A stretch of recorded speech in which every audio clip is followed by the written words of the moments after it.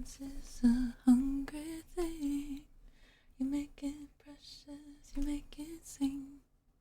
I wanna know what other sounds you bring. Other sounds I could ring from you.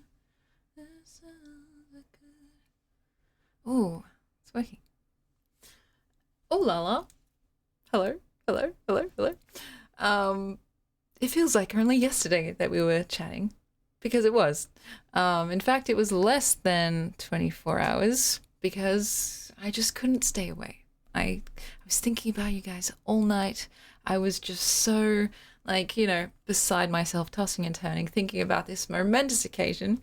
And so here we are again. And I'm a little dressed up today because it is so special. This particular milestone. You guys will probably see in the chat. I don't know if it just says it there, but it's our 2-year streamiversary, and that's kind of crazy to me. So this whole stream is going to be about celebrating our butts off, and like we talked about yesterday, I got some sweets, not a cupcake, which I was a little bit sad about, but I made do, which I'll reveal that in a little bit. But until then, we're starting a bit early because I just wanted to warm up here. And honestly, one of the main reasons why I'm starting this so early is because I did my hair and it looks so nice now. I know in my heart of hearts that the longer I wait, the more it's gonna drop and look less nice. So vanity brought us together today, at least at this hour. Sea Locket, welcome in. Thank you for the well wishes. And Scars, welcome in. Quick on the draw first. What can I say? Right now I'm barefaced. So should we do makeup? Or should we just keep it classy? I don't know. It's fun for me. Even though it doesn't really usually look any different, really. And I don't mean that in a arrogant way. I mean in the sense that I'm not very good at makeup stuff in general. Where's my mirror? It's gone somewhere. And so, anyway, we'll settle in. We'll do what we do. And today, actually, because it may be a longer stream than usual. We'll see. I'm planning to do also some little chores and get some stuff done. I'm also expecting my brother to drop by just for a little delivery. Rather, I'm making a delivery to him. And so, yeah, we might have a few little stops and starts, interruptions, intermissions, all that good stuff. So, Sea Locket, thank you very much for the celebration. It's a celebratory day, I reckon. And we definitely are going to be watching those videos. I finally got my Discord all set up. I've got my Google Chrome thing set up. And I did get a couple of plugins that help with not doxing you, instantaneously whenever you type something into Google.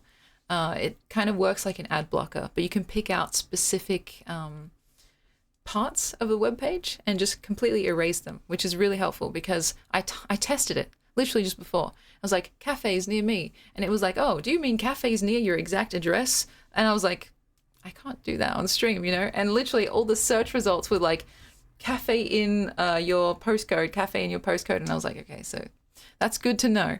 Yeah, they just don't get that I'm standing on business. That's what Google Chrome doesn't get. So hopefully I've kind of mitigated at least one arena in which I can be doxxed. Better than nothing. And so, yeah. What else? Got my speakers ready. I got my Discord logged in. We're basically all ready to go. And yeah, the sweet reveal will be a little bit later. I don't want to what's the word? I don't want to, this is not a good way to phrase it. I don't want to prematurely, eat my sweet because, yeah, that would be no fun. And so, I lost my train of thought. Anyway, yeah, I also got candles. Because, it's going to be a proper birthday streamiversary celebration. And even though I'm slightly reticent to light candles in this room with all this stuff and knowing my accident-prone ass, I think it'll look cool on camera. So cake preview, maybe, if you behave. If you behave. And so, yeah. Ben, welcome in. Scars, welcome in. Scars, thank you very much for your kind words. When it comes to writing, I think often the everyday gets overlooked. It's really fun to go for like the big, bold, kind of magical and mystical, but then a lot of life's magic actually does happen in kind of the quiet margins, in the everyday things that people do and say, and a lot of implication and actually like suggestion can come from such an innocuous little phrase, you know? It doesn't have to be necessarily crude or vulgar. Excuse me, let me turn off this heater. Did I just turn that off? There we go. Yeah, something that sounds completely innocuous and innocent on the surface level can in fact be quite charged. And that's really fun because it's like you're playing this game where you're operating on multiple levels of like context and understanding. And to me, at least, it's always been more mentally stimulating, to use another charged word, than just kind of like, yeah, laying it all on the table. That can be fun. In real life, I think I tend to be more straightforward because, you know, talking with people isn't a game. But in the realm of making art and writing and stuff like that, you can really push it as far as you want. And you can experiment in kind of like this sandbox environment where anything goes. And yeah, you can get real wacky and kind of evil with it sometimes too. So, yeah, iridescent bubbles. That's a nice one because it really is true, right? When you think about like bubbles in a bath, the kind of oil slick pattern from the soap and stuff. It's, yeah, that really interesting, kind of unique visual. You don't really see that much else. And so, yeah, environment as character is also really, really cool. It's so important with characters like these who are kind of with one foot into the magical realism realm to have the environment responding to them in that same way. And so, thank you. That's very kind, and I appreciate that immensely. It's probably bad for you guys to be enabling my my tormenting of these characters and them making extremely questionable choices for themselves and everyone else around them. But anyway, what can I say? I don't think I'll ever really stop, so what can you do? I probably will be writing something new for them sometime soon. Like, I'm always coming up with these little snippet ideas. Like, oh, I wonder what would happen if XYZ occurred.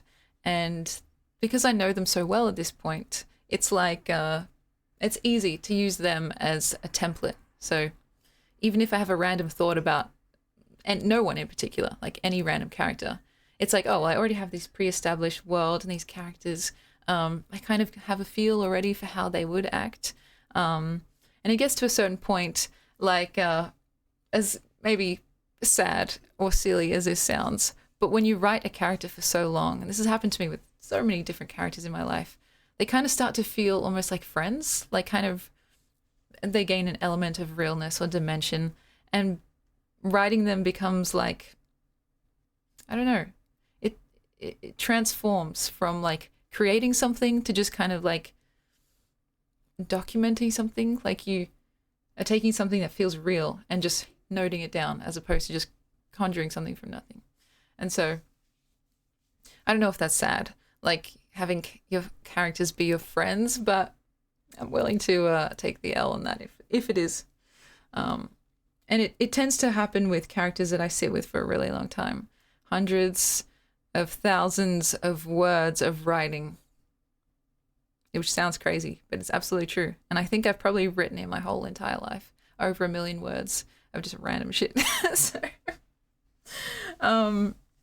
there's that saying, I think we've talked about it before on stream, where it's like, to be a competent writer, you first have to write 1 million words of garbage.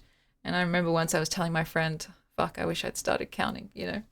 And so, yeah, I don't think that's an explicit, like, hard and fast rule, but it is, like, a good way to kind of wrap your head around how much invisible work there really is and how much terrible stuff you kind of have to make in terms of poor quality before you actually start feeling like you're kind of competent, you know?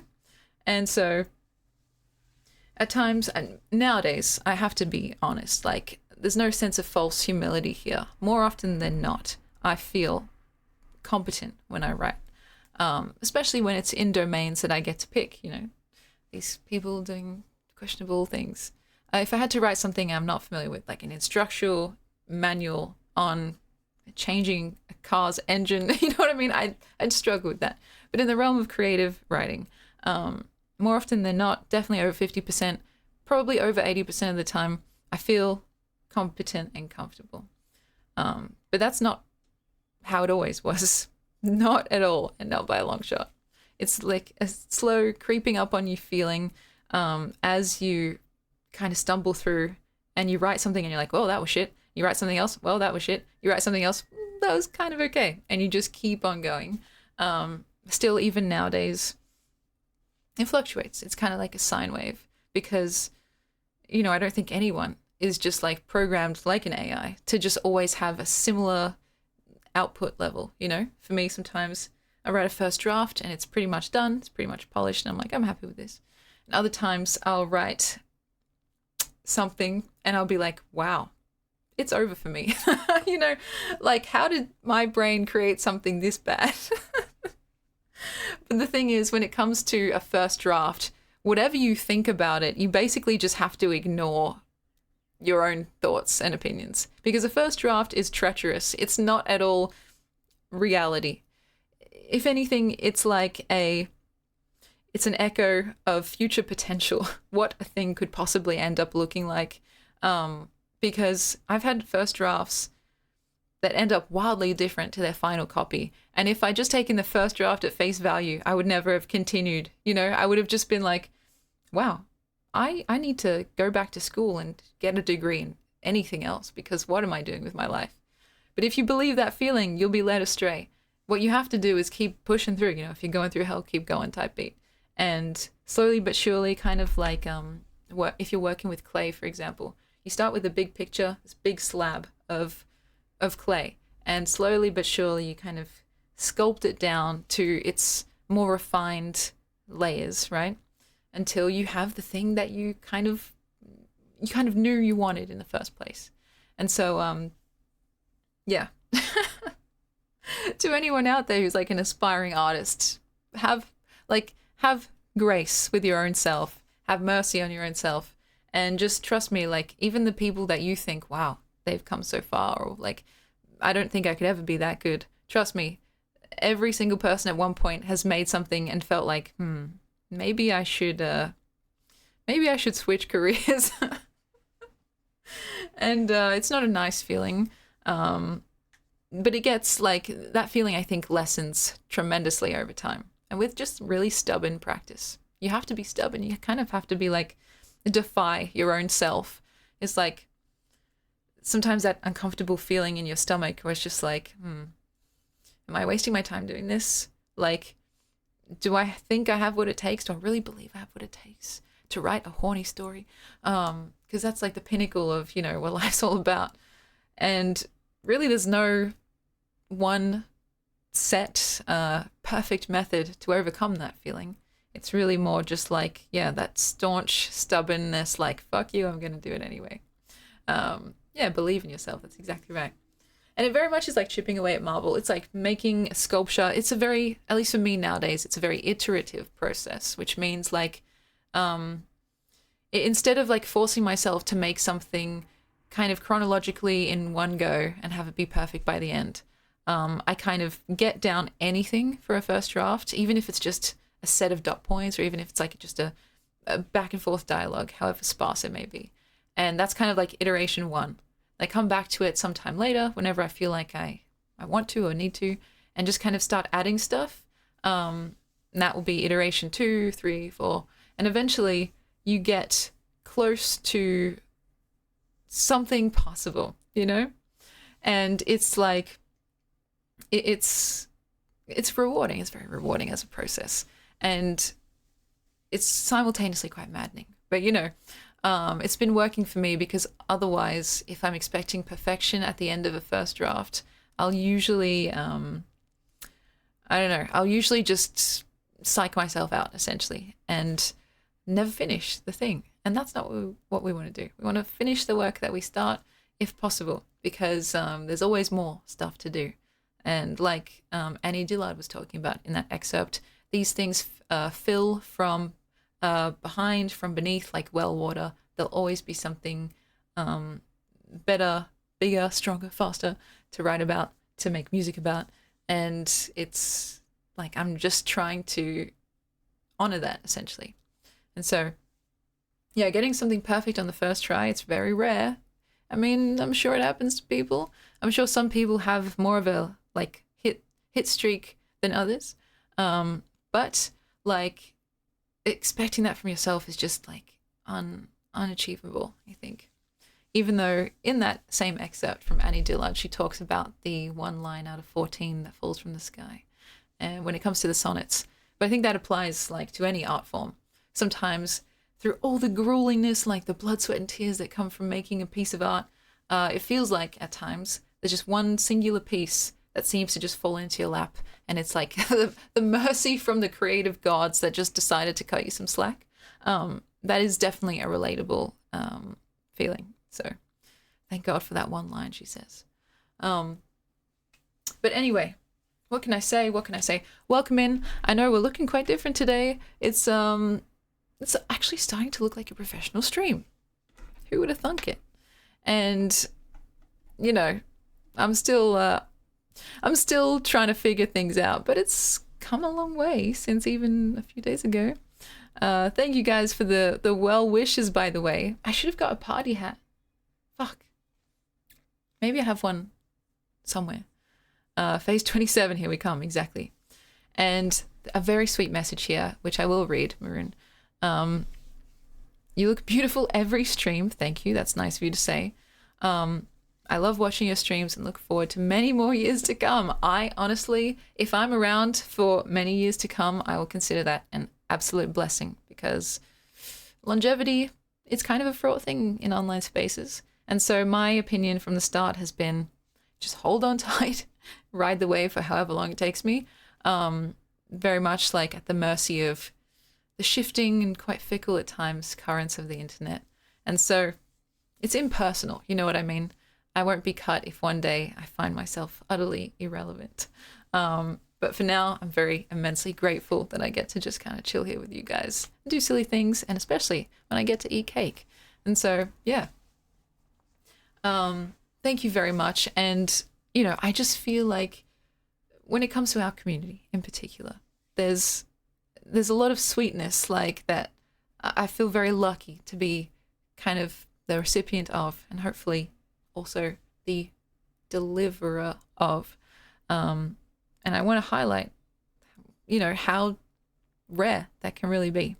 So it's not just me, I should say. Like it's symbiotic. Sorry, it's an inside joke. But it is much appreciated. And so thank you very, very much to our first time chatter. Welcome in. Thank you for the congrats. And yeah, we have a very kind of evil cherry look today.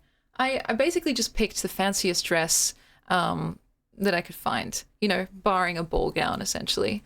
And I think you guys have seen this dress before, but only once, like during the the ball gown stream. And I was like, well, you know what? We're dressing up to the nines as if I'm going to like some fancy award show, but it's just my own show. And so I think that fits, right? I don't know. Does it? Let's see. This is my hair. You guys will see by the end of this stream, it will be almost completely straight again, because I literally just curled it. Like literally 10 minutes before I started streaming, because I wanted it to be as curly and bouncy as possible. And look at it now. I mean, it's okay, but this is just like, yeah, again, first world problems. But just track it, because by the end of the stream, it'll probably be dead straight again. Oh gosh, usually these pieces, because they're a bit shorter and like a little bit more lightweight, they stay a bit more curly. Can't see that? But fuck me. What's a girl got to do to get like a proper blowout? Don't answer that. And so yeah, I also come here for the hair degradation. Let me see. I am going to keep the makeup pretty minimal today, I think, because, you know, I think the dress, the hair kind of speaks for itself. But, you know, if we're considering this the Emmys, the awards, then you have to kind of put on your, you know, put on your best look. And so, yeah, no Marge look for today, unfortunately. I've got the Marge necklace still here. But Marge only comes out on very, very, very, very, very rare occasions. It's like a once in a lifetime opportunity. And only when my sister is here as well. But yeah, definitely dressed to impress. I feel like, should I match my lipstick? Maybe.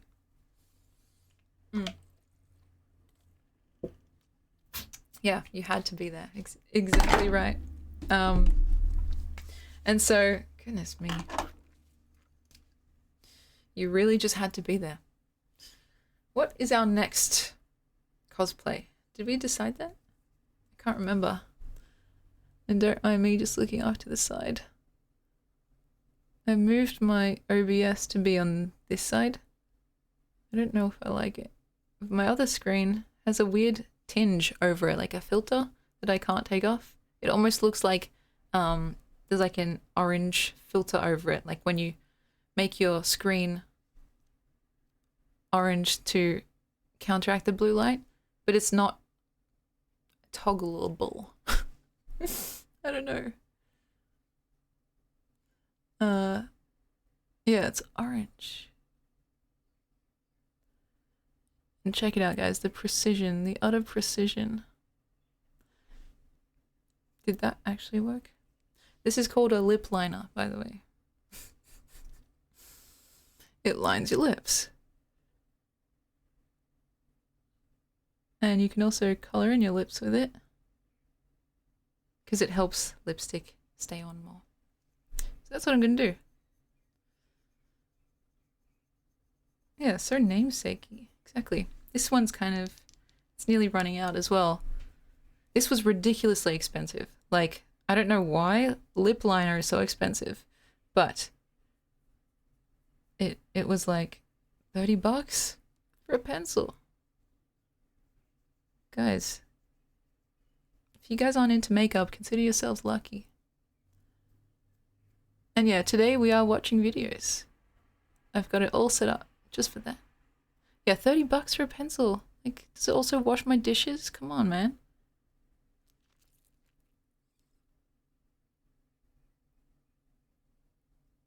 The concentration. Sorry, I realized I should be talking. This is nearly done. Fuck. I think that's it. It does not sharpen itself. Like, this is one of those lip liners that aren't, basically, it's not a pencil, it's more like a crayon, so when it's done, it's done. When you're done, you're done. It is a really nice color though, so I can't hate on it too much. And, alright. Dang, I'm using up all my lipsticks. It's like when everything runs out at the same time. Because last stream it was this one. So these are both done. Crazy. I'm gonna put them off to the side. So, there we go. I don't know if I just like it just like that, or if we want to put something on top of it. Just like that.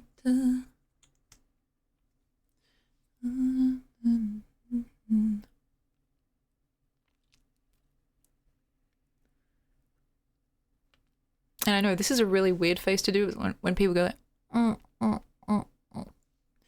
There's probably a more elegant way to do it.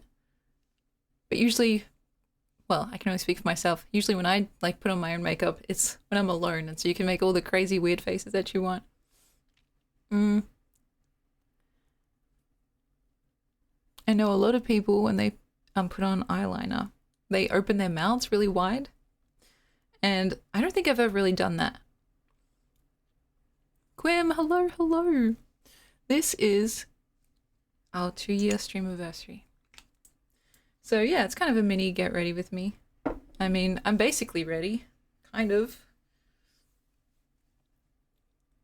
You guys want to see the full fit? It's just a red dress, nothing crazy. Ta-da! Like, it's got this really nice collar, which is kind of, it's a little bit devilish, you know? And then, yeah, just like a little slip moment, which is a bit racy. So I'm glad that I'm sitting down because, you know, it's not that kind of stream, guys. It's not that kind of stream. But yeah. We're dressed to the nines because it's a special occasion, guys, okay? That's why. And, yeah, celebrating 2 years by causing a scandal. That's right. Don't worry, there's not going to be any funny business like that. Hopefully, if I can help it. What kind of stream is this? That's a good question. I honestly don't even know where to begin.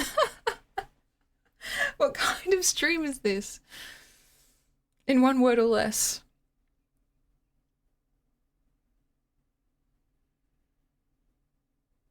Nothing that I'm thinking right now is safe for work, so just go with safe for work. Yeah, it's not always like this. In one word or less, probably awe. Oh, delightful is a nice word. Thank you, Ben. Yeah, you guys always like, you combat my, whatever it may be, pessimism, thirstiness, self-deprecation, with just pure sweetness, and it always brings me back, like, you know, it grounds me, so that's nice. Delightful is a delightful word. Which reminds me, we haven't played this game in a while, where you guys tell me how you're feeling in one word or less. And the or less is very legitimate, like if it's just, that's fine too. If you're feeling like you just want to scream and like keyboard smash as your singular word, that's also fine. Like, sometimes the word is just awe, and it's kind of encompassing many things, everything everywhere all at once. Contented is wonderful. That's a fantastic way to feel. Or yeah, just a keyboard smash. Sometimes it's literally the best way to explain whatever's happening. So, all answers accepted. If you feel comfortable, please do share. How are you feeling? One word or less. While I do this and try not to open my mouth really wide.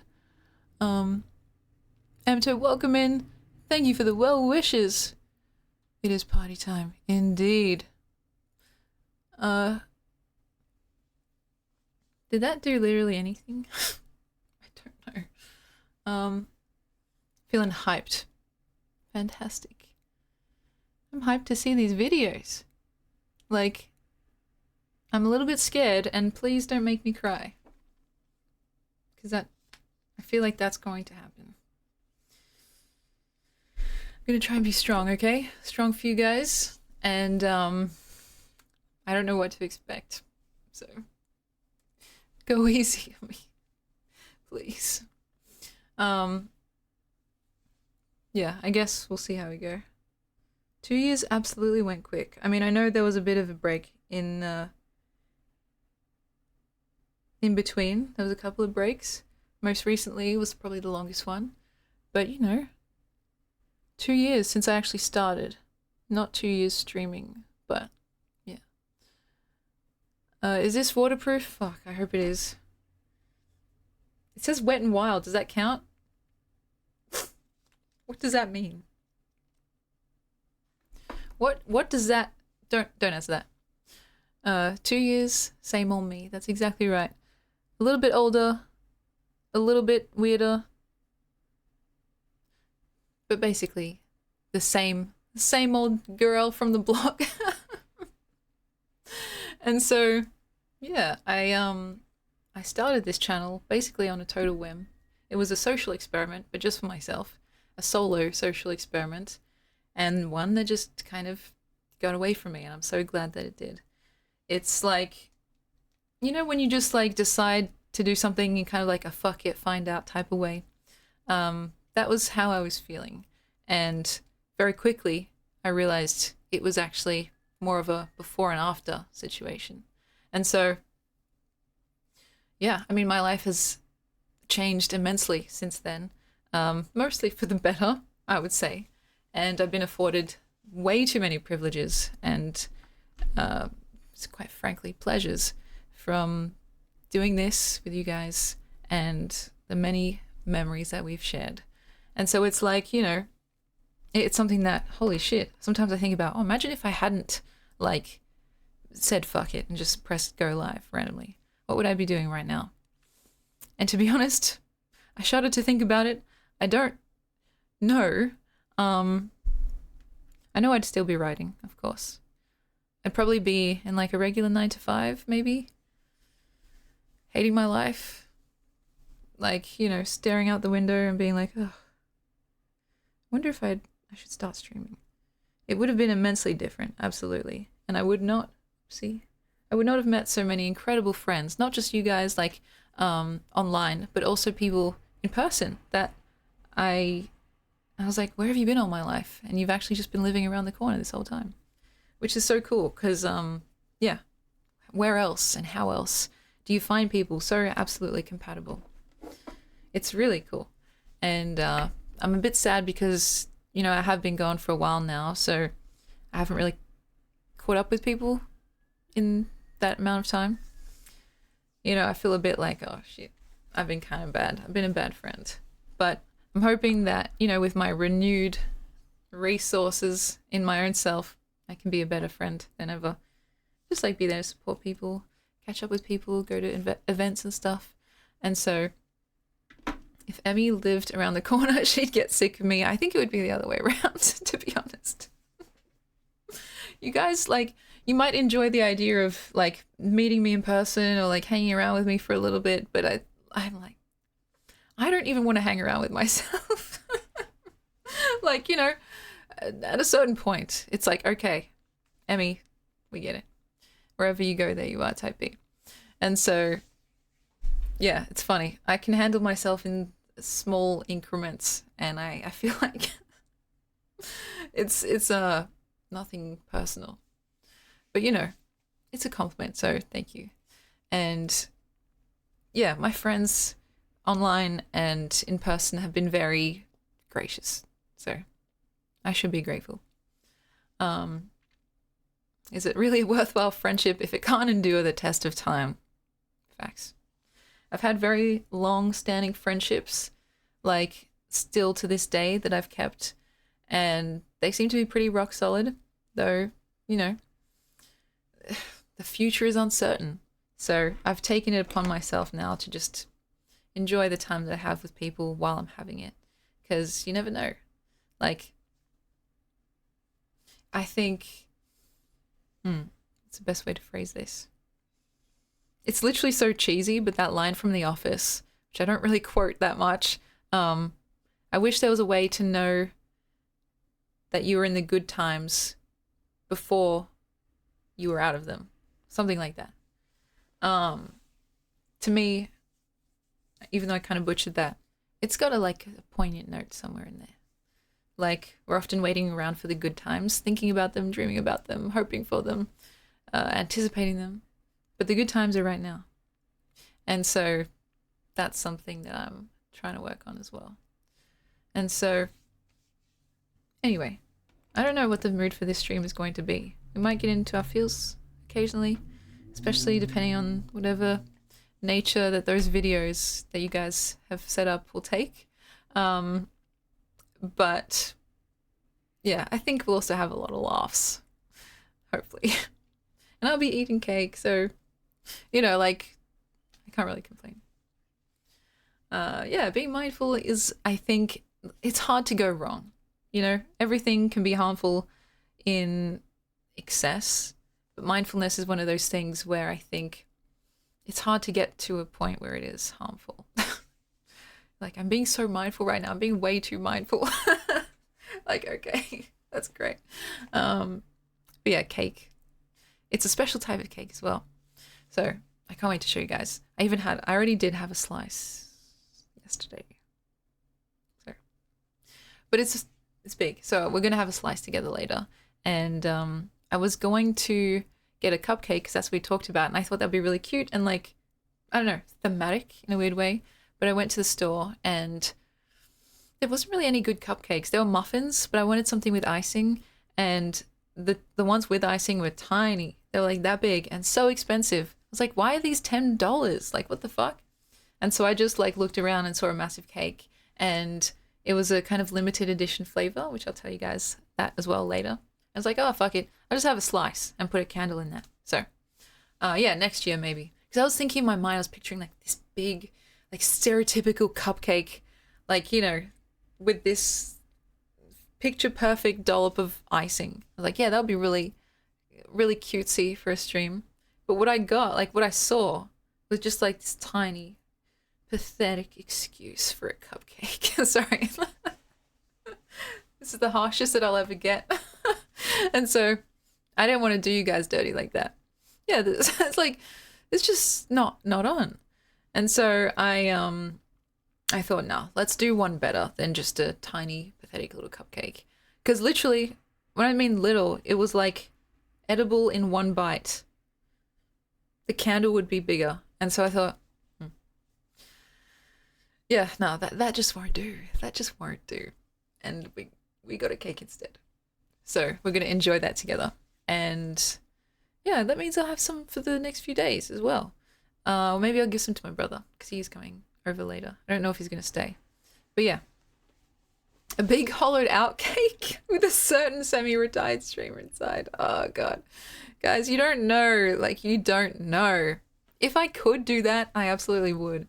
Sometimes you guys offer up these suggestions like, oh, yeah, you should do X, Y, Z. And like, you do realize you just detailed my exact explicit desires and fantasies in one word or less. If I had the means to do such a thing, shame aside, yes, I would absolutely do such a thing. I'd have Germa popping out of a cake with a sash, singing something. Happy birthday, Mr. President. And so, yeah, for any of the germaphobes out there, you're in luck today because unfortunately, yeah, he said he was busy because, yeah, we absolutely had a conversation about it. And so, yeah, he was like, oh, I'm so sorry, Emmy, baby. Like, usually, you know, I'd be right over, but I'm just so busy. And I was like, oh, I couldn't ask for you to, like, you know, switch around your busy schedule for little old me. So don't worry. Maybe next time. The Elvis, yeah, you know, he'd usually be right over in his private jet. Exactly. You guys get it. And yeah, it's just one of those inconvenient, that's not a word, inconvenient, unconventional situations where, yeah, just logistics, you know. And so if you guys, you know, if you're hyped enough, maybe next year, depending on the state of this place. Yeah, life's a beach for sure. Though actually, I don't want to dwell too much on this particular topic because I feel like it maybe is for another stream. Though I did see a video about Germa. I didn't click on it and I haven't watched it. Apparently he's kind of going through something right now, like family related stuff, like potentially condolences related. And yeah, I've been away, like I said, so I'm not sure. But if that's the case, like, I just send all my well wishes because I know how just absolutely horrible being in that situation can really be. And out of respect, I don't want to go too crazy, you know, with the the thirst. We can say that for a bit. But yeah, maybe I should watch that video, maybe in my own time, to like actually just see what's going on. Because I did hear that he was like streaming a lot more, so maybe he talked about it. Yeah. I mean, losing a parent especially is one of those things that can completely change your life, you know. It's one of the most, it can be one of the most debilitating losses besides like, yeah, a child or a partner. And like, it's just, yeah, it's horrible. It's horrible. So all I can say is like, I hope that he's, you know, that he's got that support system and that his community is taking care of him because, yeah, you know, I went through something similar and it wasn't even my parent, like my grandma passed away at the start of this year. And I fucking lost myself for a very long time as well. You know, it was part partly why I had to take that break. Not the whole reason, but definitely contributed. And you know, we were close. I'd say we were decently close, but like nowhere near as close as I am to my parents or my siblings. And so it's the kind of thing where it's like, yeah, I can absolutely see why someone would be feeling a little bit off or unlike themselves for however long. I don't even know if I'm fully, like, what's the word? What's the word? Like, healed? I don't know if that's even the right thing. But healed enough that I can kind of be back here and be more like myself. And so, yeah. Anyway, that's not what we're here to talk about today. But it's just something that, yeah, kind of crossed my For You page on YouTube, whatever it's called, my recommended page. And, yeah. Interesting stuff. The grief it's a feeling like no other, to be honest. It's simultaneously like nauseating and like tight and cold and at times actually quite numbing, which I don't even know if that's preferable, but yeah, it's fucked. It's weird. And, you know, I consider myself lucky that I haven't felt that kind of immense grief too many times in my life. But yeah, when you are faced with it, I think it takes quite a strong character, like quite a fortified character, which I don't necessarily think that I am. I try to be, try and work. Like that is something I do work on. But in general, you guys know how particular I am. How I woke up from slumber from a scrunched up tissue. Like, you know what I mean? It doesn't really scream thick skin type thing. But yeah, you know, we have each other, and I think that's one of the greatest boons, because we can, yeah, like be strong for each other and fill in each other's blind spots, which is very, very, very helpful. So yeah, empty is a really accurate descriptor, I think. Anyway, what else did I want to do before we kind of got into it? I don't know. I do not know.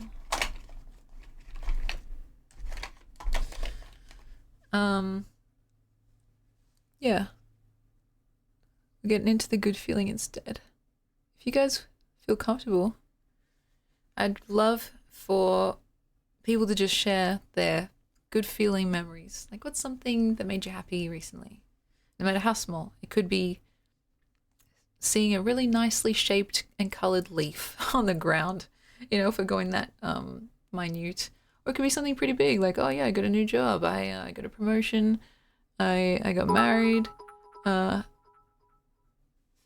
Kazi, thank you so very much. Thank you for the well wishes and the bits and pieces. Oh, it was such a pleasure reading into you yesterday. Like, hard to behave myself at times. And always a pleasure getting our kind of communities to like merge, like meet with each other. Cause yeah, it's like, they're not two extremely different worlds, but I think they complement each other nicely. And yeah, you were very sweet. Thank you very much. Yeah. When in doubt, smile for them. That's so true. You know, your loved ones in general, whether they're blessedly here still or whether they've moved on, living for them is wonderful. Like, yeah, continuing to make them proud. It's like, really, that's what it's all about, right? What else are we here for? Other than making our loved ones proud and ourselves proud. Thank you again. And I did have you tabbed in the background while I kind of had my own dinner and stuff. You were very sweet. Does it count if the happy memory is related to comfort food? Absolutely. Absolutely. Literally anything you can think of that brings you happiness, pleasure, joy, satisfaction, all those good feelings, they absolutely count. For me, a lot of it relates to food, let's be real. A lot of it relates to poetry, and a lot of it relates to you guys, music, friends and family, absolutely. Yeah, I've noticed recently, actually, I don't know what this speaks to, but I've been, how do I describe this? We so often come up against this problem in stream where I'm describing something for the first time and I'm like, fuck, if I'd only thought of this earlier, I could have been more coherent about it. But like, as of recently, I think I've been experiencing things like pleasures, I suppose, more acutely. I don't know if it's like a subconscious thing or if I've been trying to do it a little bit more mindfully. But I mean, for example, like listening to a song, just kind of like focusing my attention on the song itself and how, like, the specific things about it that I like that are making me feel good feelings. Like, I've just been feeling it just like a little bit more acutely, like as if you're turning up a dial on the good feeling that can be extracted from that particular thing. Extracted is not a great word. It seems a little bit like industrial. That's not, like, it's like, yeah, kind of a ballpark way to describe it. Or similarly, like having a really nice meal. The flavors feel a little bit more vivid and alive. And to be honest, I'm literally just realizing this right now as I'm speaking. This is unexpectedly deep. It could just simply be me returning to like kind of a non-depressed version of myself, if that makes sense. Now that I'm kind of back to streaming and like my somewhat regular routines, kind of before the big break that I took, it's like when you go from being relatively numb or in a state of not so good feeling for a long period of time, going back to normal feels strange, like unusual. And so that could be it, as grim as it sounds. But I've just been feeling in general a lot better. Like, I don't know. I attribute a lot of that to you guys, to be honest. And yeah, things like music and hang out with friends and food, just like, even like showering or like getting ready, like those things for me have kind of regained a bit of their color. Yeah, when the air is yours to breathe again. That's so fantastic, so eloquently put. And fuck, I didn't realize if that is kind of the case. Dang. Sometimes you don't realize how bad things are until you come out of it and you're like, damn, what the hell? How did I survive that? Literally Hard Times by Paramore. But, I think to be grateful for the coming out of it is a nice way to go about things. And Rocky Road is also quite helpful. And there's some thematic consistency. I totally agree. Oh gosh. And for our first time chatter, Astro Idea, what a fantastic username. We've kind of got a bit of like Astro vibes going on in the background, and we do talk about ideas quite a bit here. Thank you so much for joining us. I'm glad you're enjoying the vibe. And I'm sorry, like, the rambling, oh Lord have mercy. The rambling, it does get away from me sometimes. I do try to get to people's messages when I can, especially the first time chatters, because it's like they're taking the time out to like reach out and say hi. It can be very scary to like be the, like, say the first thing in a community that seems like it's already kind of just going. But I take that very seriously, and I appreciate it. So I hope you continue enjoying the vibe. And yeah. It really is like therapy sometimes talking with you guys. Damn, I didn't realize how depressed I actually was. I don't know if all of those feelings are fully like ameliorated yet, or if they ever will. But there has been a marked difference. Like, there has been a genuine improvement. I kept thinking to myself, why does this feel different? Like, why am I enjoying things more now? And I think it's like, I'm not even enjoying them necessarily more, but I'm just enjoying them how I used to, before some events that were not so great. Yeah, it can happen quite often in relationships too, Kazi, which is like, it's so, it's such a mind fuck, to be honest. I've known people that have been together for like 6 years, like you, 10 years, 25 years, and then they just kind of, they decide this isn't for me, or they realize it's kind of toxic and they break up. And I can imagine how crazy that is. Yeah, 16 years. It's like, holy shit. Um, it's scary, but at times I think for a lot of those people, it's done out of necessity. You know, I don't think anyone wants to end a long-term relationship like that unless it's just really not working. Yeah, they can be quite isolating. People can get used to the feeling of being under someone's thumb in that way. People can get used to dynamics that they kind of know aren't really that healthy, but it's familiar and it's safe. And the more, like, the longer you stay with someone, naturally, like, your lives get so entangled and enmeshed. Sometimes the effort and the hassle of actually separating can be enough to just sweep some bad behavior, like, under the rug, you know? Like, yeah, I know he yells. Like, I know she gets really jealous and goes through my stuff. But, like, we'd have to find new places to live. Our friends would be completely torn down the middle. Our parents would be asking what the hell's going on. Like, we'd have to find some amenable way to sort out the pet situation. And it's like, once your lives are that deeply entwined, it's so, so, so difficult. And, like, I am just wickedly impressed that people find the courage at all to even step away. Um, you know, it's sad, but I think for a lot of those people, it ends up being the best thing that they ever do, you know? Um, and so, yeah, I send my love to people going through stuff like that. Even in my life currently, I know people like close to me, very, very close to me, who have been going through just like a basic revamping of their whole entire lives. And as scary as that is, it's also quite like, it's quite comforting in a way to know that you can always start again. Literally, you can always start again. We have a song on Club Cherry about that. There's always time for a new direction, a new perspective. Like, you could be brand new today. And I believe that wholeheartedly, you know? Sometimes it feels like, oh, fuck, I guess I'm stuck like this. Looking like this, acting like this, having these friends, living this life.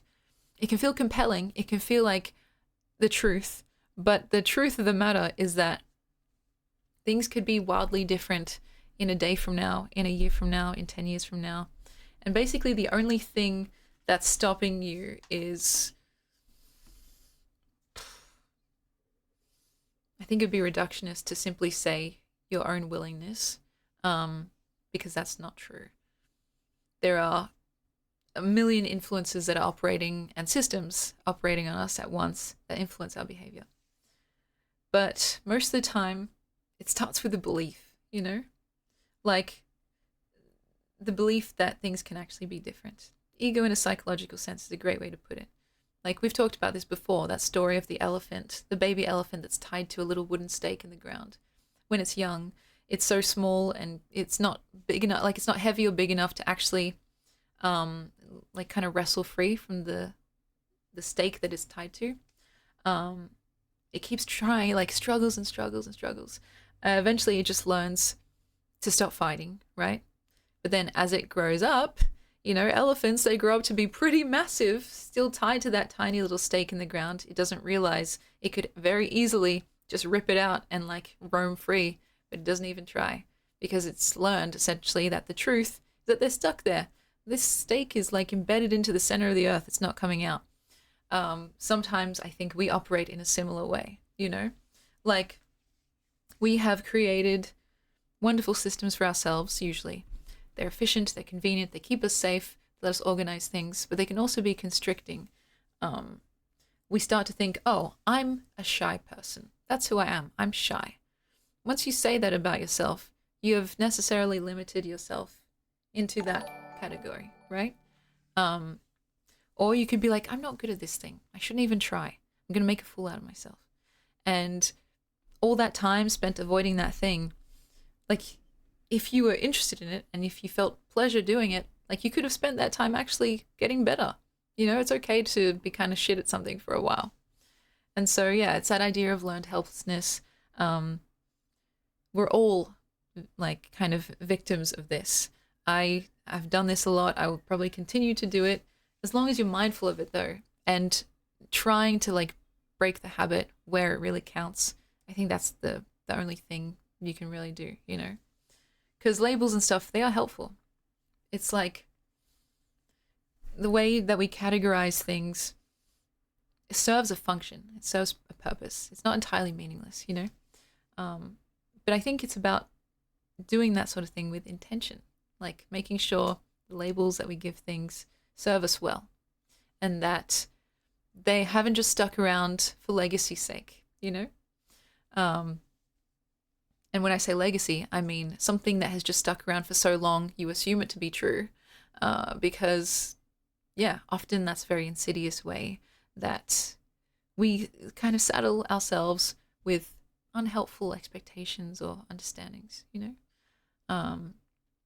And so, yeah, they don't have to be permanent. Absolutely.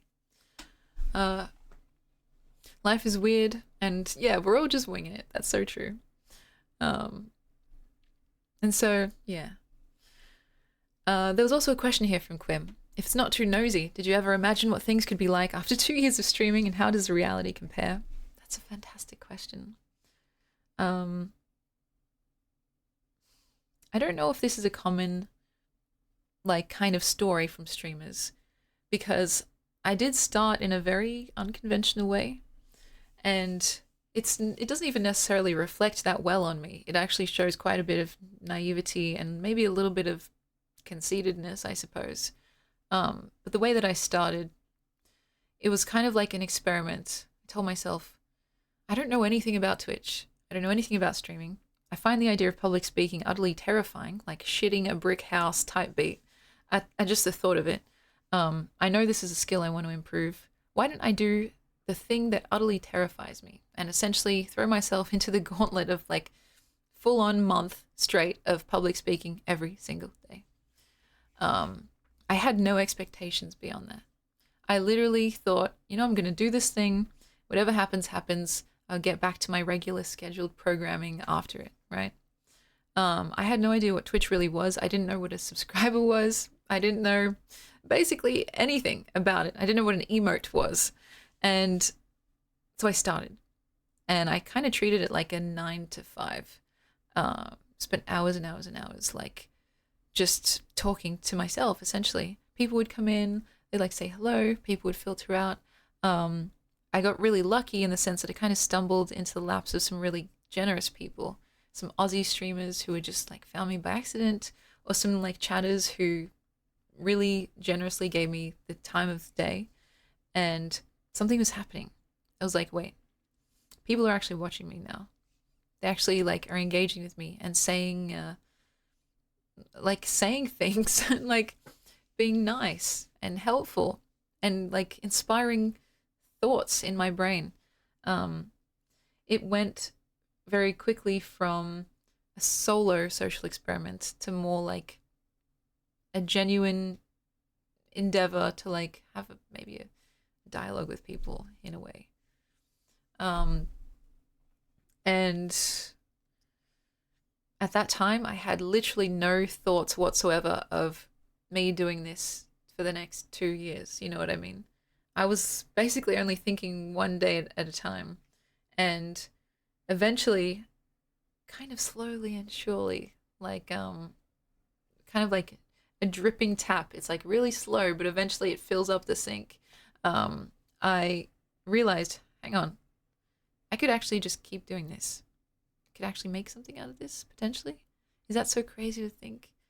It's such a very, like, it's a niche kind of thing in the sense that, sure, lots of people try it and lots of people do it, but it's niche in the sense of being actually able to make a living from it. Do I dare and do I dare? And so, kind of tentatively thinking in longer stretches of future time, like instead of just thinking a day into the future, being like, okay, how about a week into the future?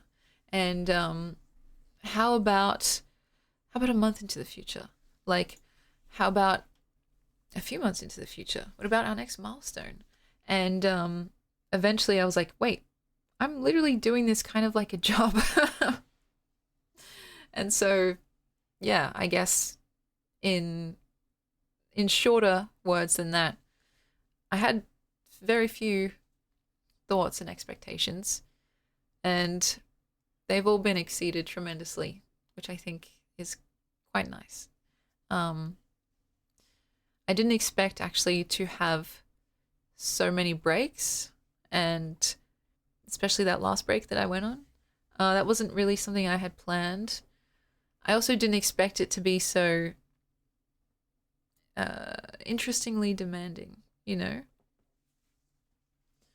We've talked about this extensively as well, but like the idea that talking can be exhausting, um, it seemed a little bit silly, but it can be. And so, yeah, it's like basically going into something totally blind and having close to the best possible outcome that you can think of. It's very, very lucky. And yeah, happy accident. That's exactly right. It's kind of strange, like to think where I was 2 years ago. Some of those streams, which I have kept the VODs of, they're painful. They're so painful to watch for multiple reasons. But like, yeah, you can literally see in real time the difference, like the improvement in my own skills. And like, I've even noticed it in social situations, like outside of streaming, where I hang out with friends. Like just last time when I was talking about the party at my parents' house, like I felt myself, it was just after I'd streamed, so I kind of was still in that social mood. I felt myself like, I don't know, kind of loosen some of that typical social anxiety that I might feel. I was like kind of flitting about, social butterfly style, talking to people, laughing, being kind of just chill in general. And I was like, feel loose, you know? As in musculature wise and I don't know, anxiety wise. I just felt a bit more loose limbed. And I think that basically 99% of that reason why is just practice talking here with you guys. And yeah, you learn very quickly. It's kind of like a sink or swim situation. You learn how to deal with a whole host of different kinds of chatters or messages, and that's like it's like boot camp for the socially anxious. And so yeah. And yeah, I totally get that, Kazi. Like that self-doubt of like, why am I doing this? What is the purpose of this? What am I getting out of this? And could I do this viably for a job, a profession, or a hobby? And it can be quite like confronting at times because you know you're up against millions of other people who also want to do the exact same thing that you want to do, and you have to ask yourself, how am I different? How the heck am I different from literally everyone else who wants to be rich and famous online, you know? And that's where it can really help to have something that you just desperately, desperately believe in, because that can essentially take you all the way. Like for me, it's like the stuff we talk about here, poetry and art and therapy and how that all mixes together, and thirstiness and, you know, community and stuff like that. I could literally talk at length about them. Like, you know, it's a like inexhaustible source of thought and conversation and pleasure and good feeling. And so removed from all the statistics and analytics and the money and everything like that, you know, stuff that can quite honestly be nice and validating and make you feel like, oh, okay, something's happening here. Removed from all of that stuff, there's an innate, inherent, decadent pleasure in just simply talking about those things. And for me, that's essential, you know? Because how could you possibly come on here and talk for hours and hours at a time about something that you don't give a shit about, or even something that you're kind of neutral about? It's literally torture, you know? And I've tried before, like I've tried to play that game where you, I don't know, you try and keep up with the trends, like what people are talking about, what people seem to be getting views over, and it's just like pulling teeth, you know? It's like, it's literally just like pulling teeth. So, yeah, I don't know. I think from a streamer's perspective, it can be helpful to follow your bliss. Find your bliss and follow it as far as you can. And yeah, absolutely. Keeps you on your toes. Absolutely, absolutely. Sorry about the ads. I know that they're horrible. That's one thing about Twitch where it's like, oh god. If I could turn them off, I absolutely would. It's one of the things about getting affiliate, which is kind of... Damn, can you hear that? That's kind of like, yeah, a downside, because I think when you don't have affiliate, you don't have any ads, or have they changed that? Because that's kind of shit too. But yeah. Hal, welcome in. It has been a very, very long time. I have not got a Labubu, but I've heard they're quite popular. The little dolls, they're kind of cute. My brother was talking about them because apparently there's like this creator who's like, oh, I got this 24 karat plated Labubu. Yeah, and it's like, okay. Her accent, I think she's putting it on, but yeah. Welcome back, guys. I'm sorry, Kazi, I think I basically just answered your message entirely during the ads unintentionally. But I essentially said, I totally get what you mean. And those questions are important to ask yourself. Why are you doing this? Like, what is the motivation? Is it sustainable? Is it healthy? Do you feel passionate about it? And yeah, I think it's kind of like, it's a way to essentially not go utterly crazy. So, because it's easy to go crazy online. It's easy to crash out. Easy to be driven mad by statistics and analytics and what your friends are doing and what you're not doing. People achieving things and that feeling of envy that starts in the pit of your stomach. But for me, it's like, I don't know. It's not clocking that I'm standing on business. No, it's like the things that actually inspire me or drive me are only somewhat related to that stuff. Like, sure, they do mean a lot to me, but it's adjacent to what I really care about. And so, yeah, sorry, I just have this naughty smile because I'm thinking of all the thirstiness and, yeah, it's worth more than anything to me. So, yeah, as for the ads, is that true? Only a 15-second pre-roll? The thing is, pre-rolls, they're so annoying. For people coming in to a stream for the first time, it's like channel surfing and you get an ad before you can even see what channel you're surfing on, you know? It seems like a totally misguided decision on Twitch's part to like have to make that choice. But yeah, if it does become super, super annoying, maybe I'll consider it. And yeah, the growth from a first stream to like once you get a bit more established, it's like intensely validating, of course, you know, like it's quite literally in your face proof of something that you're liked or desirable in some way, that you're like accepted by a group of people. And that's like, I mean, isn't that what everyone wants to feel? And so it can be really alluring and really tempting. For me, I always keep kind of a short leash on that, if that makes sense, because what's a good way to describe this? It's easy to let that kind of start influencing you a little bit, you know? But I also, yeah, I'm also so grateful for the friends like along the way that you meet. Yeah, you can't go crazy. It's like, I know certain things that would be more well received than others, but would I actually want to do them out of my own desire, or would it be out of what I think is accepted from me? You know? Like, I could do these streams in a bikini, guys. You know that, right? Like, I could if I wanted to, but I don't want to do that. It's just, yeah. I mean, that's one example. But you know what I mean? Like, I just think it's a fine line. And I hope that shows that actually when we do talk about certain things, or if I do skirt that line of being either suggestive or flirtatious or thirsty, that it's kind of proof I'm doing that stuff because I want to, not because I feel like, oh, maybe someone will donate, you know? Like, it's basically my way of wielding whatever agency or sexuality I feel like I'm comfortable showing, essentially.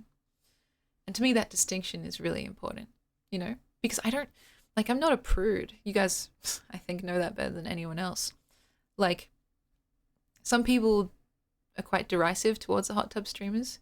I don't think that a sexless and totally chaste society is what I'm going for or what we need. My desire always stems from intentionality, you know? Like, if you're going to do something, do it with intention. Do it for a reason that is well thought out and considered and serves some purpose. Even if that purpose is just fucking making money, making shit tons of money, fine. If that's what, like, drives you, okay, that's cool. Money is cool to have. But, like, for me, I wanted, like, more of an acute grasp, to use a fitting word, I suppose, on whatever sexuality that I wanted to, like, either keep for myself, which is nice to have, or share with people because it's part of life. And I always knew, like, okay, if you go down that Twitch meta pathway, the hot tub streams and bikini streams and stuff, that wouldn't be real. Like, that wouldn't be a true wielding of sexuality. It's just a performance because it's, you know, it draws the eye, it's attention grabbing, it's what, like, yeah, it's kind of what is expected of certain people. And so, like, you know, I just thought I could do something more interesting than that. It was maybe also, at times, can be just as titillating, you know? I don't know. Does that make sense? As for doing a hot tub stream in a sumo wrestler fat suit, now that I can get behind. Like, yeah, like, kind of fucking with the Twitch meta is something that interests me a lot. It's like being playful with it, you know, and not just going with the easiest option. You know, I'm kind of a creature of habit in that way. I do tend to follow the path of least resistance for the most part. But like Kazi's saying here, actually, the path of least resistance will never be preferable if it goes against my morals, you know? Yeah. Yeah, and I can imagine you get asked a lot of wild things on your channel. It's like, a lot of the time people are just like, they're curious and they're teasing, they're pushing boundaries. There's something about being anonymous online, or semi-anonymous, I suppose, that emboldens people to be like, what underwear are you wearing right now? And it's like, hey, you wouldn't go up to a stranger in the middle of the street and ask that, would you? I mean, maybe you would, but you'd have some shame about it or expect to go to jail. You know what I mean? It's like, there's levels of appropriateness. And sometimes, depending on how much you know the person, like, levels of cheekiness can be quite, like, I don't know, they can be quite permissible, or they can be kind of earned, right?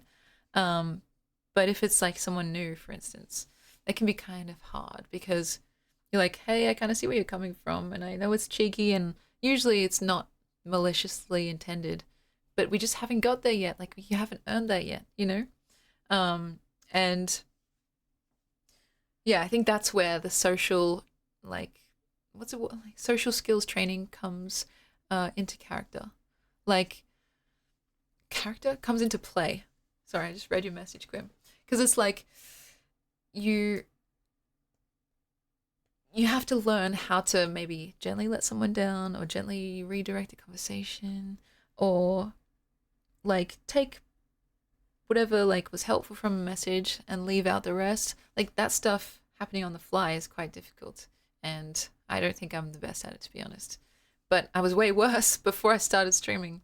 And so nowadays, like, if I'm talking with someone in person, it's like that training, many hours of training, doing that on stream, like, it just feels like, oh yeah, I can kind of do this a bit more competently now. And so it doesn't happen as much in person, though, to be fair. And so, yeah, it's like, social media training. Yeah, soft conflict resolution skills. Exactly. What kind of a color is gently redirected conversation? Well, if a question like that came up, what color underwear are you wearing? I probably wouldn't even read it out loud. I'd just ignore it. But if it was less overt than that, something still kind of flirtatious. There's levels. You can deflect it pretty intently and be like, aren't you cheeky? And just don't answer. Or you could say something like, oh, it's not that kind of stream. You know what I mean? Like, there's different ways to do it. And of course, if it's someone that you know and they're actually just being teasing and you're okay with that, you could actually answer. You could be like, oh, I'll tell you later in the DMs, you know? And so, yeah, it's hard to do without having an example at the top of my head. But it happens more than you would expect. And again, not out of any real malicious intent or done out of meanness. The ones that are done out of meanness, you'd pretty much know from the get-go. Usually people coming in, like, who are trolling, and it's, like, not really that hidden, if that makes sense. And, yeah, I'm reticent to repeat some of that stuff because I don't like to pay mind to it. Not only does it validate those people and give them attention, but I think it also is just uncomfortable to talk about. I don't want to put that in you guys, you know? Stuff that you don't see because it gets caught by the auto mod. But I still have to, like, kind of reject it or clear it out. So, yeah. The punks aren't subtle. And sometimes punks can also be, like, won over. It's happened a few times. People come in and maybe they're softly trolling. It's not the really overt, like, instant ban type stuff. They'll ask a question, gently poke and prod. And my typical, like, method is to take people at face value because why wouldn't I? It's easier, my mental bandwidth. And so I'll answer earnestly if I can. Like, what's a good example? Like, maybe someone could write, who gives a fuck about poetry? And to be honest, that would kind of make me laugh. But I know that there's, like, some level of aggression in that, right? And there's some level of, like, oh, okay, you're poking at something that I quite clearly care about very, very much. So there's something happening here, right? There's, like, some level of provocation. But, like, the typical thing that I would do is try to answer, honestly. Okay, who does give a fuck about poetry? Why is it worth giving a fuck about? Like, here are the reasons that I think it could help you. Like, frame it as something that can actually benefit people. And so even if you don't care about all the artsy-fartsy side of things, most people, I would imagine, have this, like, innate self-serving part of them that want to know about things that could potentially benefit them or be good for them. And so, like, framing it as like, oh, this is something that helps you, that's good for you. Like, that's kind of probably how I would go about it, you know? And, like, yeah, little things like that, kind of converting people over from being soft trolls to being kind of, you know, part of the community and engaging. I don't think that it's a crime to troll, you know, in that kind of low-key way. It could be a crime if you're really going hard. Some of the stuff that people have said is like, damn, I'm pretty sure you just got put on a list for that specific combination of words that you just wrote. Yeah, coaxed into a good faith conversation. That's quite funny. Present it as a world solution. Yeah, World War III, here's a Dr. Seuss book. That's quite funny. It's like, I think people are open and amenable. They're more open and amenable if you treat them like an actual person. And I think sometimes, especially, people may not even be meaning to troll. If you think about the internet, literally how many people are on the internet? So many people. They could be very young. They could have less robust social skills. I remember when I was, like, probably too young to actually be using, like, Facebook and stuff like that. I was just playing, like, fucking Dinner Dash on Facebook. Like, I was playing those Facebook games, but, like, leaving comments on my own profile and, like, my friend's profile, and it must have looked so stupid because I was saying stuff like, if you don't poke me back, like, we're not going to be friends anymore. Like, stuff like that, you know? And I think, okay, if that was me back then doing that sort of thing, who's to say that, like, they could just be, like, some random kid that wandered in and is, like, I don't know, just starting shit for no reason. What am I going to do? Like, condemn them and be like, you're a horrible person. It's like, it's just one of those things. Start with gentleness and then work from there. And if they continually prove to be kind of problematic, well, then you can escalate, I think. And so, yeah, it's like, for me, I'm always trying to see like the different refracting possibilities of a person's life that led them to that exact moment to write in the chat something crazy. Sometimes the examples that come to mind I shouldn't really repeat, but yeah. The Facebook memories, tell me about it. And yeah, the trolls, like, here's the thing, there's quite a small amount in this community, which is really nice. It comes like naturally with a small community, but I think in general, and I've said this before, it's self-limiting, this place, because we often talk about quite cerebral and heady topics. We talk about poetry, we talk about art and music, and it's usually just me fucking talking the whole time like this. It's boring, you know? And so the trolls, they just fucking leave, you know? Like, they just, like, get bored and they leave. And so that kind of works for me because the joke's on them. They miss out on the times, rare times, question mark, where we do stuff like the Marge cosplay stream, or when I start reading these filthy stories and, like, you know, when we get crazy and stuff like that. And so it's kind of like, high risk, high reward, you know? And yeah, to me, that's kind of the perfect solution. Boring just enough to make trolls leave, and then you kind of swoop in with something hopefully fun and entertaining. And yeah, the biggest troll here is probably Emmy. I think that's true. Sometimes intentional, sometimes not intentional. Like, sometimes I'll just accidentally, like, fuck up my computer and it'll all go to shit. Like, guys, you can't make this. You can't make this up. You really can't. Like last time, and I was like, wait. I just opened Discord, is it going to crash my computer? And then the stream crashed. Like, I literally did not do that on purpose. But anyway, what can I say? As for the, like, troll Hall of Fame, oh god, you guys don't even want to know what people have said. Because it's like, it's not even like so bad that it's good or so bad that it's funny. It's like so bad that you want to have a shower afterwards, like a cold shower, because you feel weird and icky. Sometimes it's just like vulgar or grotesque. Other times it's more personal. And it does make you wonder, like, what has led someone to this moment? I wonder. And it's not up to me to therapize them, even if I am curious. And it sucks because there is no real solution. Like, I can't engage, right? Because it will just invite more of that type of behavior. The longer you spend on it, the more people think, okay, so the way to get Emmy to read your message is to write something horrific, right? She already barely reads the chat anyway, so if this is the way to do it, then I guess I'm going to do it more. Like, that's not what you want to do. The literal only way to kind of cut down on that behavior is to literally starve it of attention. But, like, yeah, it's stuff that you guys can probably guess, like all the isms, like sexist, racist, like even homophobic sometimes, because I like identify as queer. But, like, that's the easy stuff, you know? I think the more crazy stuff is when it's really oddly personal. Like, if someone knows where I live, or like if they say something related to my family members, like, that's when I get really fucking serious, you know? Like, yeah, that's a big no-go zone for me. Because, like,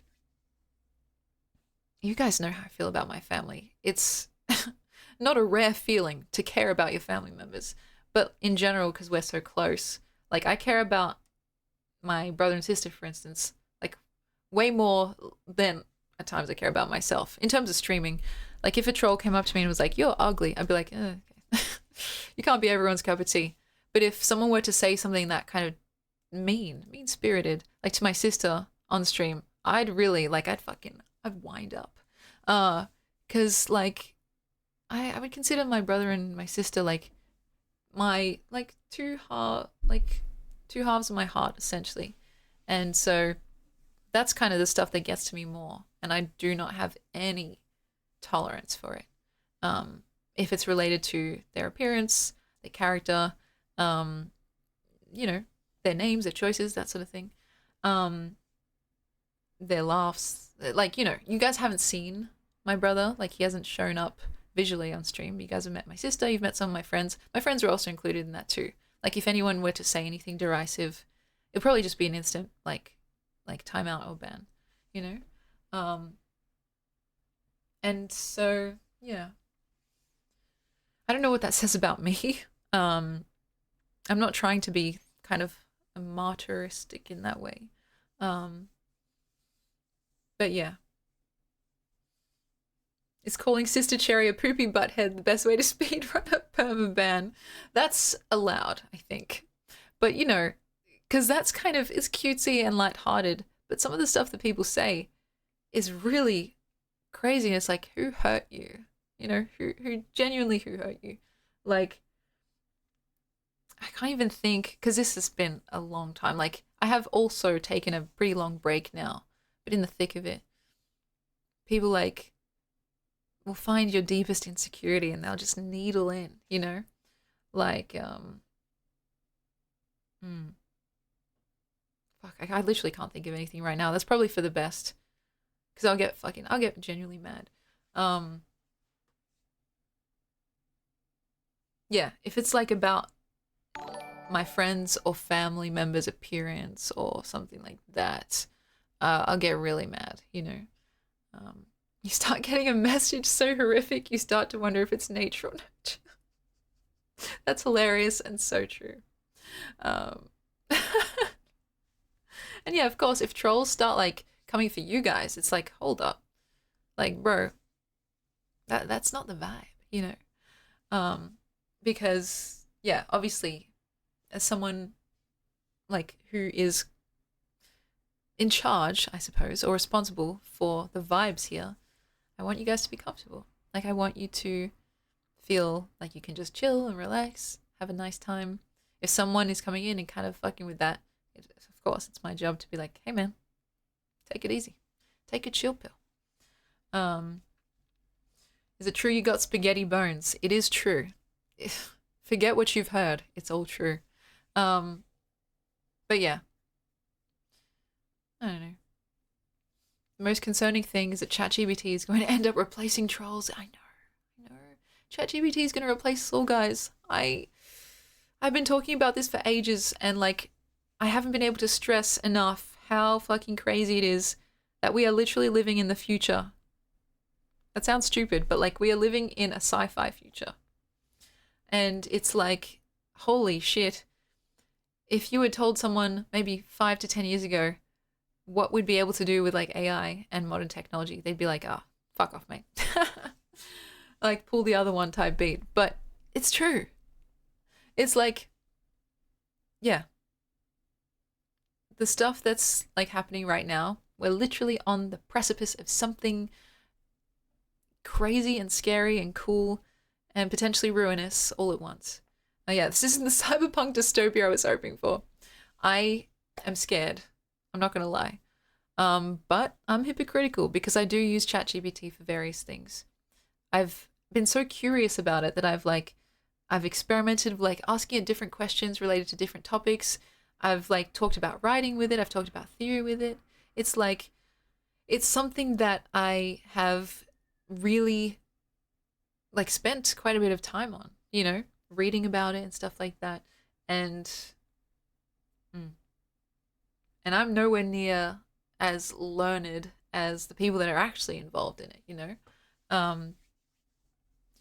But yeah, it's fucking crazy. And this is only the beginning. And as for the creative, like, arts people, students, or people in those professions, Quim, it's really good that you brought that up. Like, the implications are quite immense. Like, For me personally, because I kind of have somewhat diversified in terms of making a living. Like I have my website, I have this, I have various other little like side hustles going on at any given point in time. Like I've been able to more or less not feel the brunt of that kind of the AI surge, but I feel like I'm relatively lucky and rare in that aspect. Um, I could very clearly see more and more layoffs happening for people that are in those creative industries. It's already happening, to be honest. Um, and like, eventually, I'm just gonna be entirely AI, guys. Oh no. Until then, I swear I'm flesh and blood. But it's like, it's basically, not just an inevitability. We're already like halfway there. Um, and yeah, it's like, fuck. I literally, once I get started on this, I'm not going to stop talking about it. Um, all right, fine. Indulge me, guys. The helpfulness, the convenience, the obligingness of, let's say, to sum it up, ChatGPT. But when I say this, I mean all AIs, right? Holy shit. If you haven't used it, it's hard to know exactly what I'm talking about.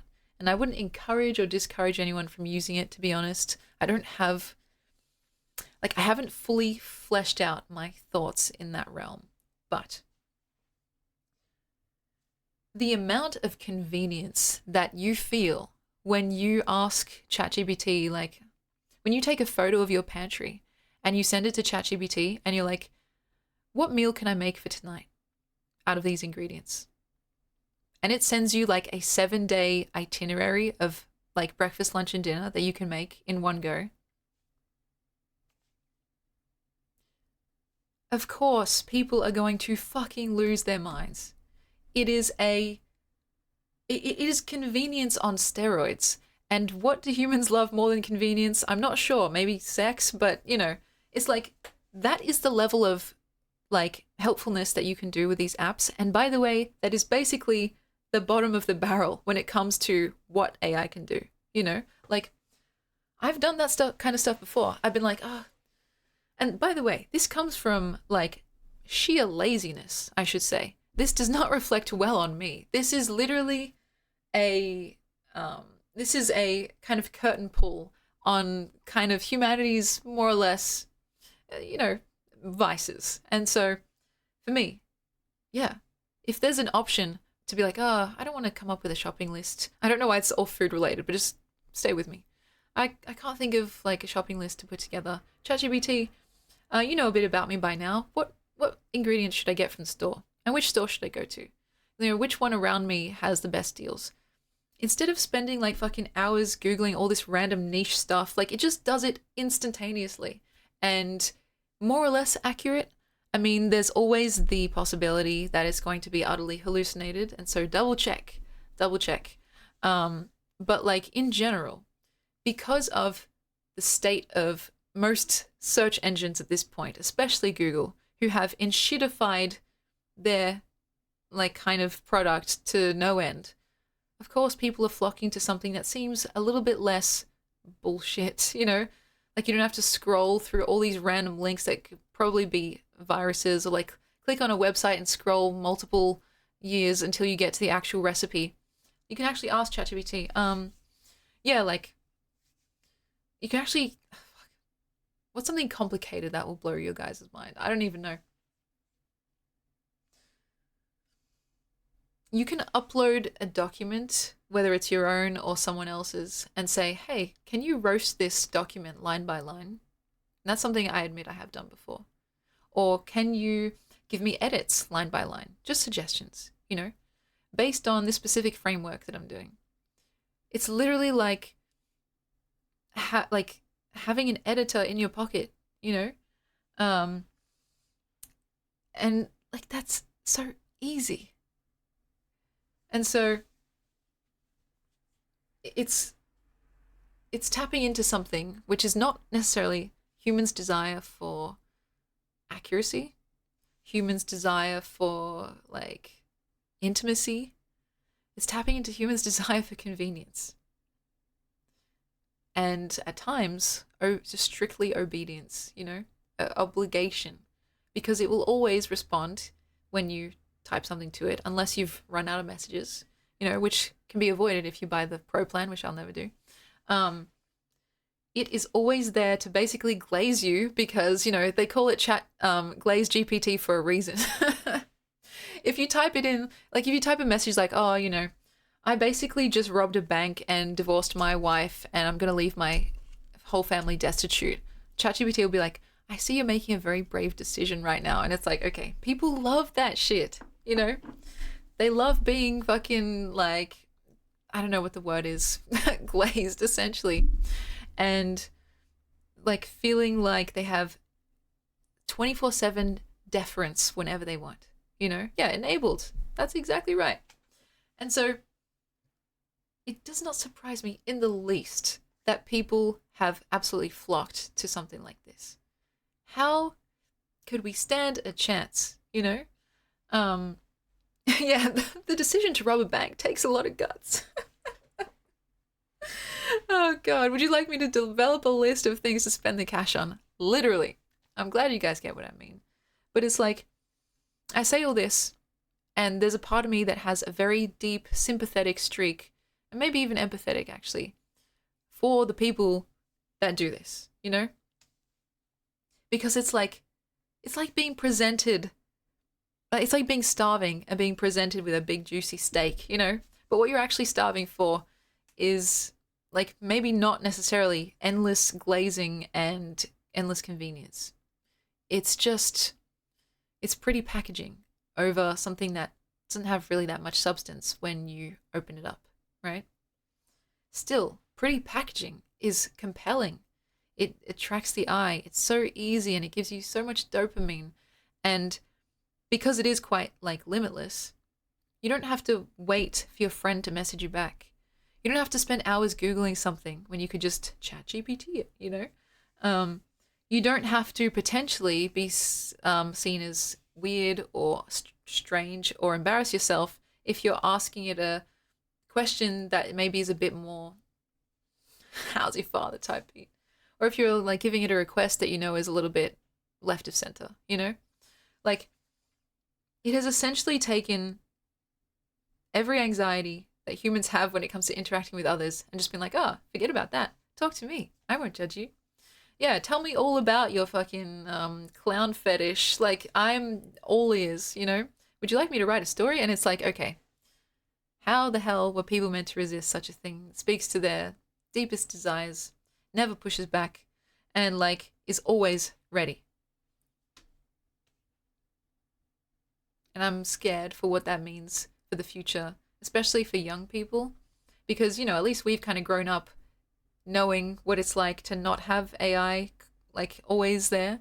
But if kids kind of assume that as the default, or like they expect that from social interactions because they see that as a social interaction, even though it's more like a simulacrum of one, then what does that mean for when young people start like getting into relationships or literally just having friendships, any type of relationship? Like that feeling of general entitlement, Like, why haven't you responded to me? Like when I text you, I expect you to respond straight away. And it's like, bro, I'm not a robot, Like, or people being like, oh, why won't you dress up like a clown, like back to the clown fetish, and indulge my every whim and desire. And it's like, maybe I don't want to do that, Yeah, so I can absolutely see a future where our youth is less empathetic, or at least more entitled, or at the very least more spoiled, And yeah, Ben, you absolutely nail it. Your own personal pond to stare into endlessly. Narcissists would absolutely blush. And it's kind of like, I don't know, I just feel like the implications, because this is so new, they haven't really come to full bloom yet. You can already see like the younger generations, I know everyone fucking says this, but they're like literally, like there's a word, brain rot. There's literally a word for it. And it's like, okay, how concerned do we need to be? because again, it's not something that I'm blaming the actual kids for. Um, because it's like handing candy to a baby. The baby will just eat the candy endlessly and make itself sick if you don't like somehow find a way to stop it or like make it a reasonable amount, you know? Um, and so, yeah, the clown thing. I don't know if you should be concerned. Maybe you should be. Um, but does that make sense? Like, is what I'm saying making sense? And I hope my perspective has come through enough where it's clear that I'm not even blaming the people using it.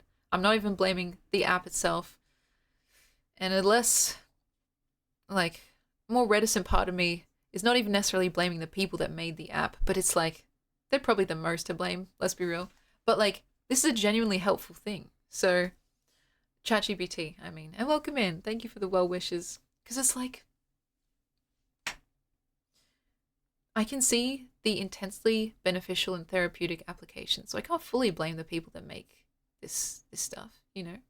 I don't know what the solutions are. I'm genuinely curious. Like, what do you guys think? Because this is not going away.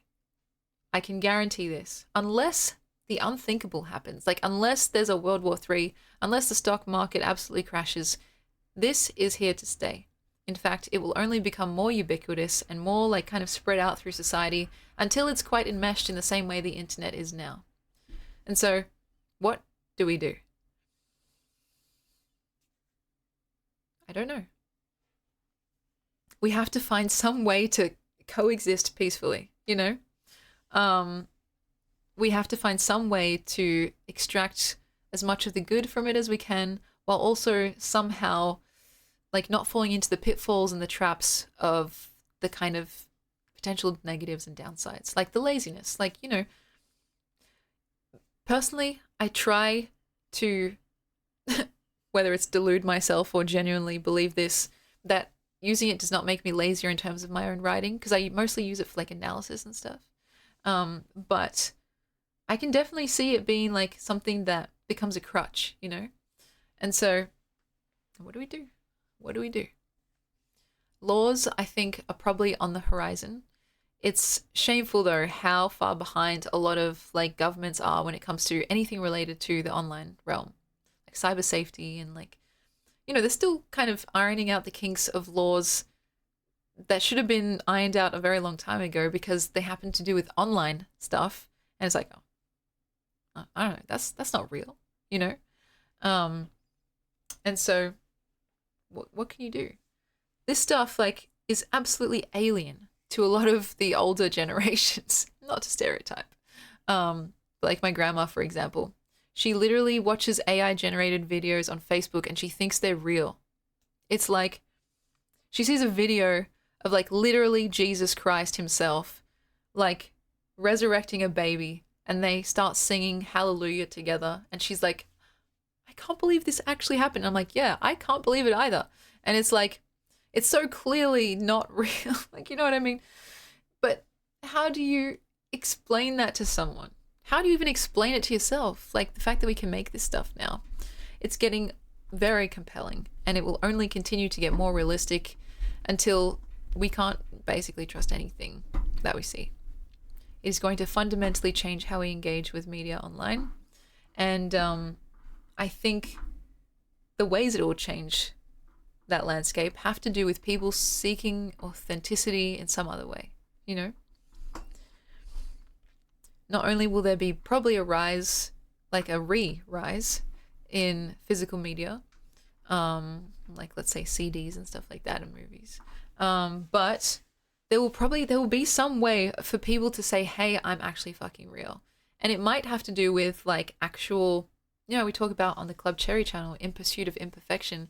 It might have to do with people purposefully putting little slip-ups or like little errors in their work to be like, hey, this is actually human-made. Though that's, you know, not to mention the fact that AI could also learn how to do that eventually. But that's just, you know, it's going to be like a cat and mouse game. Humans are going to try and do something to differentiate themselves, and then the AI will just kind of catch up. But it can only, at this point, ever necessarily be derivative. So I think that's comforting. And so, Yeah, I'm not a psychologist, but I do think a lot about this type of thing, probably more than people expect. I mean, it concerns me as someone who is in the creative field. Like, what does this mean for us? There's this really astute and quite funny meme that I read, and it was like, how did we get here? I wanted AI to like do my laundry and taxes, not write my poems and like fucking make my movies. You know what I mean? How did we get to a point where I'm doing the boring robot stuff and the actual machines are doing the creative stuff that makes life good, you know? Like the good stuff you live for essentially. How did this happen? And I think part of that is just a funny little observation. But yes, exactly. Part of it is the demands of capitalism and like how the things that we enjoy, those hobbies and those creative pursuits, because they can be commodified. Thinking about anything that can be commodified, really the logical step is, okay, how can we make this quicker? How can we make this more efficient? How can we make this cheaper? And that sort of drives this machine forward. So it's like, you know, the natural conclusion, however fucked up it seems, is to start utilizing AI for those creative pursuits.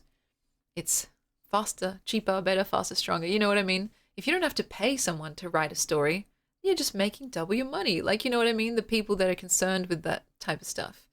Not really realizing that so much of that creative process is like divorced from commerce, especially the further on the fringes that you are, you know?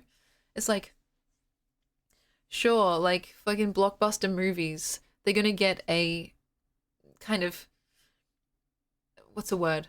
Like consistent box office like amount of money. So you can kind of just like start fucking getting really lazy with it, you know? But it's like, is that what we want to do? Just because you can doesn't mean you should. But you know, money does talk. And I am reticent to go so hard on that topic because I know firsthand, like I know in my heart of hearts that just like everyone else, I have my own price. I don't know what that would be, but if someone was like, "Hey man, would you like advertise this specific AI model for like $100?" I'd be like, "Piss off." I'd be like, "500? Piss off. 1,000? Piss off. 10,000? Piss off, but slowly. 100,000? $100,000. I don't own my own house. Could really help, you know. It's just a little AI program. Like, that's not so bad. At that point, you start to think, And guess what? These programs, these companies, these fucking CEOs, they're not operating in the hundreds of thousands of dollars. They're operating in the millions, sometimes even billions, though that's granted a lot more rare. If someone came up to you right fucking now and was like, "Hey man, are you willing to like shill this AI product for $5 million?" I would call almost every single one of you guys out if you were to say, "Nah, piss off." Because think about it, $5 million. Most people's lives would change irrevocably, you know? Like, it's literally stupid money. And so it's hard because I'm like, I can see how compelling that argument can get. And so I can't fully blame people. Though the CEOs who already have millions and millions of dollars and still do it, I'm like, okay, bro, like, is enough gonna ever be enough? But like for the people that kind of get roped up into it, or like the people that get swept away in the commotion and like the promise for more, it's like, it's kind of like, I don't know, they're just as ensnared and potentially worthy of our sympathy than everyone else. That's, I guess, what I would most comfortably say, you know? If someone offered me $5 million to shill a product, unless it was literally like against every moral code in my body, like it was like fucking supporting the war efforts in like fucking Ukraine or something something like that. Unless it was really fucking egregious, it would take a lot of willpower for me to like say no. You know? Yeah, even 1 million. And then it gets scary when you think, well, how low could I actually go? And it's a very uncomfortable question to ask, because you might start to realize, oh, maybe my price isn't really that high at all. And so, anyway, I don't know what my price is. Probably somewhere in the millions. But again, it does depend. If you're like, do you want to like shill this weapon of mass destruction? I'd be like, no, it doesn't matter how much money you pay me. But if they were like something that was less evil, like less overtly fucking evil, if they were like, do you want to shill this product that kind of inadvertently is bad for the environment, but it's kind of obscured so you don't know how bad for the environment. It could be very, very bad. It could be kind of just slightly bad, but the environment's kind of suffering anyway. So like, it's a few million between friends and a little shout out, you know? Like with ChatGPT and stuff and other AI, like the environment is a big concern, but it's kind of it's a bit vague. Like people, at least for me, I haven't heard really concrete like evidence for how bad it actually is. It's like, yeah, it's just a few little trees. How bad can I be? I am worried about my own self because I don't know. I don't know how low my price is. You know? The devil is definitely rich. I totally agree. As for being a lady of class, 1 billion is kind of, it's literally stupid money. It's like fuck off money in terms of like, it's unfathomable. And the difference between a million and a billion is so mind-boggling that it's hard to even articulate. But I honestly, if I had to put it somewhere, it would be, my price would be enough for a house. Here in Australia, you could probably get by with 1 million, but if you wanted to get like kind of a fucking nice house, you know, if you wanted to like be that little touch materialistic, probably closer to 1.5 or even 2. And if I were offered that amount of money in one go, I genuinely am fearful of what I might say yes to. Though I don't know. I'd like to believe that I'd have the like mental fortitude to decline something extremely egregious. Actually, I know that I would if it was extremely egregious. But if it was kind of middling, like if it was kind of like skirting the line, I don't know. I'm not proud of it. But I do think I would be tested. And so, yeah, does that make sense? I can't even think of something that would be kind of borderline. But if I think of something, I'll let you guys know. Something that I would absolutely say no to is if it was like genuinely horrific. Like I said, weapon of mass destruction. Like, would you like to shill this bomb that they're using to like fucking fly over Gaza? I'd be like, get the fuck out of here and never show your face again. But if it was like, maybe a company even, like that has had shady practices in the past, but not necessarily sponsoring them specifically, but one of their products, there's a step removed. It's still gross and it's still kind of like, there's a level of unethicalness there, but it's couched. I don't know if that makes it worse. I'd be very tempted. It depends what company. If it was like, I don't know. If they're known for their war crimes, probably not. If they're known for, yeah, like Nestle and all that, just egregious shit. It's hard to say, but money talks. Bullshit walks. And yeah, 1 billion is calling ordinary people civilians. That is so funny and so true. Yeah, it's crazy. There's like, it's a different plane of existence to have that much money. Like, they're literally not living in the same world that we are. People that have billions of dollars. They exist in a separate kind of alternative, adjacent, lightly touching universe where normal rules don't apply. Everything they want is available at the drop of a hat. Like, you can literally fly across the country, fly across the world to get a fucking sandwich. You You have security with you at all times. You probably don't have a license. You get chauffeur driven everywhere. Houses in multiple places in the world. Yeah, it's crazy. It's stuff. It's like out of a movie. That seems like, oh, that couldn't possibly be true, but it is. It really is. Where evil things are smoothed over with language and dollars is absolutely true. And so once you get to that level of richness, people start getting bored because they're like, well, I kind of just won at life. Now what? And that's where you start seeing potentially problematic behaviors if they don't find some other way to, have their fun. And so, yeah, drugs, alcohol, sex, like kind of risky or problematic sex. Oh, yeah. In a way, it's kind of a blessing to not have that level of grotesque abundance. It's the kind of thing where if you're that rich, you don't have like a cocaine addiction, you have a cocaine habit type beat.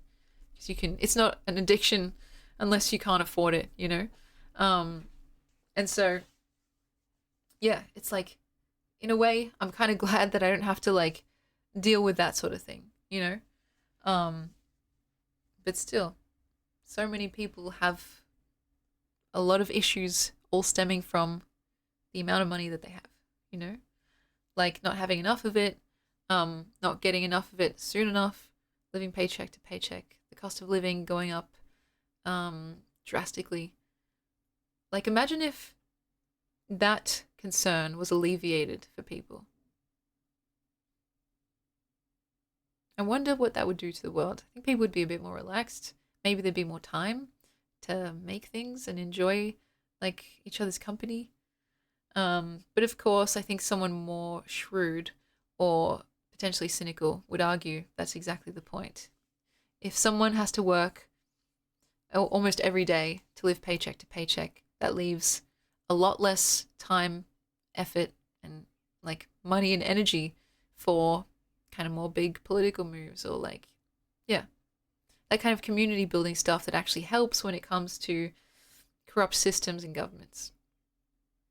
Some would argue it's by design to keep you tired, keep you wanting, in a state of like, I don't know, feeling empty and used and just trying to fill that with convenience and quickness and products. I don't know. I don't think money is the root of all evil, but I think it can reveal potential evil, if that makes sense. It can reveal evil in people, and it can also potentially create the need, or like the inkling, the seedling in people.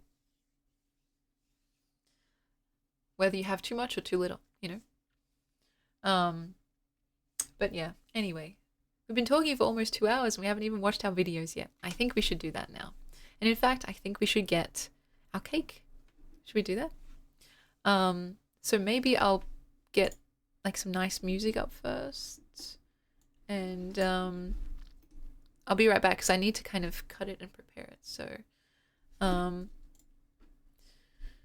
what do you guys want to listen to? What would you like to look at? Copyright free elevator music. Can you guys hear the typing? I'm sorry, it's the loudest fucking keyboard ever. No copyright background music. I'm gonna make sure this isn't too loud. Sorry. I'm gonna get the cake ready, the candles, and the lighter and stuff. And I'll bring it all here, so it might take a hot minute. Just enjoy this music. Do you want to look at the chair? I think you have to, actually. I don't have any other stuff set up. Or the saxophone. Yeah. Give me a sec. Full screen. Full screen?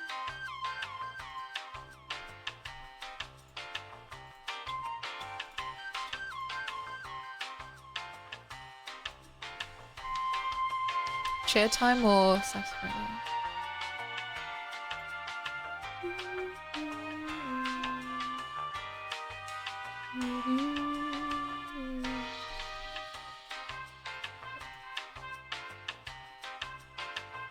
Put that in front.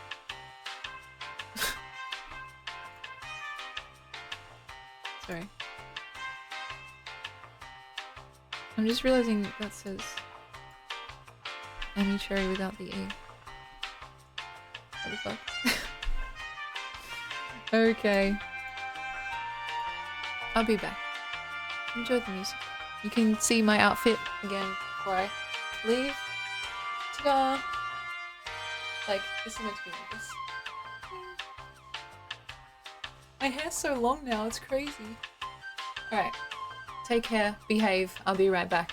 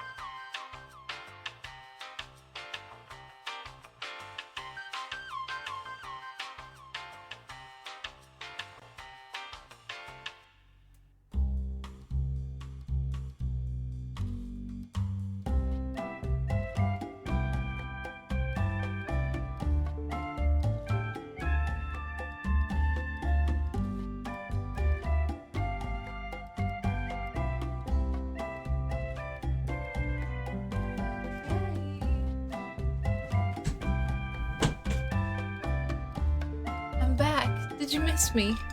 Because I got some cake and oh, we just hit ads. I got a huge piece. I wanted to make it look visually striking, and I also just wanted a big slice of cake. Does anyone know what this is?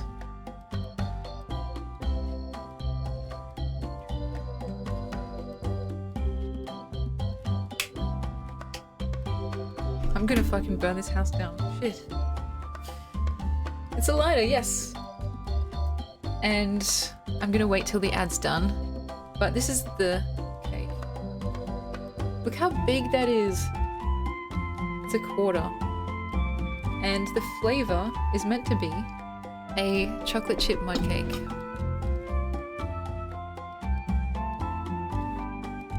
Just shut up and take my money type thing.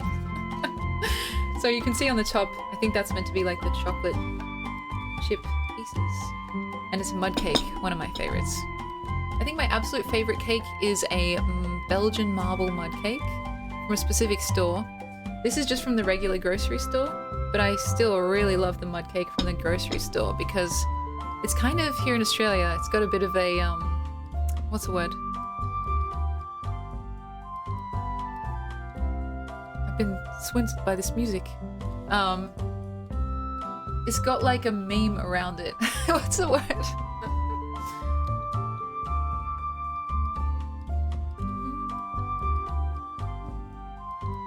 Fuck.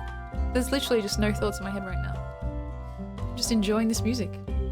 Yeah, the mud cake from Woolies. It's kind of well known. It's like a bit famous. And yeah, if you guys have treats, special treats, I would be so happy to share in that little indulgence with you guys. Whether it's pizza or cupcakes, please. So I don't feel so alone. And I'll try and send you guys a virtual slice. I don't know if I'll finish this fully on stream. See, there you can see how big it is.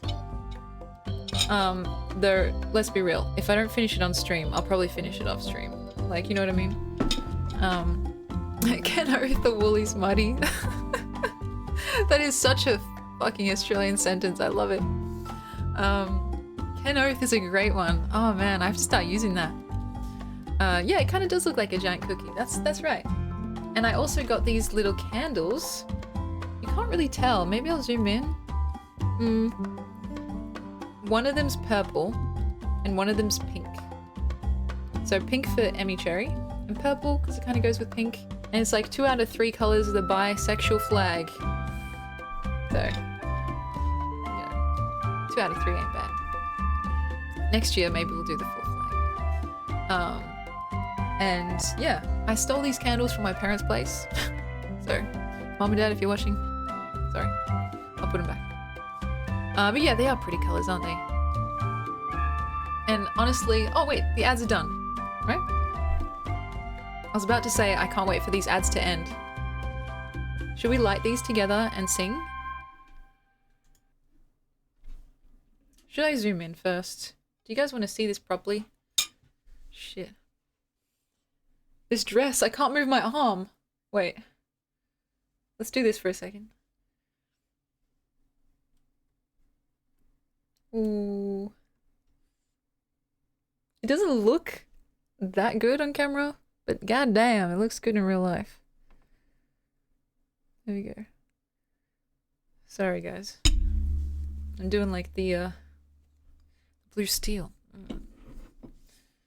We're gonna light these candles, and I'm gonna try not to burn myself. It's funny, my mom's biggest fear, like when I was a kid and even nowadays, was that I was gonna burn down the house. Like, if I went to a sleepover, like, no, you can't go to a sleepover. What if they burn the house down? Like, no, you can't go and like, you can't go start renting because like, what if you burn the house down? And so every time I like light a candle or like use the stove, that's always in my mind. It's just like put that thought in my head. And so yeah. It sounds like something your uncle would do, and he did do. Maybe that's where she gets it from. But yeah, let's see if I can do this. Wait, ASMR? That's kind of nice. I don't know if this is good. Alright. We're gonna sing Happy Birthday? Or Happy Streamerversary? Oh my gosh, that's so cute. Okay. This is a special moment. Thank you guys so much for being here. Ready? I have to... You know, this is a special moment. I have to make sure I look good because this is going to be the fucking clip, you know? This is the clip, so... Okay. My hair is not cooperating. Okay. Ready? Happy Streamerversary to you. This is to you guys. Happy Streamerversary to you. Happy Streamerversary, dear Emmy Cherry 4's Twitch chat.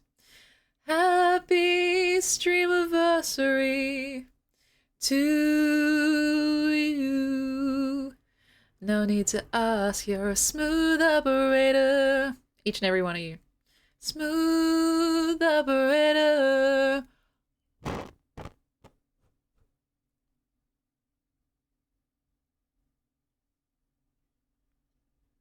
Did you make a wish? Ooh, I wish to eat this cake. Just giving me flashbacks to when we used to eat on stream and I would make myself tiny in the corner. Let's put the elevator music back on. Here it is. Don't zoom out.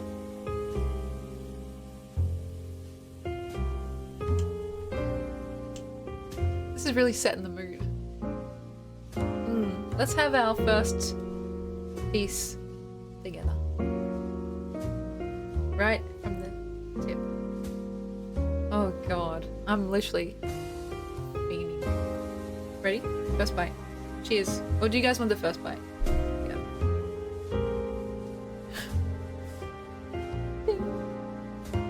try not to get it fucking literally everywhere.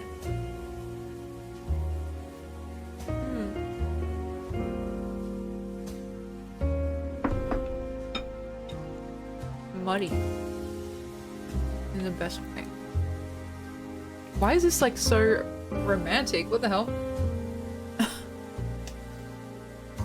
like we're on a little date.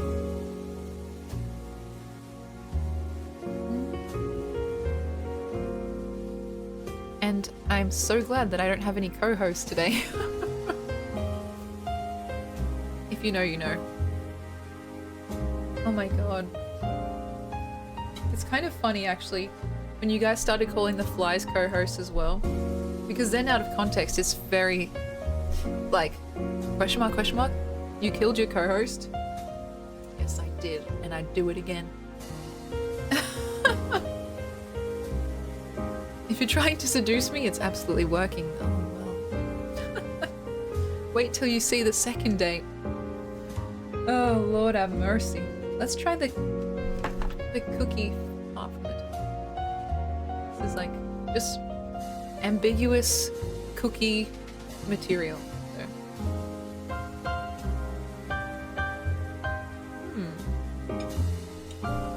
So wait, I should be kind of explaining what it tastes like.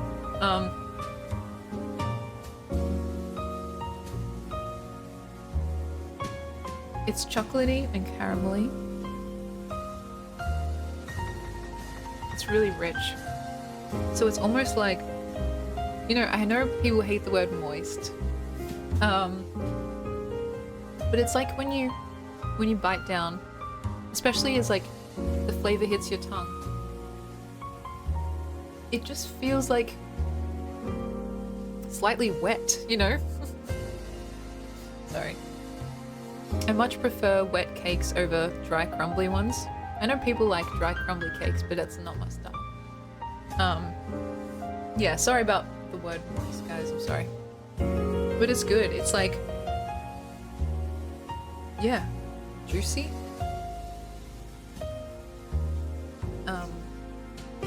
And my basically two favorite flavors, caramel and chocolate,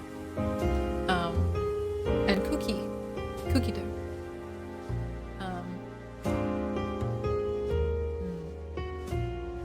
Maybe now's a good time so the attention is not solely just on me eating, to watch some videos while I eat, because we've got quite a few.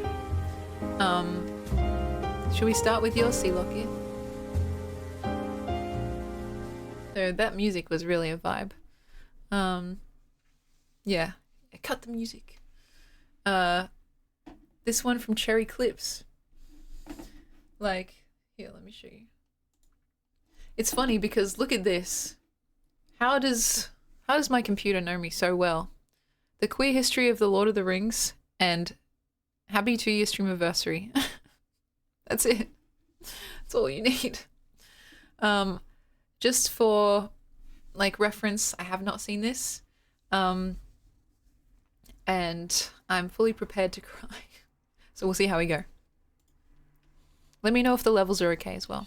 Happy 2nd annual Streamerversary Emmy Cherry 4. The slow and steady progression into just loosening up in general, as if you're just sitting around with friends, because that's really what it is. Is it loud? Is meaningful to me. And like even a few months ago or even a few weeks ago, I don't think I would have, I don't know, I would have considered like literally biting into Patrick's butt. Something that I was a bit nervous about coming back to streaming after such a long break. If people would even remember this channel or care. And I really mean it. If I can do it, then you guys can literally do whatever you set your mind. Oh, I'm cracking already. Fuck, because you're here and you're listening to this right now when you could be like watching someone play fucking Subway Surfers, right? You could be, but you're not. How wonderful and amazing and gratifying is that? I don't know what to say. And it's why I want to try as hard as I can to like hopefully make this experience like worth it for you guys, right?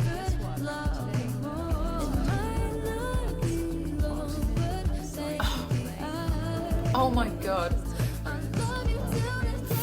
That was so good. How would I like to be described? How would I hope someone would describe me? And the word that someone uses, like I do this with my friends, I do this with strangers, tells you a lot about what someone prioritizes. And my word has always been interested.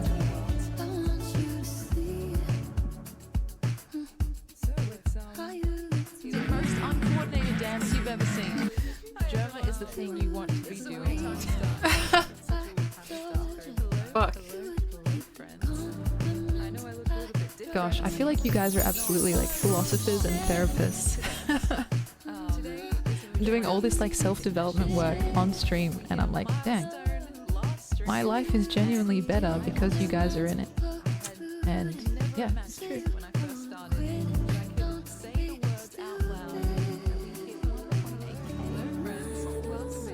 Fuck you, Sea-Log, for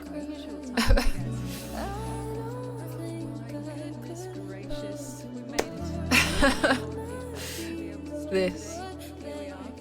Highly complimentary, by the way.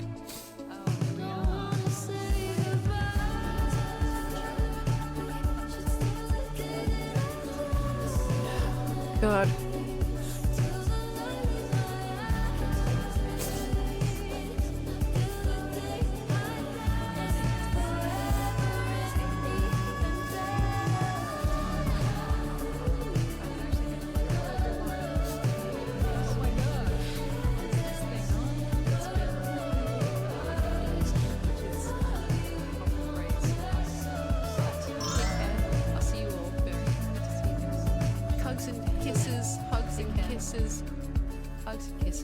Hugs and kisses, and behave, or at the very least don't get caught. I love and appreciate you guys. Hugs and kisses, hugs and hisses, behave, at the very least don't get caught. I appreciate each and every one of you, and I'll see you for my cousin stream next time. Peace, get guys. hyped, alright? I enjoyed talking to you. I'll see you guys again. Take care. Mwah. See you very, very soon. Hugs and kisses, hugs and hisses, behave, at the very least don't get caught. And Hi Emmy, Scars Horizon here, formerly known as Mr. Redcastle, to people who might have not known the change. But I am here to tell you two things. Number one, congratulations on your 2-year Streamerversary. Well done. The second thing that I want to tell you is yes. Yes, you are. You are ready. You are equipped. You are connected. You are unique. You are gorgeous. You are loved by this whole fucking community. And we thank God that you're alive, Emmy. Because you make us feel alive. Your whole community loves you. Congratulations. take care. Hugs and kisses. You do it so much better than I do, man. I just wanted to say congratulations on another year of streaming. Fuck you all. Go fuck yourselves. Just have a horrible, horrible time. But like, gag me with a spoon. Have a self-fetch. So, like, oh my god, you're so fucking hot. Congratulations, and here's to many more years of you streaming.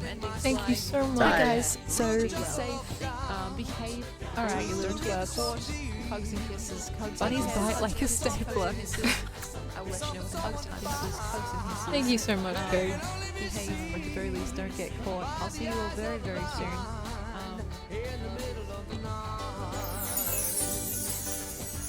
God, I was fucking doomed from the start with that, wasn't I? Oh, God. I need a sec. That was beautiful. Thank you so much. What a wonderful, wonderful group of people that I'm blessed to spend my time with. I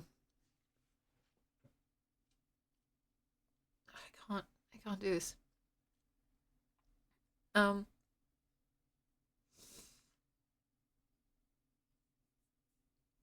You guys know how I feel about crying in front of people. It's my fucking worst nightmare.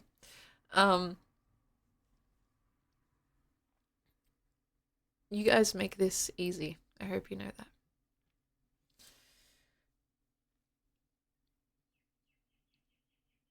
Um. Okay. Just breathe, breathe. Something that really fucking got me was seeing the different clips, like with my friends and my cousin and my sister. I was like, oh shit, look what I get to do because of you guys.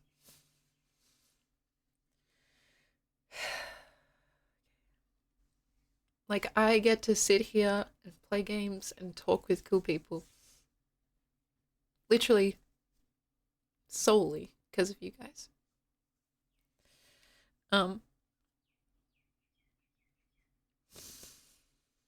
It's pretty cool.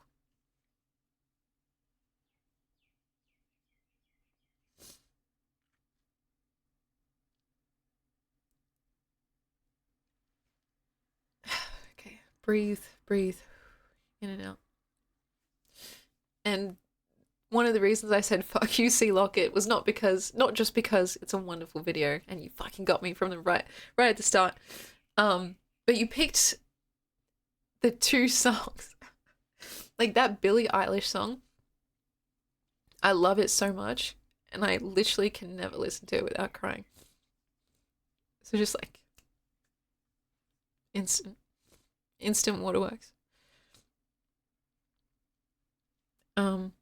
I need like fucking elevator music. Where's me elevator music? Let's go back. Was it here? Just for a second. Thank you guys so much. Like, to the people that contributed, Scars, Cody, for your videos. To the people that left like text messages that are on the video, I'm gonna have to go back and reread them properly because I did try reading them, but it was hard through all the tears blurring my vision. And yeah, it's just, it is literally a pleasure and a privilege. Like, that's really all there is to it.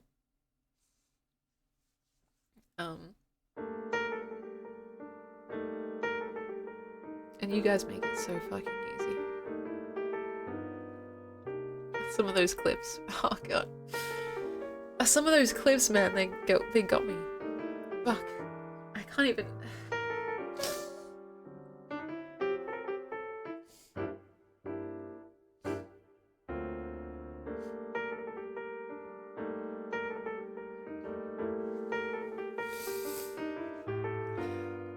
Thank you.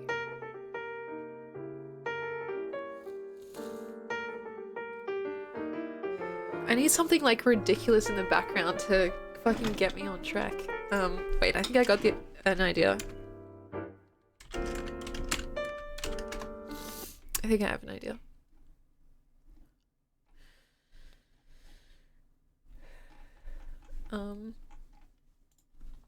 Do you guys know the song that goes nyo nyo nyo nyo nyo nyo? If I can just have that in the background, that would help a lot. Does anyone know what that's called? Like, how do I type that into Google? Sorry. Excuse me. Yeah, the cat meme. If I had that in the background, it'd be really easy to actually keep track and not cry.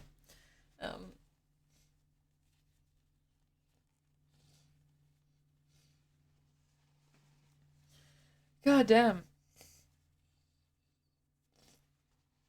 Sorry, I need to blow my nose. Give me a sec. God damn.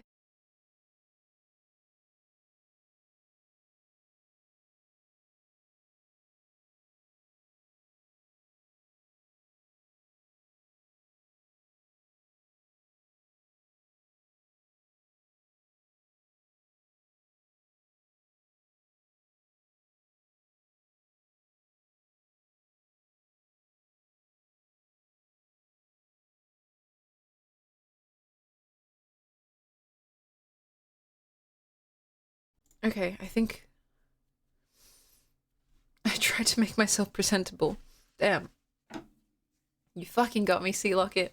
Right from the fucking first second, I was like, I'm in trouble. Let's come back here for a sec. Got me, man. You got me. Thank you so much, C Locket. I know that can't have been easy. Not only is it like compiling so many clips, like reaching out to people to like get their thoughts and like collect videos and stuff, but also with me being gone for the past 3 months, I'm sure that kind of made you feel a little bit like, well, what the fuck, you know? So that is such an immense, like, just gift, and I thank you very much. You are a very thoughtful fella, I agree. And yeah, the clips, especially with my friends and family, fuck, they got me. Like, as soon as I saw my friend Yvonne, I was like, ah, fuck. Because, like, who else can say they get to do something so cool, you know? I got to spend time with my cousin, you know, I got to spend time with my sister. Like, literally, it's the best possible gig, you know? Despite its, like, challenges that we talk about extensively here. Most of them relatively self-imposed, you know? The anxiety and the burnout and all that stuff. It's such an easy gig with so much going for it, you know? And yeah, like this is a team effort, you know? Like, there's only so much that really the streamer can actually do in terms of like creating a vibe, essentially. And so you guys are literally the perfect vibe creators, and I'm so grateful. And I know every streamer says it, but I think I mean it just a little bit more than everyone else. And so yeah, I should like do something with that video, like, but I don't know if I'd be able to watch it every single start stream, because I'd just start and I'd be like tears streaming down my face. Hey guys, welcome to the channel. But that should absolutely go somewhere, like a place that we can be reminded of what a wonderful community we really have. It's a good start to every stream, just me. Guys. But yeah, I mean, what can I say? To the people that have been here from basically the beginning, I have so much respect and kind of bewildered appreciation for you, because the Emmy that you met,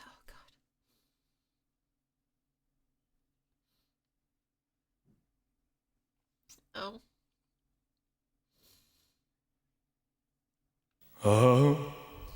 Oh Note, hello. Exactly, one of the OGs. Thank you very kindly.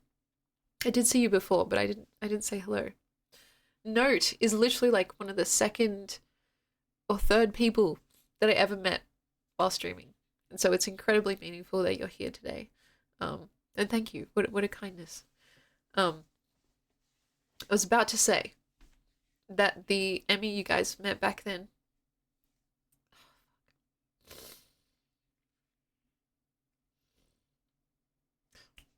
pull yourself together, is not the Emmy that you see today. For better or for worse, hopefully for better.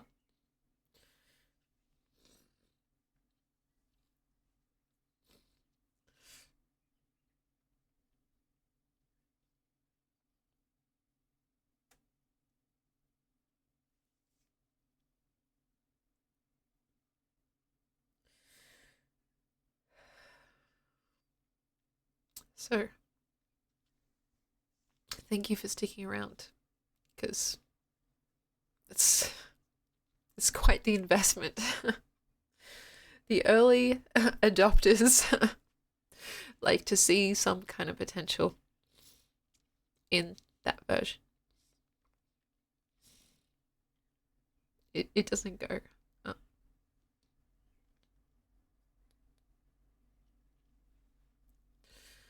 unnoticed.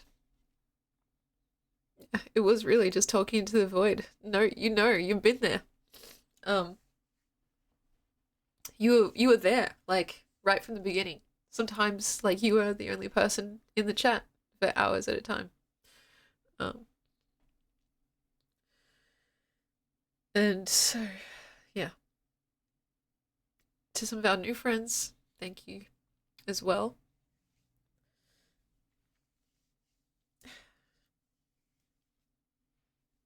Is this agonizing for anyone else?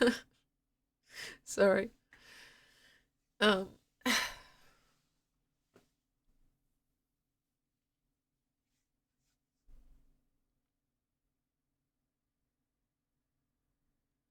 is my mascara actually waterproof? It hasn't smudged. You know what? Not only do I hate crying in front of people because it's like embarrassing and weird and vulnerable, but I hate the fact that it fucking clogs my nose after. That's probably the worst part. Like, I hate that feeling more than anything. If I have to blow my nose again, just bear with me. But yeah. Gosh. Sorry. If you guys are sick and tired of me looking and sounding like this, yes, we can definitely shift gears. But I just wanted to say thank you so tremendously for all your support. No matter what shape or form it comes in, if it's like just lurking and, you know, using me as a sleep aid because of my monotonous voice, or whether it's participating in the chat, participating in the Discord, making stuff, contributing through like donations or subscriptions, that stuff is all intensely helpful in every single way. Excuse me. And it's how I'm actually allowed and able to do something like this. Such a cool job, if you can even call it that. So yeah, to our OGs and to our new Gs, I appreciate it immensely, and I'm gonna be sticking around. So I know I kind of worried you guys for a bit when I was gone for the past 3 months-ish. But I would consider that to be rather extenuating circumstances. A lot of stuff went on, and so it's not the kind of thing that I just like to do willy-nilly, if that makes sense. And to be honest, even before that 3-month hiatus, there was like periods of like shorter breaks in between. I think at that time I was clearly struggling, but I didn't really acknowledge it. Like, I thought, if I just ignore this thing, it'll go away, surely, right? But like, if we're getting really candid right now, the main reason that kind of led to that big break was actually rather a series of unfortunate events all kind of coalescing to a singular point of just fucked upness, essentially. Like, we've talked a bit about it, we've kind of skirted around, like beat around the bush, like, but if you guys want like a really like candid and quite frank recount of all the different little things that did coalesce, like in just this year, I've had my grandma pass away. I've had my sister break up with her long-term partner, and that kind of completely ruined her life. She also went to hospital at one point. I had my drink spiked and I had to go to hospital. Like, I had my drink laced with a drug that is still unknown to me. And I had a hellish experience. Like, it literally broke my brain, and I felt like I was never going to come back from it. Like, just not even necessarily the violation of having someone, like, mess with your body like that, but the fact that the substance itself was quite, not clearly, but probably, like, some form of hallucinogenic. Like, it literally fucked me up really bad for a while. What else? There was more than that. I was dealing with a stalker as well, which I didn't really tell you guys about. I kind of mentioned it here and there. Someone that was stalking me quite closely and like knew where I lived and was like, you know, kind of making threats and stuff like that. I also had an incident which I don't think is related. Well, I don't know. That's the thing. And when you start getting kind of paranoid is when you're like, okay, I should probably take a step back right now. But I was walking down the street with my brother, and there was this car, just like this kind of shitbox car, right, with a bunch of people in there, like a bunch of guys in there. They drove past with their windows down and they threw drinks at us, like fucking McDonald's drinks or some shit like that. I don't know what it was. There was also like, yeah, there was like some Sprite or some water or some shit. They literally threw drinks at us, and we just kind of stopped and were like, what the fuck? Which was really scary because we were just walking around like the block, walking around my house. And we thought, okay, maybe it's just kind of like hooligans causing amok, like running amok and doing it to everyone.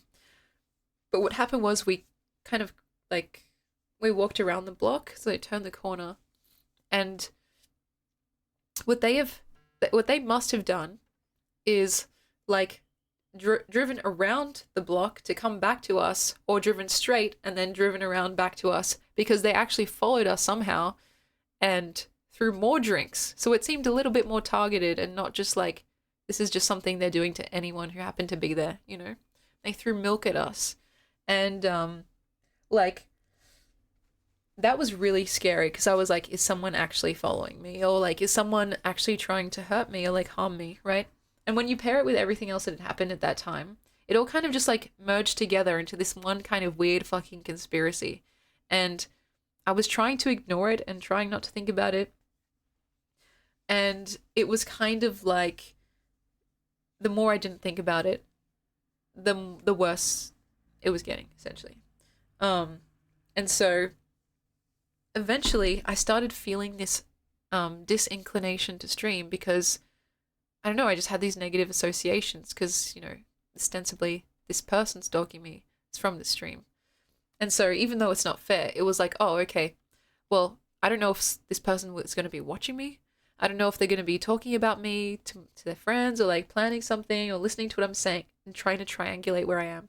So I started feeling this dread before every stream, which I never felt before. And even if I wanted to stream, like, because I wanted to see you guys and talk with you guys, and I knew fundamentally how much I really did enjoy it, I just could not bring myself to do it. And there would be times where I'd literally just sit in this room and stare at my computer and just stare at OBS, about to click start streaming, and I just could not bring myself to do it. And that happened for days on end.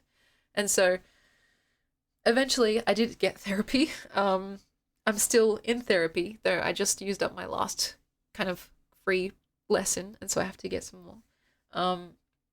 But there was a part of me that was like, maybe I should just not do this anymore, you know? Because I'm not built for this, you know? I'm built different. I'm built worse. And so, like, I'm not that kind of thick-skinned in that way. And how do I explain this to my parents and, like, my siblings? Like, they don't deserve to be thinking about that or worried about that. Like, is someone going to try and hurt me? And so, because I don't know if I should even say this, but we're all relatively close, not just emotionally, but literally geographically. And, like, I didn't want to be putting them potentially in harm's way just by being online, you know? And so I had to think about all that and think about, well, what is it that I want here? And, you know, like, basically ask myself some really tough questions. Once I did get back into, like, thinking about streaming, I don't know, I realized it would be a total shame if I let those bad experiences taint the rest, like the 99.9% of positive experiences, which is the rest of the whole thing, you know? And so, yeah, that's kind of, it wasn't really one big thing, but it was like all those relatively medium things that added to my just sense of like, I can barely function, let alone be entertaining in front of a camera. Like, I was so on edge, and I just didn't want, like, I didn't have the patience that I think you guys deserve, or like anyone really deserves. I didn't want to come on here before I was ready and kind of just be snappy or like guarded or even paranoid, you know? Because I could quite clearly see that happening, like just not having the capacity to joke around like normal and kind of, you know, put my foot in my mouth or just crash out live on stream and have that be like a permanent thing online that people can refer back to. And so, yeah, we rebuild, we keep streaming. That's exactly right. And I always knew I would have to come back at some point, even though that faith did waver at some really sour moments. And so, yeah, Amorphous Blob, thank you so much for your well wishes, and all I can say is it means more. It means the world, essentially. I remember those times where we'd sit back, relax, and watch Germa be, well, Germa for decent amounts of time. Here's to many more years ahead and a metric fuck ton of more Germa reactions. You know, that's literally all I want to do every day. So if you guys enjoy that too, then it's a match made in heaven. But yeah, I just it was tough. I think if like maybe one of each of those things had happened like per year, maybe I would have been able to kind of get through it and like joke about it, or not joke about it, but yeah, talk about it on stream quite candidly. But it was the fact that all of that stuff happened in a really short amount of time. Like, so short that it felt almost like this cruel joke, like this cruel cosmic joke, right? And I didn't get so far down into paranoia that I thought they were all connected. But like, it was that type of thing where it's like, I have reached capacity and I don't know how to handle this. Like, yeah, overwhelming, absolutely. And I know this sounds a little bit whatever, but there were times where I was literally calling one hotline after another, like just desperately asking for help because I didn't know what to do or who to talk to. It's like impossible to talk to like your parents, for example, over something like this. It's just too intimate and too scary, and sometimes it's just too private and you don't want them to worry and you don't want them to be prying. And like, I was like, I don't have anyone to talk about this to, even though I'm sure my friends would have been eternally gracious, and actually I did rely on them at times for some things. But when it gets to a point where you're feeling like I need an actual professional to help, like I literally called probably less than a dozen, but around a dozen hotlines, just asking anyone to help. Eventually I got put through to a service, which is now the service that I use for therapy. And so, yeah. It's hard and it was embarrassing. My voice was trembling on the phone because I was like, hey, I just feel like shit, you know? And it just feels like such a trivial thing to reach out for. But the people, especially this one girl that I talked to on the phone, she was so lovely. She spoke to me for like over an hour, just asking me questions about my life. And she sounded like she genuinely cared. And then she was like, okay, I'm good. I think I know a place that would be good for you. And she recommended me this therapy place. And I'm so grateful because without her, I would probably still not be streaming, and I would not be doing therapy.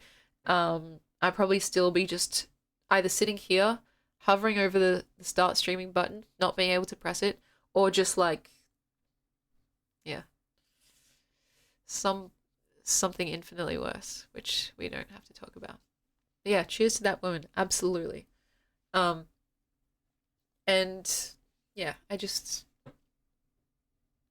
I thought it would be nice to be candid with you guys because I kind of kept a lot of it to myself and a lot of it private. I mentioned specific, like certain things over different streams, but just so we're all clear on like kind of what's been going on, because it's mostly past now, it's easier to talk in retrospect. Whereas during the actual time, like that stuff was happening, I couldn't, like, where do you even start? It's like trying to describe to someone the eye of the storm when you're inside it. Like, you know what I mean? Like someone's on the other side and you're trying to shout through the hurricane, and it's just like, it's impossible. It's impossible to make sense of, let alone try and have your voice carry through. And so now that I'm on the other side, it's easier to talk about. And I trust you guys immensely. I always did. That's the thing. No matter when we were talking, like I always knew that you guys would treat it seriously and with the appropriate kind of grace and gravitas. I didn't trust myself. I didn't trust myself to be able to talk like this without breaking down, getting angry, or like, I don't really get angry in earnest, at least. Just becoming some type of emotion that I didn't want to become on stream. Whether it's overwhelmed or, yeah. I didn't trust myself to be calm, collected about it, or even necessarily fair, right? Because it wouldn't be fair to blame streaming for one person, like kind of, you know, being a bit extra and taking it upon themselves to be like a fucking stalker and a weirdo, you know? Like, that's not fair. And I didn't like the fact that I could tell my judgment was clouded. Not to mention, like, my brain was still probably fucking weirdly fried from whatever drug it was that got put into my drink. Like, they still don't know. I shudder to think what it actually was. And I have no doubts that it probably will have lasting effects. Like, it's mostly fine now. It's been months and months. But the not knowing is, yeah, it is the scary part. And it's like, it's kind of like, it makes you wonder, well, is this going to have effects for the future? Like, is this going to be the precursor to something that I don't want it to be? Yeah, hallucinogenic. I haven't talked about what it was that I actually experienced. Also, this was a little bit earlier on. This is kind of before all the clusterfuck, but I also had, weirdly enough, another weird drug-related thing, which was kind of my fault, actually. But I was taking this medication for sleep, which was very legally prescribed to me by my doctor. And it was either my own ignorance or I had not been told, but I didn't realize that you couldn't just quit cold turkey. It was meant to help with sleep and stuff, and it did relatively, but like it made me really drowsy in the mornings and I didn't like it, and I just decided I didn't want to take it anymore because it also was like, yeah, it had other side effects. I stopped taking it cold turkey and I didn't realize, big mistake, I had the worst withdrawal symptoms ever, that I ended up like shivering in my bathtub just praying that I'd make it through the night. And so that kind of happened a little bit before all of the other stuff, but that was also weird because, like, yeah, that one, I feel less sympathetic about because it kind of was my own fault, but like I didn't realize how how potent that stuff can really be. And so apparently you're meant to like halve your dosage until essentially you can just stop taking it. But I hadn't even been taking this medication for very long because like I'm pretty reticent when it comes to meds. Like if I can avoid it, I'll probably avoid it, right? But you guys know me. I talk about my sleep issues literally every fucking stream. And so I was willing to try anything at that point. I was like, oh, the way my doctor described it, it's like, yeah, it's fine. It's this really easy medication. It's meant to help you get drowsy. You sleep through the night. It's fantastic. It's, if you guys want to know, because I'm not really shy about what it actually was, it's called clonidine. There's probably a few other names for it too, but that's how I knew it as. And it's like really well tolerated. Like lots of people take it and they feel totally fine. A bit of drowsiness in the morning, but besides that, you kind of get used to it. And nothing at all mentioned about these side effects or what happens if you just stop taking it cold turkey. And I'm sure it was in the fucking massive pamphlet that's like the size of Texas, you know. I'm sure I must have skimmed it or read it and been like, okay, and just completely forgot. But I didn't even take it for that long. It was probably about a week or two, right? Oh yes, and the thing about clonidine is it's actually the way that it works somehow is that it lowers your blood pressure, and apparently that makes you sleepy. But the thing is, I already naturally have low blood pressure. Just, I don't know why. Like, it doesn't seem that would be the case because I'm tightly wound usually. But like, when you like further lower your own low blood pressure, that can be really, really, really bad for you. And so I was getting the side effects that I was getting was like, you know, when you stand up too fast and you get like this, like you're like, whoa, it's kind of dizzy. I was getting that for like minutes and minutes at a time, as opposed to just like a 10-second head rush. Like I would stand up and my vision and my like ears would be ringing. My vision would be like white for like minutes. And yeah, just having your body feel weird and like it's not quite functioning. That was another reason why I just stopped taking it. But then the side effects, essentially it shoots your blood pressure right back up, sometimes like even doubling it. And so I had this feeling like, oh my God, am I having a fucking heart attack? And so literally in the bathtub, shivering, just trying to like not die essentially. And so, yeah, that's weird. I kind of forgot about that too, but that did happen. I'm pretty sure that was this year.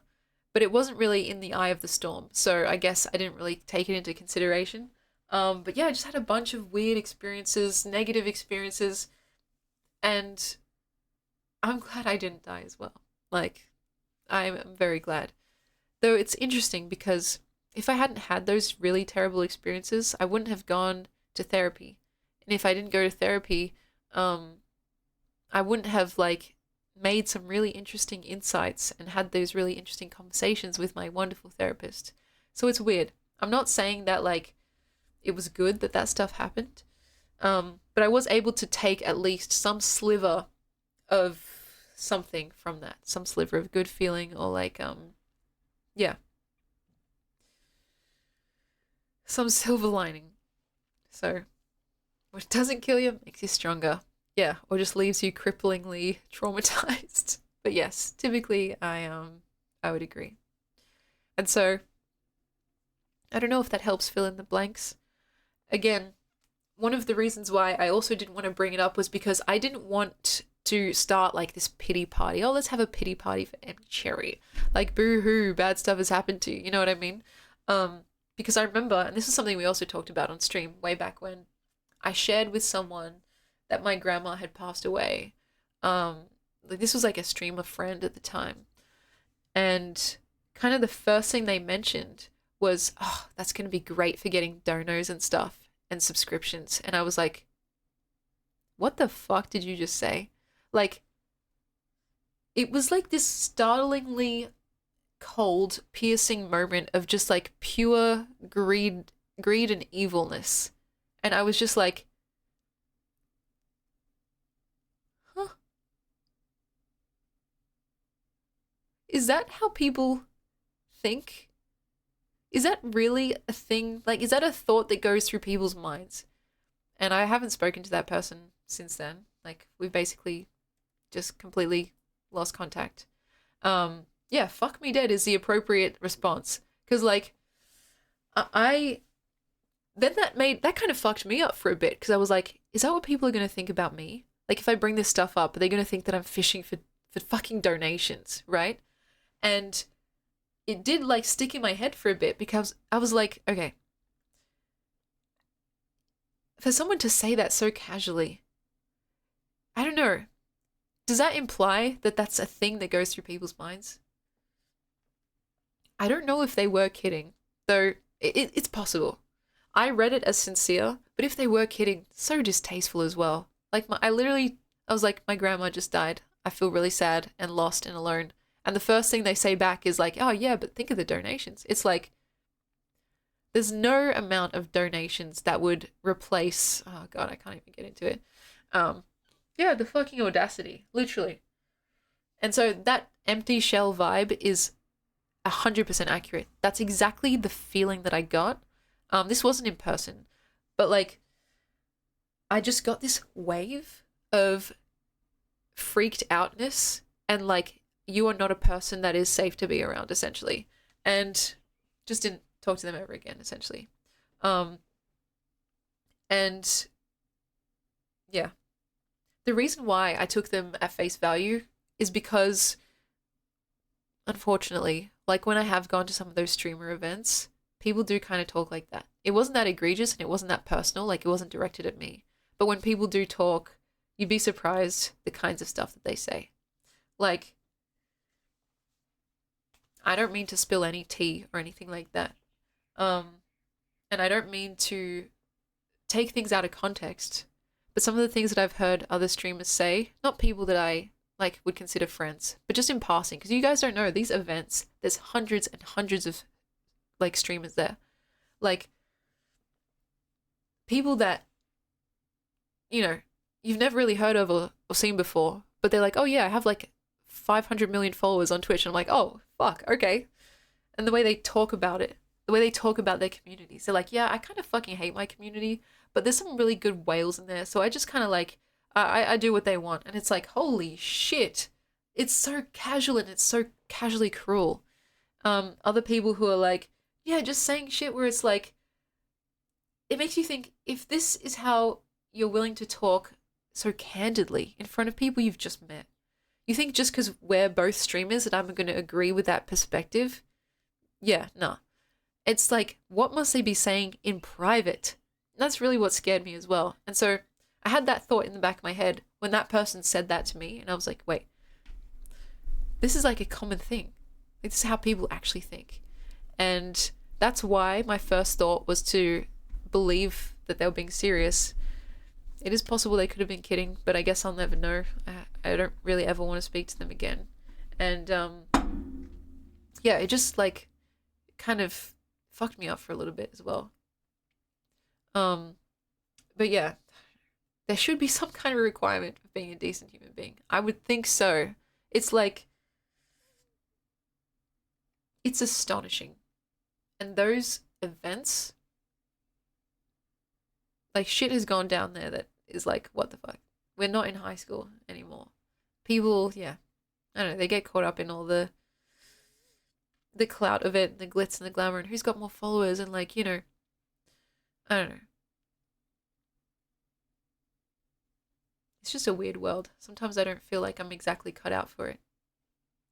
But that's why I tend to keep to my own and like stick with you guys essentially. But yeah. This year, that's why I've said that this year is the best and worst year of my life, essentially.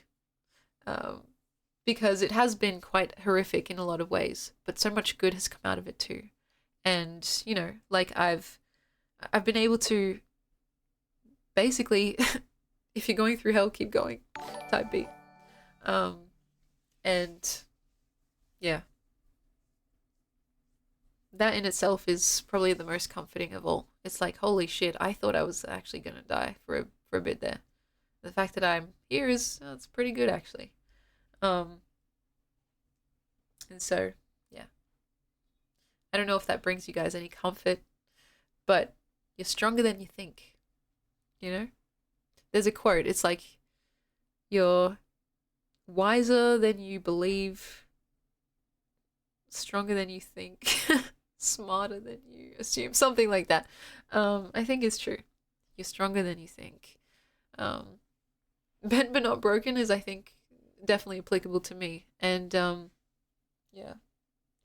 Again, when those things happened at the time, I just couldn't speak them out loud. Like, I couldn't even make sense of them, you know? But now it's like, it's something that I can look back on. There's enough time between the events and my retelling that it feels distant enough, just like a bad dream. But at the time, I was in that bad dream. It was a waking, lucid nightmare. And it's so hard to simultaneously hold that in place and also try and intellectualize it or even explain it to people.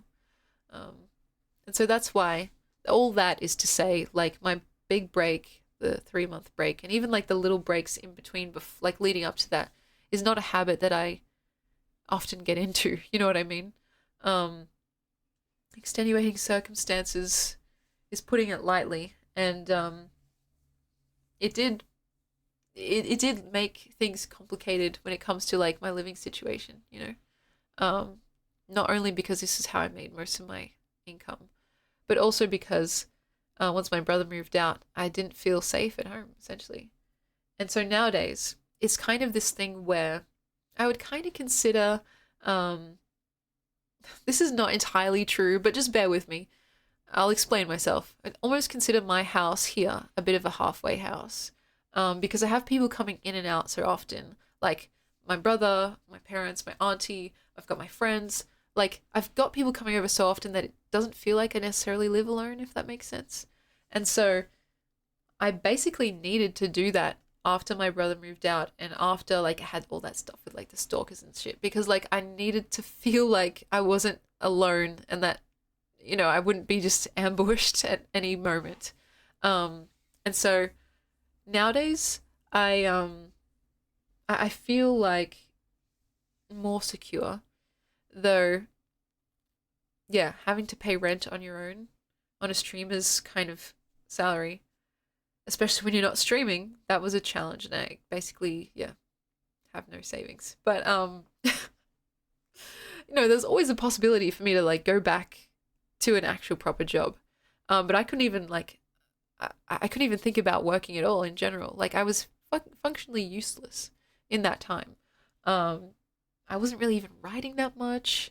So that's what I said, like, it's a dark and quite morbid consolation, but I was like, guys, you know, the time I've been away, it's not like I've been partying it up, so don't worry. Rest assured, I've been suffering. But no, I mean, I spent a lot of that time just simply resting. Like, lazy, doing nothing, resting, you know? And I sometimes felt a little bit guilty about that, but I think I had to do it. I didn't realize just how tired and weary my soul actually felt. It's a unique feeling. It's not like being bodily tired. It's not like being mentally tired. It's like having the marrow drained out of your bones, and you're just like, the days blur together. So yeah, I guess it is a kind of depression. What I was talking about before makes sense.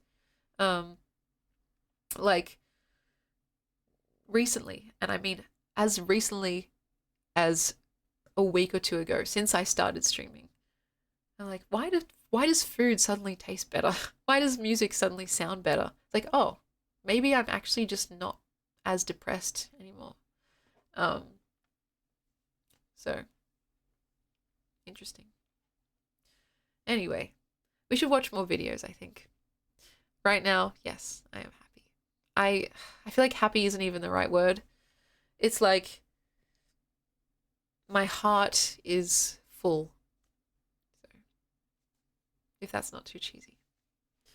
And Wild Country, welcome in. Thank you very much for the I was going to say wild wishes, the wild well wishes. And yeah, it's a good question if I'd get a flatmate. I want one, genuinely. Like, honestly, I would prefer like to have my brother move back in, but it's like he's got his own thing going on, and like I don't want to mess it up.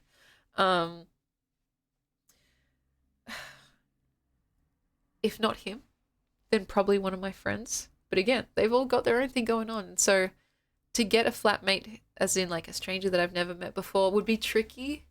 Not that I would be opposed to it fully, but yeah, once you start doing something like this, it gets a little bit more fraught because people kind of start knowing you. It's not like I'm fucking recognized in public, but it's more kind of like, I don't know, it's a stranger as well. So if things get really dire, I might have to resort to that. But so far, somehow, literally somehow, I've managed. It doesn't hurt asking, bro. Just think about the smoothie days. Exactly. Like, honestly, the best case scenario would be eventually my brother moving back here, you know, or Germa. If Germa's available, I'm free. I'm free every single day. Germa, if you're listening, I'm free. I'm free to yeah, hang out, and you can like be my roommate and stuff. But anyway, he basically moved to be closer to his university, and he has a roommate now. He's also, you know, we said he got his license and stuff, and it's a nice fucking place. His place, they got it on a total fluke, as in like it was really lucky and unexpected. Because here in Australia, it's like, it's quite difficult nowadays to find a decent place to rent. You know, when I say decent, I mean it's kind of got the trifecta of like being well priced, good location, and like the place isn't a crumbling wreck. This place checked all the boxes, and the weird thing was that there were so many people looking through the house and wanting to rent it and like putting in offers. But my brother, he was one of the first ones, I think, to look through it, and one of the first to put in an offer, maybe, because he got it. Like, he and his friend got it. So it was a really lucky find for them, and it's beautiful, and I'm glad that he has his own place to like become his own person in that way. But then for me, I'm like, fuck. Yeah, what do I do, essentially? And now I actually do have, I'd say more than 50% of the time, I have someone here. Like, if not to stay the night, like basically to stay until I'm asleep, essentially, you know? I've had family members stay over, like my auntie. I've had friends stay over, and sometimes I give them my proper bed because I'm like, you don't have to sleep in the princess bed if you don't want to. But a lot of the time they do want to sleep in the princess bed. What else? Yeah, and I have like events here a lot with my friends, like philosophy club and book club. Actually, we haven't had a book club here. We've had board game night here as well. So yeah, I'm always basically seeing people, essentially. And if I ever wasn't and I wanted to, I think there's a few people in my life that I could call and they'd be here in like 5 minutes. And that's really special to me. It's those kinds of like ride or dies where if if they called me up and they were like, I just killed someone, I'd be like, all right, I'll help you come bury the body, And so that is priceless to me because like, yeah, I don't know if you guys remember this. There's actually a clip from this channel where I was streaming again. It was in that like weird phase where I'd kind of come back, but I still wasn't fully comfortable. And someone was shouting outside my window and it almost sounded like Emmy, right? And I'm pretty sure it wasn't. It was just my paranoid brain being like, what the fuck? But like, that's kind of what I was dealing with, like 24/7 and like people banging and stuff. Because I think next door, like opposite me, there's like a fucking panel beater or something. Like, I don't know what he does at all hours of the day and night. Just banging on stuff, like metallic stuff. And yeah, there was someone screaming outside the window, being like, Emmy, or something like that. There's a clip of it somewhere. And so, yeah, I was like, it just literally reaffirmed all the bad things that I was thinking. And I was like, oh shit, I shouldn't be doing this, But anyway, yeah. I'm back and I'm here to stay. And this new schedule and this new computer has really been helping because like now that this computer is such a pleasure to use, and it's so quick. It doesn't crash. It's so quiet. It kind of like it lubricates, so to speak, the entire process. And so where typically I might find resistance trying to work on my laptop. And once you hit a certain number of roadblocks, you kind of just say fuck it and like rage quit essentially. Like when the workflow kind of just goes smooth like butter, it does genuinely, at least for me, facilitate more productivity, which sounds so obvious, right? Like, duh. But I guess I never realized how important it really was because I'd just been so used to my little Alienware laptop chugging away. And don't get me wrong, I fucking love that laptop. It is a fucking workhorse. And it's still down there. It's still just underneath my feet. It has served me so well for so long. Like, I got it in 2019, as I said. And I abused the hell out of it, Like, I was trying to do shit that no one should attempt to do on a laptop. I had like fucking 50 peripherals like sticking out of it, sticking into it. I was trying to play Hitman while streaming, while having Discord up, while having YouTube on, and like my laptop did its best. Essentially, it was like, Emmy, I can't keep up with you. And not to mention the fact that it was getting on, like it was getting quite old. And I didn't really treat it that well either.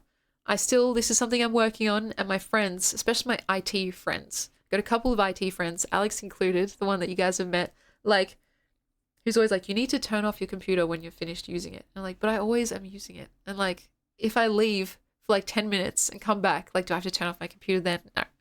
And so I didn't turn off my computer, my laptop, as much as I should have, I think. I left it running for a while, which I'm sure was like quite bad, And so I'm going to learn my lesson. I have learned my lesson and turn off this computer like when it's appropriate, essentially, because I want to preserve and protect its longevity as much as I can. But yeah, I'm kind of ashamed to say how little I turned off my laptop. I just literally always kept it on and plugged in.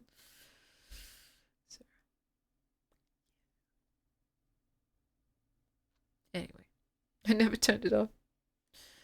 And so now I've been like, been shown the right way by my IT friends. And I'm trying to get into the habit it's just so tempting to leave it on. Again, it's all about that laziness and the convenience. Like, I just want to be able to sit down and it's already ready and waiting and willing. You know, what a demanding mistress. And so, yeah. I don't know how we got here. But let's watch some videos, shall we?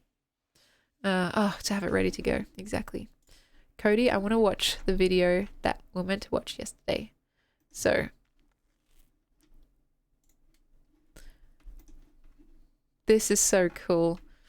I'm sorry we didn't get to it yesterday, but I figured we can spend more time on this now. I was advised by the IT crowd. That's exactly right. If you guys aren't familiar with this or like aren't sure what this is, here we go. Also, what the hell's that top right thing up there? This is from Cody. It says server retires after nearly 40 years. And so this is Cody's mom. It's like so, it's such, I don't know how to describe this. Such a momentous occasion, and it fills me with like happiness by association, if that makes sense. There's this word, it's compersion, and it's usually used in specific kind of context, sometimes, you know, BDSM related context, but in general it means to be happy for someone else's happiness, like to get pleasure from someone else's pleasure, essentially. And that's how I feel when I hear stories like this. There's something about, you know, a life well lived, working hard, and then taking that well-earned rest. And so I'm so excited to watch this. It says, Blue Diamond server retires after nearly 40 years. And so is your mum the one in the middle there? Tell us more, Cody. I'm going to put this up. Hopefully the volume's all right. I serve you guys. And I get to have cake too. For Rose Cameron, Friday isn't just any day at work. It's her last before retirement. And her birthday. It's hard Happy knowing that birthday. you're leaving because I have so many people who say I can't. And it's like, yeah, I can. Rose is retiring from the Blue Diamond restaurant in Saskatoon.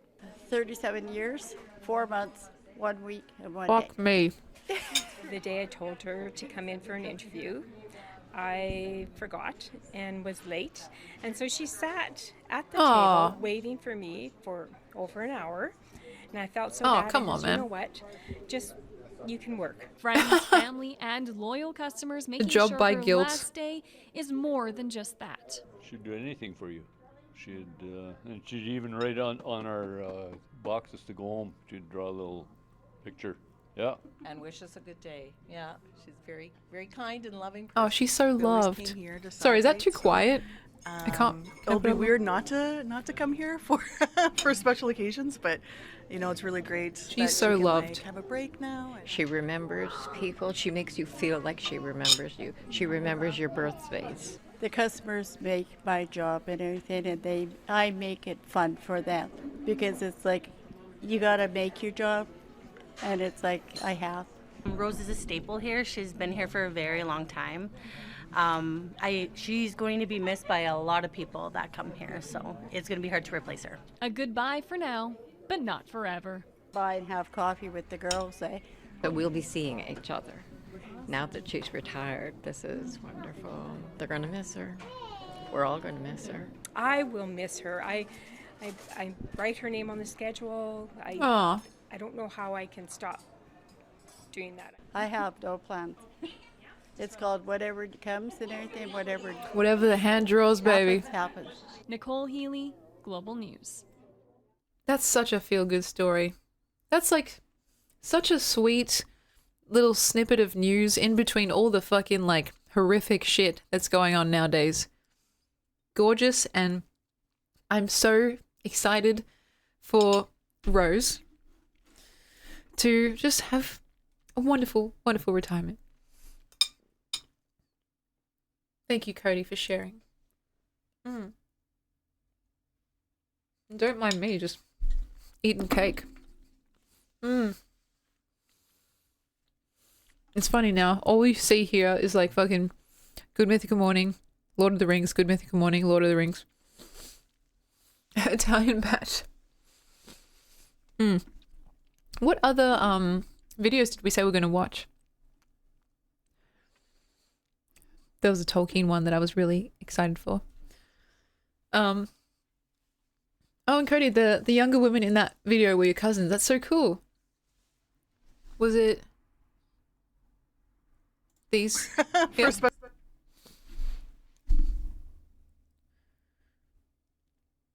What was it like to be on TV? And how come they didn't get you, Cody? They should have got you on TV. Airnight, hello. Thank you for the well wishes. You're an incredible soul, creative, loved by many, like Elvis says. Yeah. Don't get me started on Elvis. I've mostly suppressed my obsession, but don't worry, guys. It's still very much there. Like, it's always there. I just know that sometimes it must get annoying hearing me talk about Elvis. Elvis 24/7. Legends congregate. That's so true. That should be our fucking slogan, guys. Seriously. Was there any? I'm gonna quickly scroll through the Discord, just to see. What else do we say we're gonna watch? Or actually, Sea Locket, you had other videos that I hadn't seen yet. Would you like to watch those? Or do we just want to do some more chatting?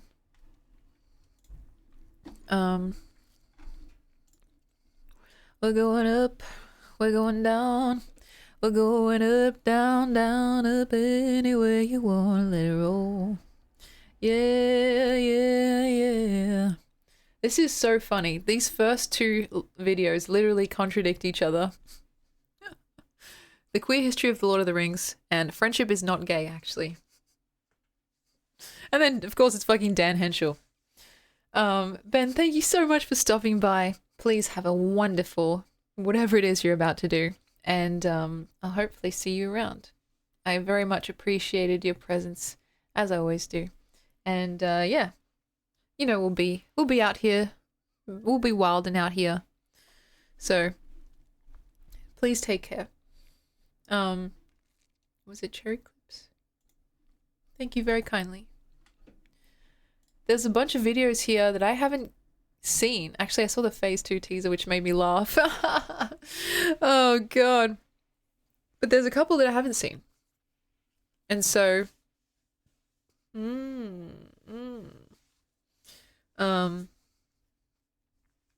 let me see. Phase 2 teaser. Yeah, let's just go through them chronologically or reverse chronologically. And yeah, Cody, you weren't there because what were you doing? The party you had for was the next day. You setting up? Or just busy on that day?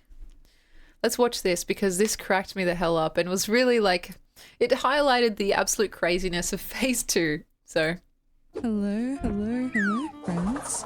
Oh my god. Phase 2, baby. After a year and a bit, we're here. What is happening right now? Naked girls wrestling type beat. That's my jeans. Hey guys, wanna read some sex? Sorry. How do I sound? How do I look? How do I... That's okay, that part cracked me up.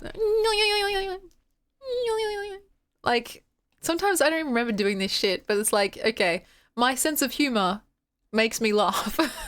I guess that's good. Because I look back on my own jokes and I'm like, hey, that's funny. I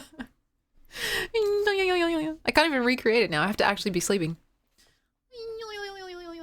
It is genuinely how I sleep, yeah. It's quite annoying, so... And the fact that I'm wearing a cat in a hat outfit. Like that, yeah. I'm just glad that that exists. And Pathic is poking out there as well. And then this thing is so good. I should use it more often. It's not a tampon, guys. Oh god. That went too deep. It's like a eucalyptus stick, like a Vicks inhaler. You're in love with that tampon. That is such a sentence, Sea Locket. That is certainly a sentence. Why did I read that out loud is a question. Let's finish this off. Oh, this makes me laugh. I love these videos. I hope you know that. No. How do I smell? And I know you put so much effort into these. I don't want you to like bust your own chops, you know, making these, but I love them so much. And I can't wait for the full one, but don't rush. But don't rush. Tim, welcome in. Thank you very much for your well wishes. The outfits. This is good. I need to pay attention here. Like, what outfits have I actually worn? Shit. Week 4. The sleigh is eternal. Absolutely. Guys, I have to get rid of this bottle. I don't know Oh if this shit. has ever happened. I just accidentally clicked on a different video. I have to get rid of this bottle. For some reason the water in it tastes kind of sus. Like there's nothing wrong with it. I but think it just I did kind get of rid of tastes it. a bit metallic. Did I get rid of it? Yeah, I think I did. This is what it looks like. The shirt, regular ass tights that I just wear when I'm lounging about. And this used to be my auntie's. I've got the t-shirt collar sticking out of this oversized jumper with some blue jeans, baby. Doesn't matter how long ago I made it, I still want to try and see it all the way through. So much hydration. Oh, fuck. So this is my... Sorry, I just realized I was peeking the mic. That my auntie got me. And just some jeans. Just some regular ass jeans. It's Sorry for peeking the mic. massive ass t-shirt. Out of focus. Yeah. Queen. This is like, I could probably do like something like, it's like kind of a, what would you call it? 80s? Same jeans, baby. 70s style with the sleeves. And it can kind of go up like this and become more of like a crop top, or a little lower if you feel like being a bit more demure. This is the shirt for today. It just says girls, girls, girls, girls, girls. And right at the bottom, girls with ellipses, because honestly that's a mood. It says boys, boys, boys, boys, boys, and ... at the end. And black pants. This is what we're working with. Hey, that was recent. Yes, Pirate I've Emmy. got the ripped tights as well. Not ripped for the costume specifically. Oh, that's so cute. You know, the outfits have been quite fun and like kind of easy so far because we've only gotten like a month in. I can't wait to see what happens by the end, where I'm like, guys, this is literally all I have left, and it's like some abomination of an outfit. This one, I think it's kind of nice. It's kind of, I've already said the word demure. It's a little bit sexy. Like red in general is quite a sexy color. And then you've got like this whole bit exposed as well. And then like the collar. So it is giving, but I don't know what it's giving. I don't know what it's giving. It's giving happy 2-year streamiversary. Fantastic work, Sea Locket. And I absolutely agree. I don't know how you make these so fast.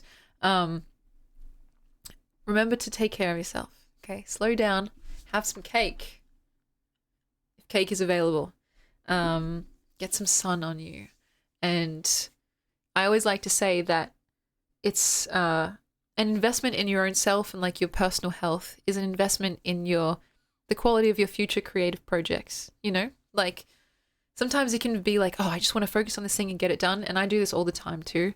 I still do this like even as I'm speaking, so I recognize how hypocritical it is. But like sometimes it's actually more effective to like spend some time on your own self. And that way, you know, you're more switched on, or you feel more creative, you feel more ready, and you can get those creative projects done, you know, with a higher quality than you might expect. And so, I don't know if that's well put, but yeah, the not work part, exactly. It's the maddening part because it feels like you're being lazy. You're like, oh, I should really be actually doing work right now, but you are. In the not work part, you are. Oh, we got some snacks.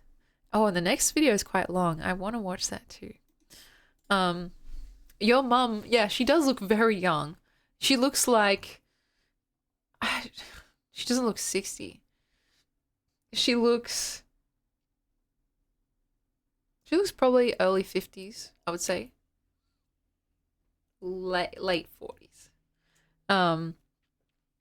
Very, very, yeah, very sprightly and young. So that's a good sign. Must have been treating her well there at work. They say she was, how old did they say she was? 65. Oh my god, the sour squirms. Fuck me, I need some sour squirms, like literally right now. The camera. This camera. Oh, Kichi, I miss you, Kichi. That was so fun. Who got that? I can't remember who got that. Thank you. That was a gift from you guys. My camera's so bad, bro. What's up, my computer? Was that you, C Locket? Thank you so much. Seriously. That was such a fun experience, and oh, did you also get the sour squirms? Do you know how popular that made me?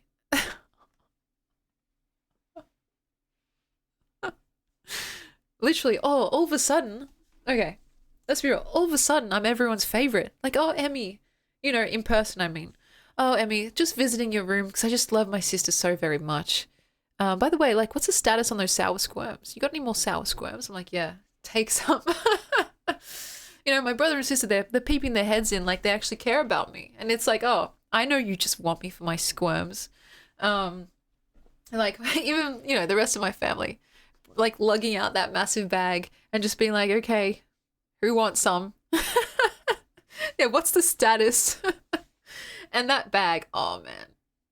I can't tell if it lasted a quick amount of time or a long amount of time, but we got through it somehow. We persevered.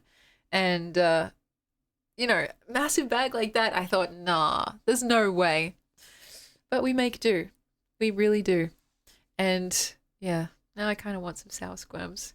But it's like, it's hard to complain. I literally have a extremely sugary, decadent treat right in front of me.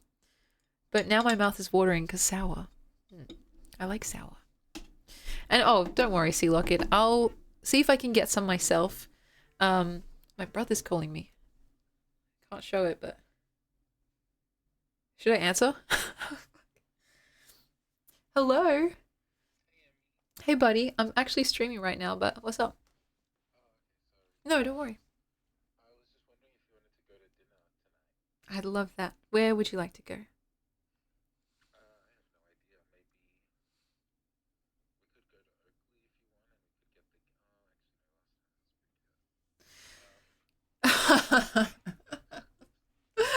We can go wherever you like.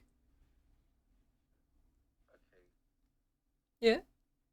Are we celebrating? You know, it's my 2-year streamiversary today. Yeah. Why? Are you sure that's all? Tell me. Can I share it with my stream? I guess. Should I tell you now? Tell me. Well, you know, because I'm an editor, I found out that your story is getting published. Are you serious? I'm serious. That's why I wanted to tell you at dinner, but I thought... You're gonna make me cry. Wait, are you serious? I'm 100% serious. My brother just told me that my story is getting published in the journal. In a quality Q1 journal, he says. Are you you're pulling on my leg. I'm not. I'm 100% serious. In the next meeting, they're going to decide who's editing. Which won't be me, but it'll be someone good. Oh my god. Because you already said something that you're celebrating. I thought I'll just tell you now. But yeah, that's why we need to go out. We have to go out now. Holy shit, that's amazing. I was so worried because I'm like, it kind of toes the line, doesn't it? Holy shit. Oh, thank you for telling me. That's wonderful. And yeah, I mean, yeah, we have to go out. Get everyone. Thank you. Did they say anything about it? Oh God. Like any comments?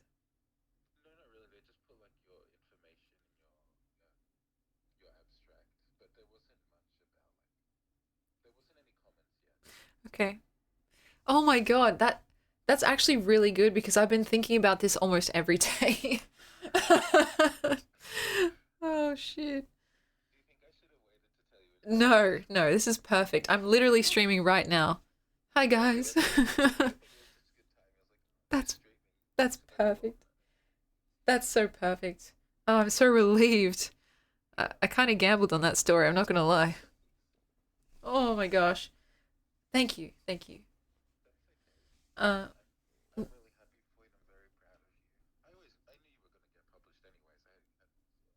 you're very sweet. And I couldn't have done it without you. You're the one who told me that it was happening and gave me encouragement on my, on my way. I love you, bro. What time are you free? Okay, I thought you were going to uni.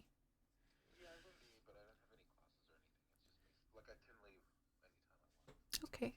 Well, yeah. We'll see if we can rustle up the troops, like our auntie and stuff. Maybe grandma. Yeah, we'll explain it. Yeah, and they'll be like, oh, can we read it? Absolutely not. That's funny. I know that our auntie, can't say her name right now, she's going to ask to read it. I'll be like, no. Yeah, maybe next time. Oh gosh. Okay. I should get back to it now, but thank you for telling me. Thank you, buddy. I appreciate you. And my stream says hi. They can't hear you, but... He says just say hi from us.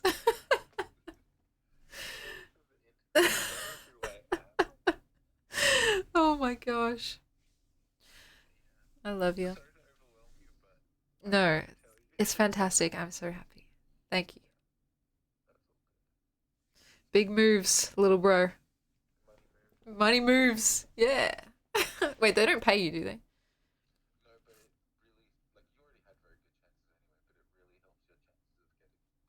The scholarship. Yeah. That's excellent. All right. We're standing on business. Oh God, that's awesome. All right. I'll talk to you later, okay? Thank you. See ya.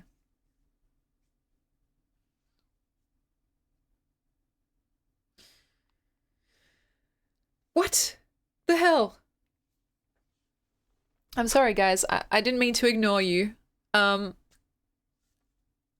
He found out through an email because he's actually an editor on that journal. And hang on, before you guys say collusion, conflict of interest, before we submitted, he actually emailed his like boss slash supervisor and was like, hey, just so you know, my sister's going to be like entering this kind of competition slash journal thing. I just want to put it out there before we start and make sure that I don't get her one to like mark or edit. And they're like, thank you for letting us know. That's totally fine. And so I'm going to be published, guys, in a Q1 journal, which apparently is very sophisticated. And it highly, highly, highly increases my chance of getting a scholarship for when I do apply for the PhD program. So, yeah. And this is like the story that I read to you guys yesterday. That horny ass story about Odin doing something to a postcard. This postcard. Well, not this one, but you know what I mean. Like, what? That's such good timing. Like, just a celebratory kind of day. So my brother actually called because he was asking me if I wanted to go out with him to dinner. And thank you, Sea Locket, for the celebration. I was like, okay. what's the occasion? And he was kind of being a bit coy. He was like, just feeling like celebrating. And it's like, you sound like, what are you not telling me? And so, yeah. Good Lord. I feel happy. Oh my gosh. Now my name is going to be attached to that story. People are going to be like, damn, she a freak. I guess it's better that they find out sooner rather than later. Thank you guys for your well wishes. That's crazy, man. That's crazy. And I'm out of focus again. Come back here. Yeah. I can't wait to see what they say. Like, I think they're going to edit it, so they might leave some little notes and stuff. And I'll probably agree with basically all of those notes, because by the end, it was getting up to the deadline, and I was just furiously typing away, hoping that there weren't as many typos in there that I suspected, and still there were a few. Yeah. Man, I was thinking about that thing every damn day, so I'm glad I get to know now. Oh gosh, I'm all hyped up now. What should we do? Yeah, Odin and Nate are gonna be famous, or infamous, maybe. Gosh. I think what we should do is maybe watch 1 or 2 more videos. Excuse me. And then, because my brother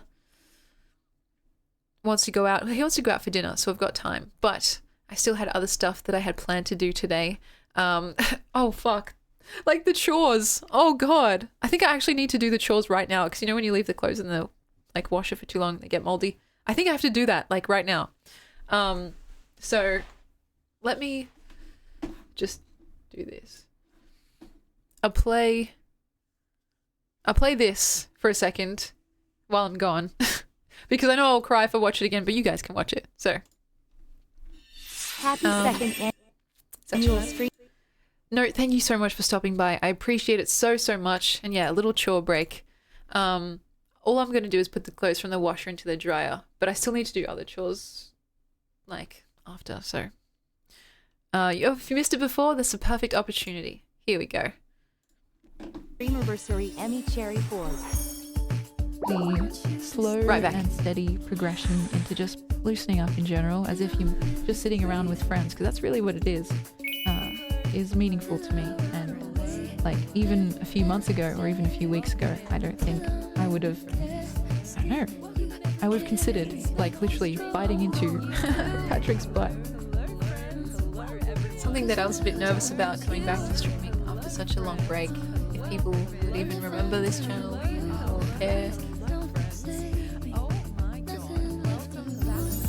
And I really mean it. If I can do it, then you guys can literally do whatever you set your mind.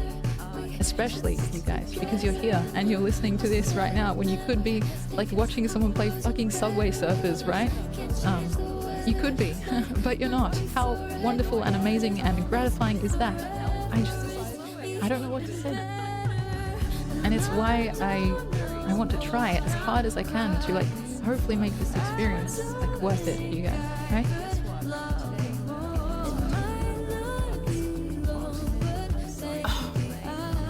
Oh my god. That was so good. How would I like to be described? How would I hope someone would describe me?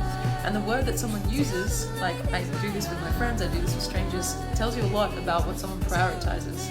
And my word has always been interested.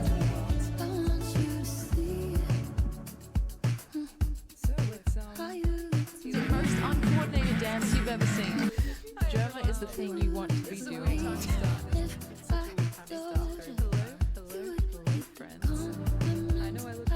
Gosh, I feel like you guys are absolutely philosophers and therapists. I'm doing all this self-development work on stream, and I'm like, dang, my life is genuinely better because you guys are in it. And yeah, it's true.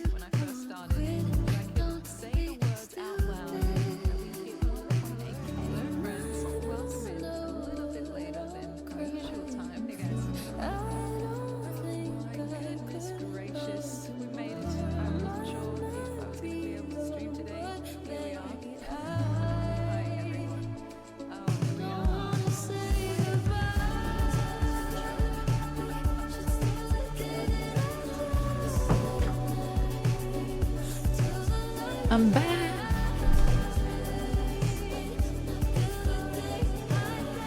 I'm gonna fucking start crying again, bro. And I don't know what I'm crying for. I don't think I still love you more. Fuck. Try finding the pitch, Emmy. I'll see you all very soon. Hugs and kisses, hugs and kisses, hugs and kisses, hugs and kisses, and Vibing Gamer, welcome in. Thank you for the well wishes.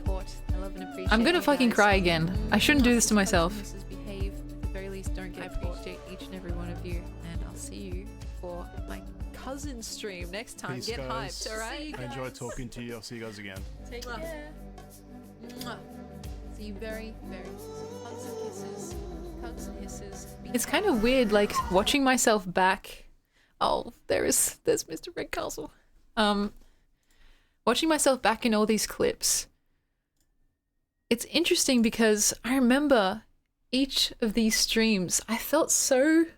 Sometimes I get so self-conscious. Look, it's a funny face. I'm not gonna lie. I make a lot of funny faces.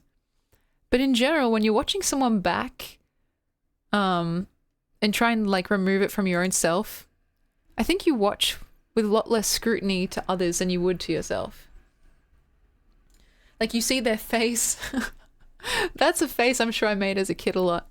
You see their face as a whole instead of, sorry, WHOLE, as a, like, you know, as a collection of things that make one nice thing as opposed to just a series of parts. I think sometimes when we get fixated on our own looks, we like pick things out individually, like, oh, my nose looks too big, or my lips are too thin, my eyes are like, you know, whatever. But then we hardly ever look at other people that way, with that same kind of heavily scrutinized kind of lens. And so watching these clips back actually lets me look at myself with more of a kinder perspective, in the same way that maybe I'd look at someone else. Because I'm kind of removed from these moments, at least now, and I can see them, like I can watch them back as opposed to like performing / living them in the moment, you know? And so that's really priceless to me. I'm like, oh, I didn't actually look as bad as I thought when I was actually streaming that day. Like, every single face is pretty crazy, but in general, like, it's my face. It's moving. It's in motion. It's like literally every single face. Okay, that's kind of funny. But like, you know, it's my face. I'm kind of getting used to it. Because in the moment, I'm just like, oh, what is my face doing? Like, is it making a weird expression? But that takes you out of the moment, right? And so just learning to be okay with it is like, look at that. What is that? I'm like, I'm on the prowl. That dude, welcome in. Thank you for the well wishes. We're just doing some celebrations together. Yeah, so that's something that I didn't expect. Like finding some level of okayness with the weirdness of my face. Because literally, if you press pause on any stream, on any video of mine, I will be making a face that you think that has never been made before. You know? And it's like, I think I'm less self-conscious about that kind of thing nowadays. I don't know how or why. Maybe just exposure therapy. Or like understanding the fact that it's kind of like, it's part of, how do I explain this? It's part of what makes a story or an expression so interesting, usually. You know? And if that has to look a little goofy, I guess I can live with that. But if you guys haven't subscribed to C Locket's channel, please do. It's called Cherry Clips, and I can't believe I didn't like that. I just assumed that I would have already liked it, you know? It's got all the best bits from this channel, from this stream, and just an incredibly dedicated and creative individual who offers me way more than I deserve.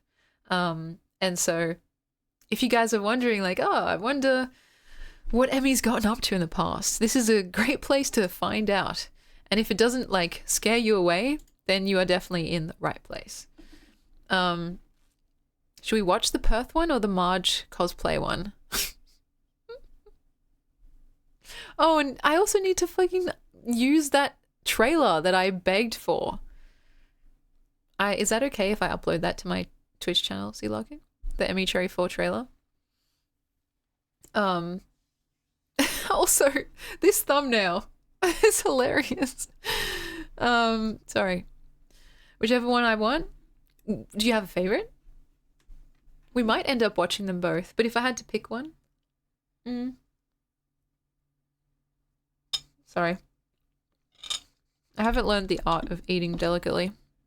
The Marge one's fun? Alright, bet. This is a good, like, entrance into what kind of weird shit we sometimes get up to as well. So, without further ado.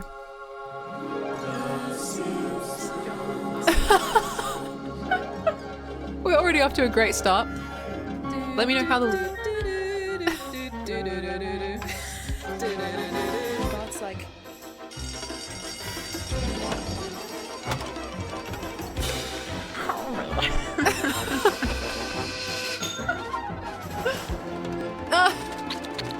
Oh my god, Kichi's Maggie.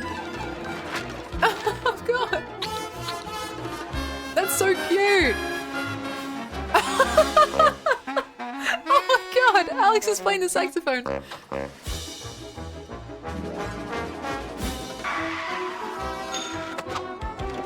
I'm already astounded and baffled. Kichi looks so cute. Oh my god, I'm obsessed with the cameo Sea Locket. I'm literally obsessed. And the Marge cosplay thing flying around.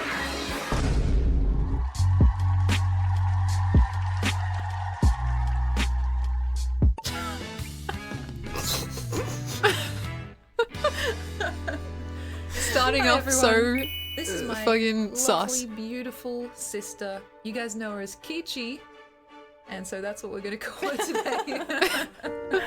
You may have seen her before in such films such as Cat in the Hat, Squidward, Shrek, Poetry in Motion, and now Marge Hot.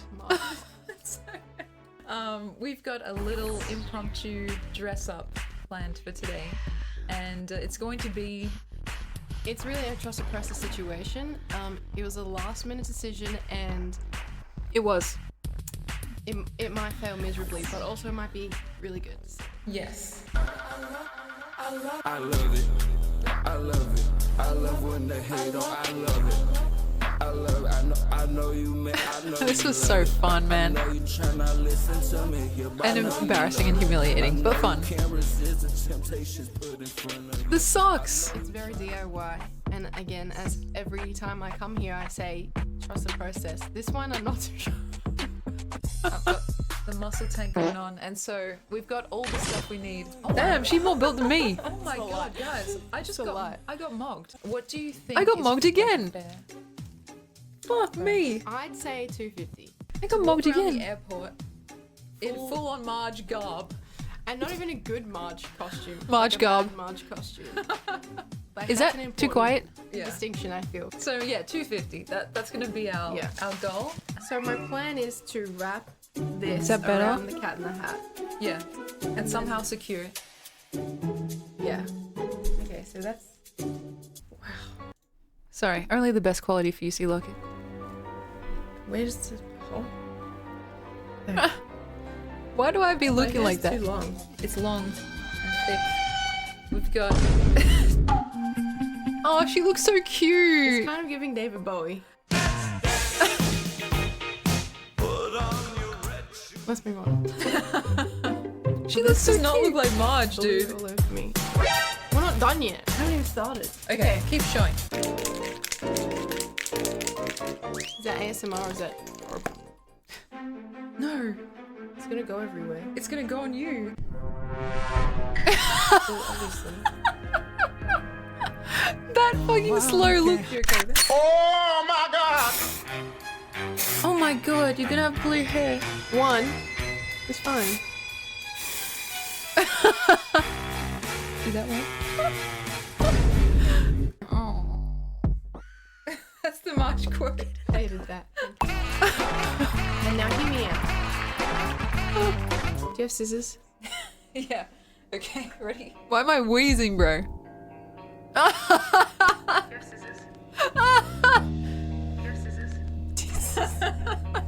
I am so stupid. That's good, right? That should get the job done. Is this a joke? Why do I like my own I sense of couldn't humor? find, a smaller one, so. Might be too big for you, but. Oh shit. Can't find them. Remember, $250 if you want to see me wear this costume at the airport. You This motherfuckers. is going to be the biggest, like, trust the process ever. Yeah. Because, yeah. It's, legs like 11. you were saying, it's not going to look like Marge until right at the end, and even then. Even then, no. it's a bit dodgy. Marge hot. What is this, guys? What is this? Wah, wah, wah, wah. Giving Tinkerbell. Tinkerbell. On her day off when she's hitting the clubs. Why do we look good? Kind of ate. Taste it. So Marge has bigger, more reddish pearls, but this is all they had, so we're going with it. Is it gonna fit? Wait, this is kind of actually... They're not anal beads. This is kind of good. Wait, so Marge Before actually you wears ask. a strapless dress every day. She's actually like a baddie. Yeah. Alright. Awesome. Holy Was that fucking instantly? See, look at you, sneaky devil. I'd say 250. To walk around the airport. Was that literally instant? And not even a good Marge costume. Like a I bad think you Marge broke it. costume. That's important. That's badass. I guess I'm going to the airport like this, guys. Thank you, but also No!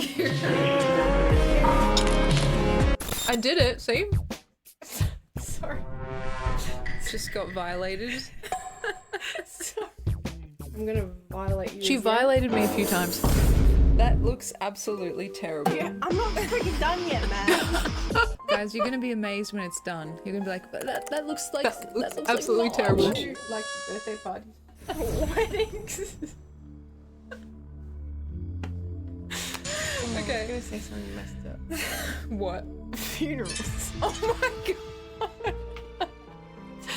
Please, actually, at my funeral, can you go dress as something? That is If extra that's messed your up considering the year that we've had. That's why we were both like, Last wish, then of course. It's my last wish, and now it's Okay. Now it's on record. Okay, guys. I honestly here's don't the think I can fit. finish this. Oh my god. And turn around. And here's the back. You know what I'm realizing? What? We didn't stuff it. Oh, It's too late now. it's too late. It's I'm fine. clocking It's out with staying this. upright. Good though. You should see the floor right now. It's littered in blue feathers.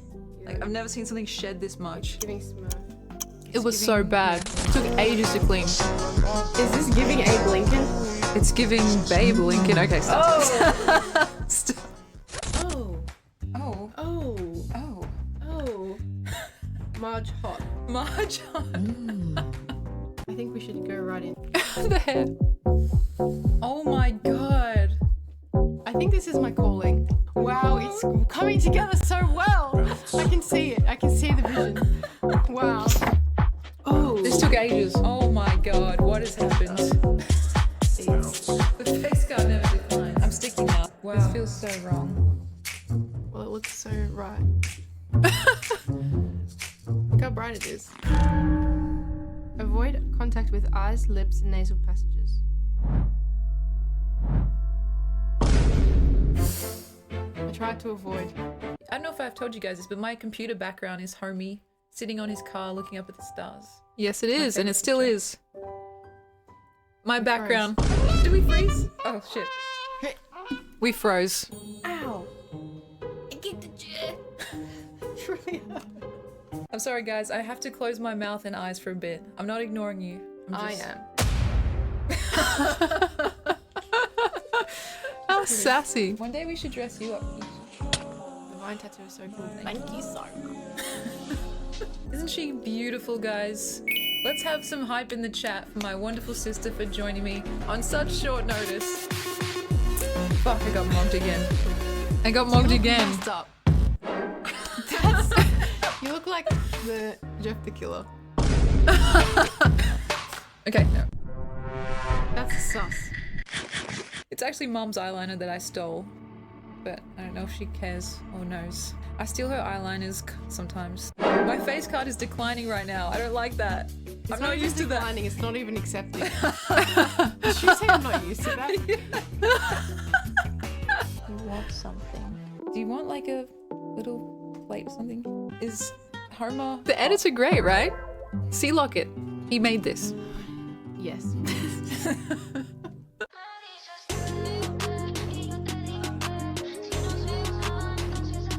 This took so long. Getting painted is so tiring, guys. Wait, what is happening?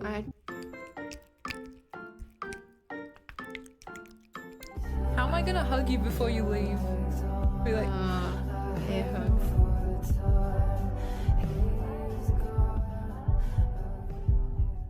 How's my Marge sound, guys? Sound like a villager. Wait, is that the weenus or is that the outside? The weenus is the back. My weenus is now yellow, guys. That's crazy. Lips are genuinely unsafe. I know, I totally agree. That's not the face paint's fault. Oh, she read me. Oh, sorry. That went directly in my mouth. Say left. Oh no! No! My eyebrow. Oh, no! Me. Guys, you realize this isn't going to come off, right? Like this is going to take 5 showers in a row. It took ages. But at least it's yellow.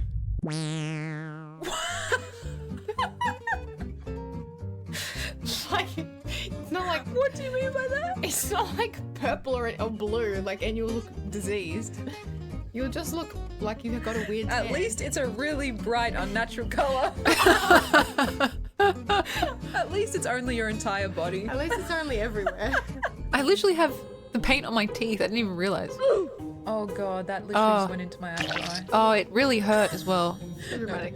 No, why does this look extra creepy now? How do I change it? Like, okay. Oh. Kind of serving. That's scary. I don't die. Oh yeah, the legs. The stance is great. The stance. The stance. What the fuck is that? Hey, makeup wipes. I didn't get that. We're almost done. I know, like what even is after this? I think that's it.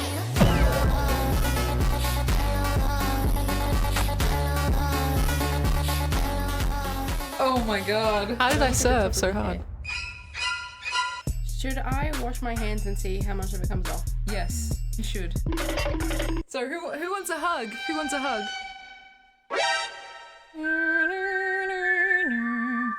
Did it come off? I thought it came off really well. It did. Okay. Slightly stained. Look at my face. Why do you look so tall? My hair. My hair adds a couple inches.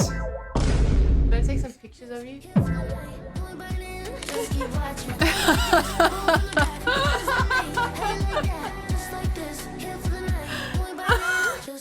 Okay, I have to go under the desk. The photos.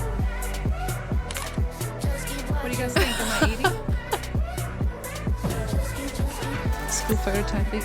This is probably like my magnum like this opus. until we leave and drive there. It's like an hour plus. Oh, f me. Yeah, why did I agree to that shit? I wonder if we should have kept the eyes yellow. Wait, it's very wet. Because I'm going to, when I open my eyes... I'm going to blow on your face. Okay. What? I was thinking I had a So I fan. keep inhaling, got ready to go, and then you keep stopping me. Okay, I'm ready, I'm ready. No, okay.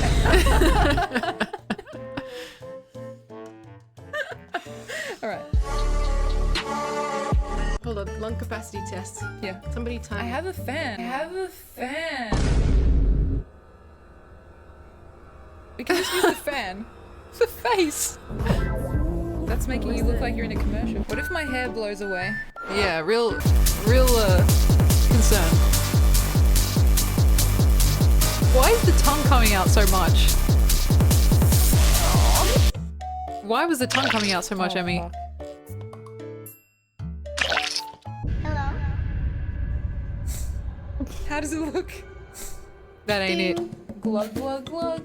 You don't understand. Like, I'm gonna have to sit in the car for over an hour, get to the airport, walk around to the right place, drive all the way back home, get in the shower for 2 hours, and question my life's choices. Let me take a picture. That's of exactly what happened. Yeah. It's a kind of atrocious. It's atrocious. Oh, the 50 cracking. bucks, guys. Kichi's gonna wear that wig to the airport. How does your chat feel about Elvis? Do you guys, you fuck with Elvis or do you fuck with Elvis? Elvis hot, yes or no? We had this discussion at length yesterday because all our We did. cousins came over and stuff. And so we're like, was Elvis hot? Was Elvis photogenic? Or was he ugly? And she thinks he's ugly. I think he's... Marge Simpson at your service. The noise. Bro? Don't even go. What kind of service? Let's see the full fit again. Oh, no! Looks like you're wearing a headphones. C locket. Thank you. I'll give Actually, you the no, 50. thank you. Look at the hairbrush. You know, Marge is sexy, like, even in the actual show. Look at this. Agreed. They know I'm a big mouse. Oh, you look so cute. Why are you lying? You look so cute. Like, legit. What is that? Just an ominous. She looks like she's in, like, Lazy Town or something, you know?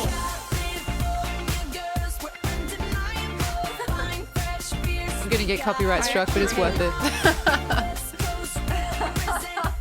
Put your hands up. Hold on. The curly one. This has impacted my chances of employment, I feel. What do we do now? Let's do the lipstick.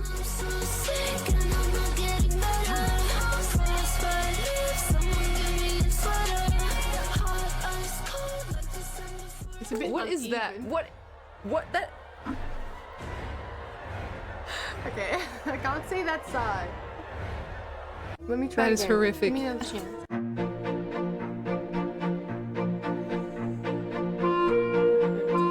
It's a little bit lopsided, but you know. Look, at the end of the day, it doesn't matter, does it? So this is the look, guys. What do you think? Love it, hate it, want it, need it, all of the above it. You can put it on me and see how your application is. Okay. Yeah, this is really hard. I hardly ever put lipstick on anyone else. The concentration.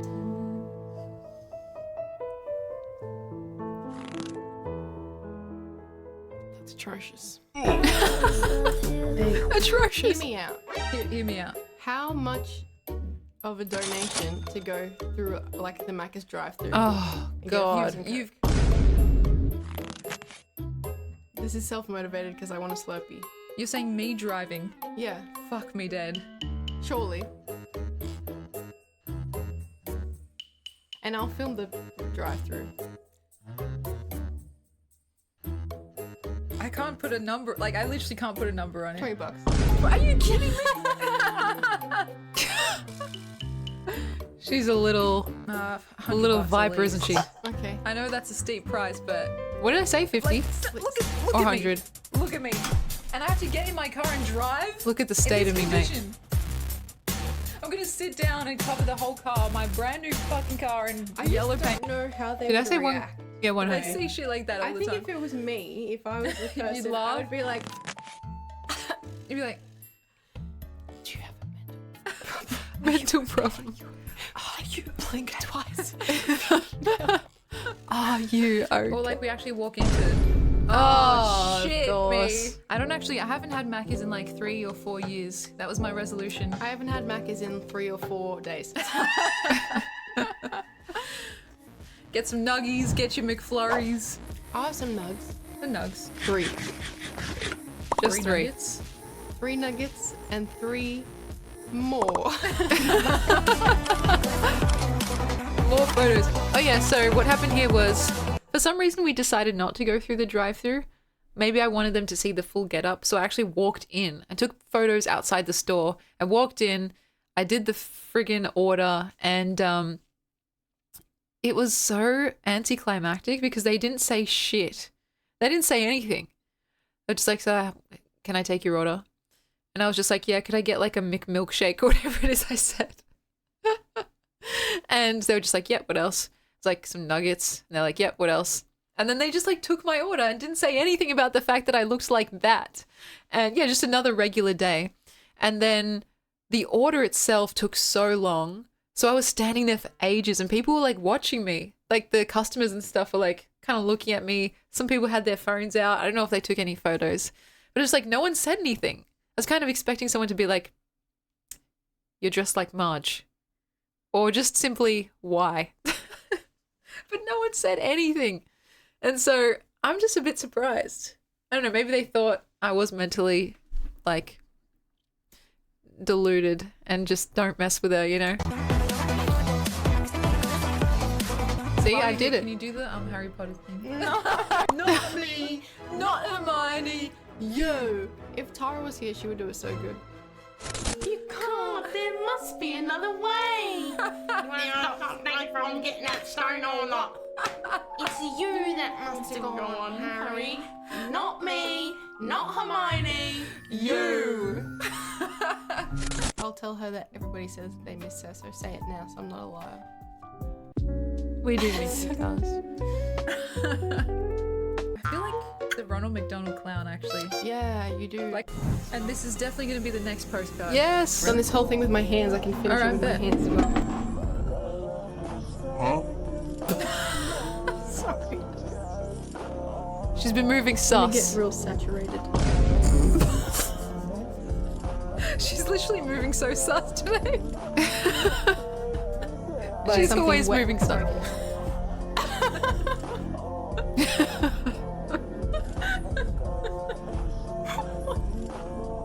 What's actually wrong with me? Oh, there's a cup of water right here. Yeah, but like, what are you going to do with that? Stick my finger in it. Okay. Why is she always moving so sus? Okay.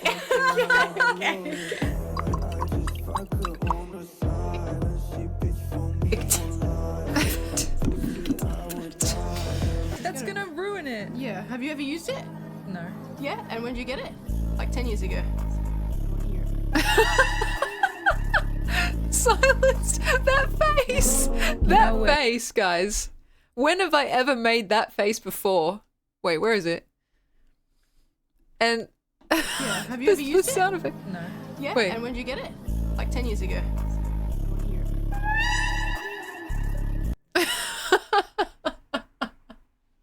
And that noise, that sound effect.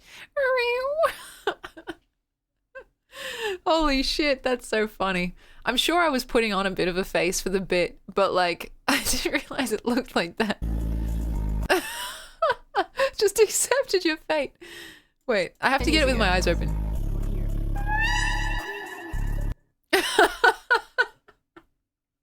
Like, just defeated. How can I even recreate that?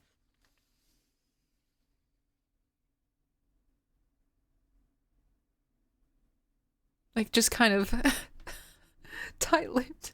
So defeated. Nodding. Now Couldn't we're say cooking shit. with gas. Wait, is that... We Taz. were just talking about you. Everybody say hi to Tara and happy birthday. Happy birthday, and we miss you. We miss you. Tara, it's your birthday. Happy birthday, Tara. That was beautiful. Wasn't there a song in The Simpsons? 3 in 1. 3 in 1. From the front, Marge. From the back, Mrs. Flintstone. From the hands, Emmy. Dang. Oh, baby, a triple. Humongous what? Humongous Oh, shit. Guess what's underneath? Guess. You'll never guess. You won't guess. You'll never guess. Hint. You can see it. These. Dragon. Next time we're gonna get you in on the dressing up too. Just never. We come should. back. She'll be back. She misses you guys too much.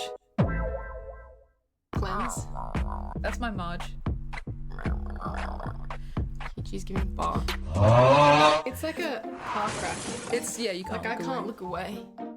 Spider pig. Spider pig. Spider pig does whatever a spider pig does. Can he swing from a web? No, he can't. He's a pig. Look out! He is a spider pig. Wow, that was necessary. That was great, actually. That was gas. Anyway, yeah, thanks for joining us, guys. Thanks so much for joining us and forcing us to go through the drive-thru. Made my day a lot brighter, quite literally. Oh, Oh! Oh! Oh! Oh no! That is actually horrendous. Yeah, that's not. That's horrendous. That's not nice. No, no, no. No, no, no. You know what? I still have my webcam that I can put on. What do you think it would look like? Low quality. Low quality as webcam here. And turn this up. Wait, what? You have to drag it up. IT tings. Wait, it's not working. That's fine. No way. What the? Activate? Why does it look bad? My hair's falling. Fixes the hair. yes. That's it, that's it. So voluminous. What do you guys think? Do you like the webcam version or the... Oh. Okay. That's lame. It's kind of slay. Oh. Okay, Marge. Okay. Okay. Oh shit, sorry guys, sorry. Still working on levels. Oh my god, I actually got into it. Next character. Next character, guys. What if we did like an ang? And what? Cap and an arrow. Yes. In my stomach. You're hungry. Wait, there's a video there how to do Marge Simpson voice impression. Oh yeah, bet.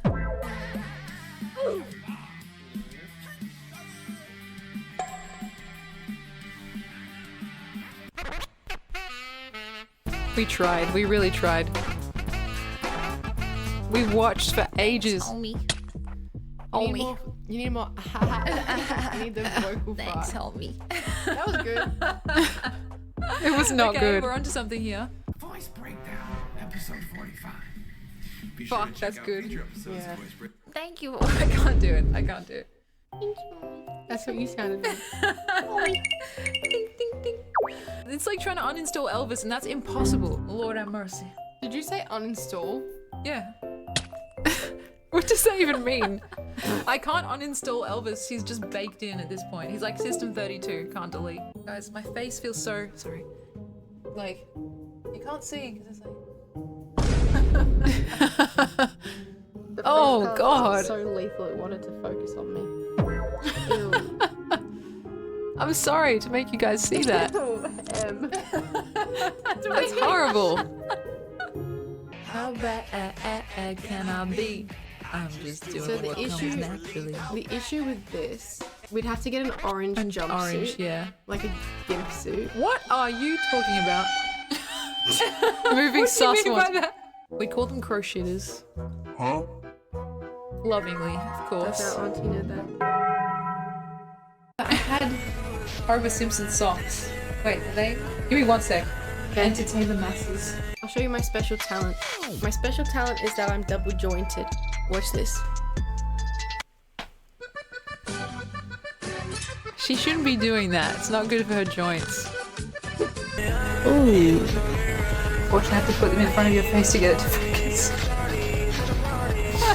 Ayo. Oh. He's really nice to her. Yeah. He's kind of mid actually, but anyway. What? Homer denier. Recognized worldwide. Homophobia.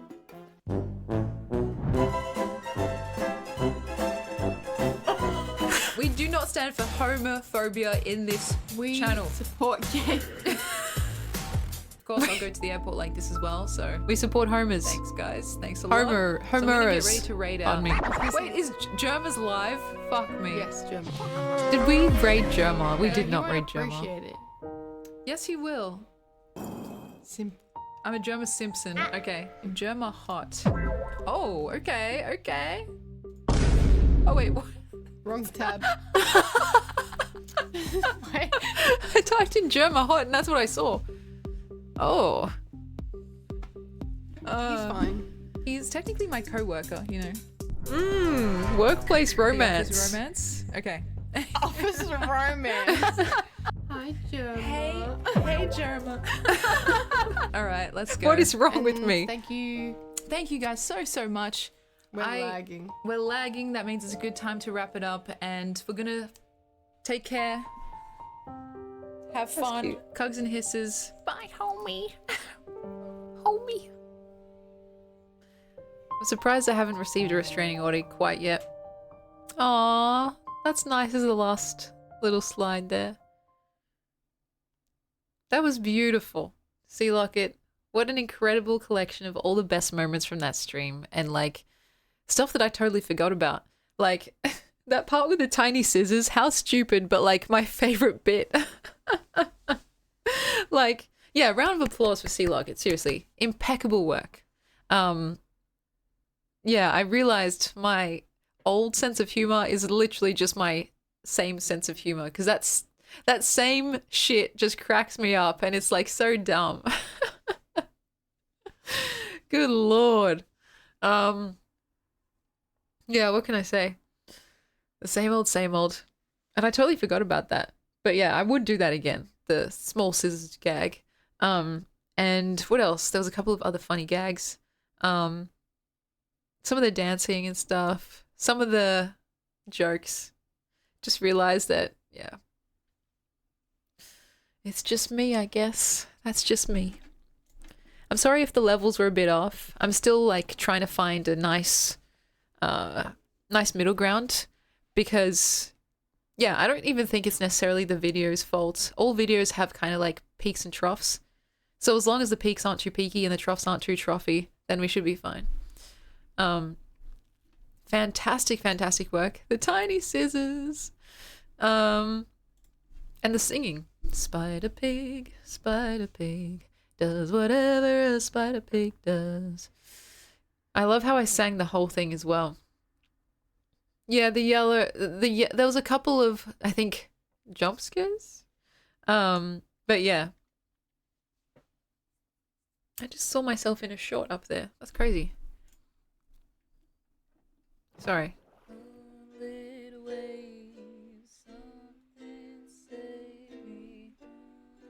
That's really quiet, even for me.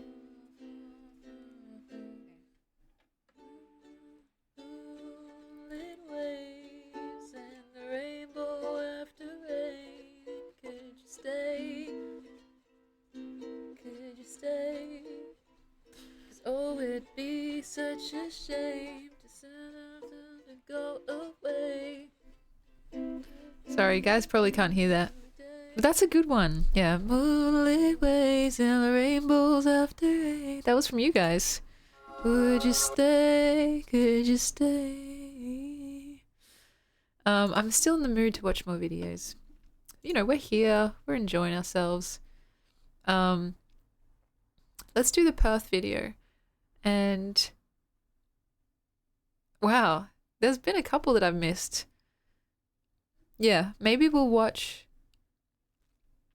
Reasons to Hate Emmy Cherryville. Where did we get up to last? Because I know I saw the elevator. Oh, that was amazing. Cooking with ER, Emmy Cherry 4, and Emmy laughing without a care in the world for over 3 minutes. I don't even think I've seen that. So, Perth. Watch Perth. Because I can't remember what we did. Had a great time. I think we should do this. I'm talking a little bit quietly because still braces, Emmy. In this house, I usually go with this cream blush, which I've still got that cream blush, baby. Certain that it is expired, baby. Oh. Oh my god, my hair is so frizzy. Fuck me, dead. Kichi and Leo. Hi, gang. Say hello to my son. you look so slay.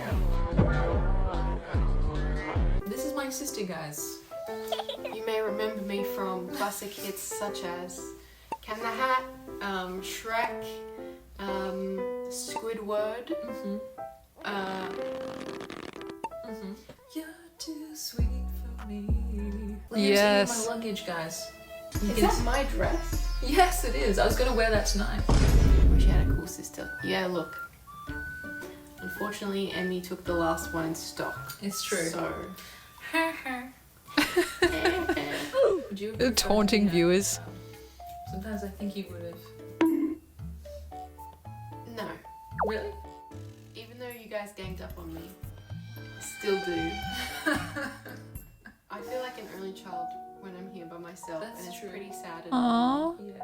If you ever just catch us both looking somewhere random, it's probably because Leo is Being a little up to no good. gremlin. At work, when I was like, oh my god, my sister and my mom are coming to visit, and then people would be like, oh, did you and your sister get along? And I'm like, yeah, we get along, like she's my sister. And then I'm like, when did that switch happen? Because you were like a little... How was I a devil? Chopping my hair off. Oh yeah, true. When you're a kid, I did your do older that. sibling is like the princess or the prince, and you're like, I just want to be your friend and I want to do everything with you. And I guess as an older sibling, that can get annoying. Did you know? I think so. Yeah, I've learned to stop telling her mom because she's just a snitch. It was supposed to be a surprise. Anyway, they treat Emmy really well because they just let her do whatever she wants because she's the oldest. And then our brother, they like wipe his bum for him basically. And then me, I'm kind of just there. So if any middle of you child are just middle there. children, You understand. you'll get it. I don't even know if I told you. I want to do a stream with Kia. Really? Yeah.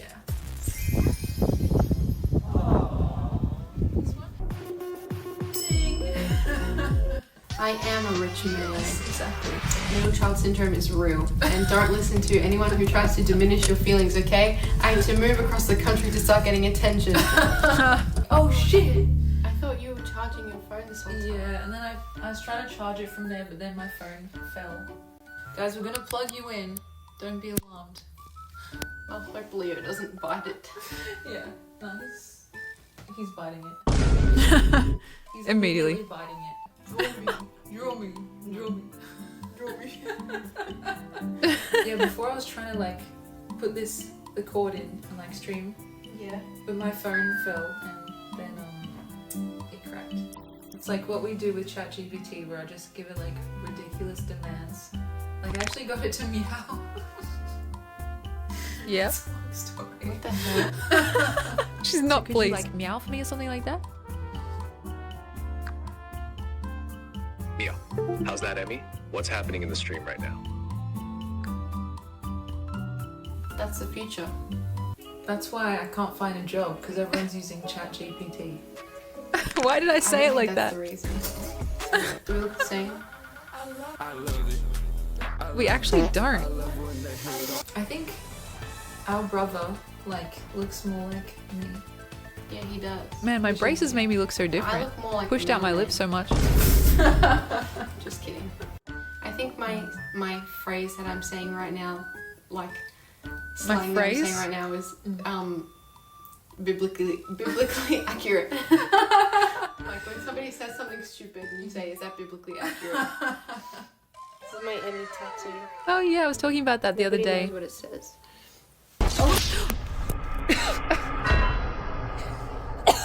Oh my god. My bad. That literally guys? scares me. Fun? You wanna do it again? Emmy was taking pictures of hot guys on the plane. I was not, but She was. She showed I me. was, yeah. You guys look related. Well, funny story. You should say that. We're not. We just met, actually. Thank you, Z-Logan. I'm still dying. You win a...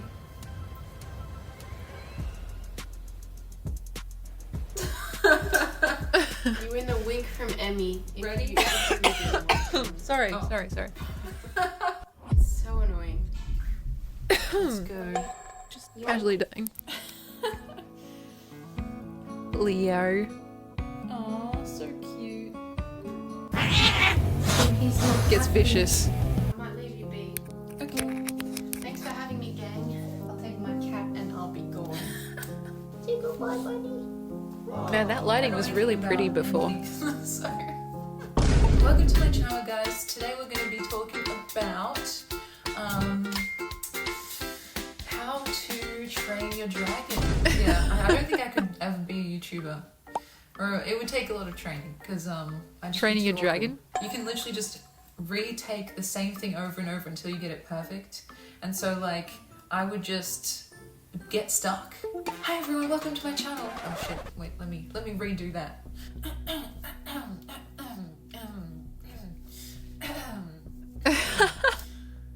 Hi everyone, welcome to my channel. Wait, no, that was horrible. I'm probably going to like change out of this before we leave as well. Unfortunately, you guys can't see that. Little sorry, tease. I nearly sneezed. I didn't. She didn't. Who knows, maybe in the future, depending on how desperate I get, plugs will be like way more desperate too. Like I'll just grab you by the throat and be like, go to the website. Just like, Why do I crack myself up? I'm having a really That's good so time. silly. My face will sometimes just be like, Tell me if you need me. without even the smart Gemma. Because a lot of my processing is internal and then it comes out kind of secondarily. Hey guys. Welcome to my I'm channel. having the best time of my life, and yeah, it's just like it's not real, you know. I'd sell my soul for a fill in the blanks. Donut. Oh my god. I swear I'm not a weirdo, and I'm not like I'm not up to no good. I just had a brain fart. That's first of all, that is so funny to like out of context just have someone begging and pleading you that they're not a weirdo. Because that's just like the most sus thing that you can do, right? I swear to you, I'm not a weirdo. I'm not up to no good. It's like, methinks you doth protest too much. Oh, you were talking about going to the park alone. That makes sense. I swear I'm not a weirdo. I like just going to the parks and stuff. You know, I swear to God, guys, I'm not a fucking weirdo. I just, yeah. As a streamer, you're competing with like every form of entertainment. I sound so nasally. Like you guys could be watching YouTube, reading a book, watching a movie, and so it's very humbling that you guys would decide to spend a little slice. The Hope Core. I'm here for it.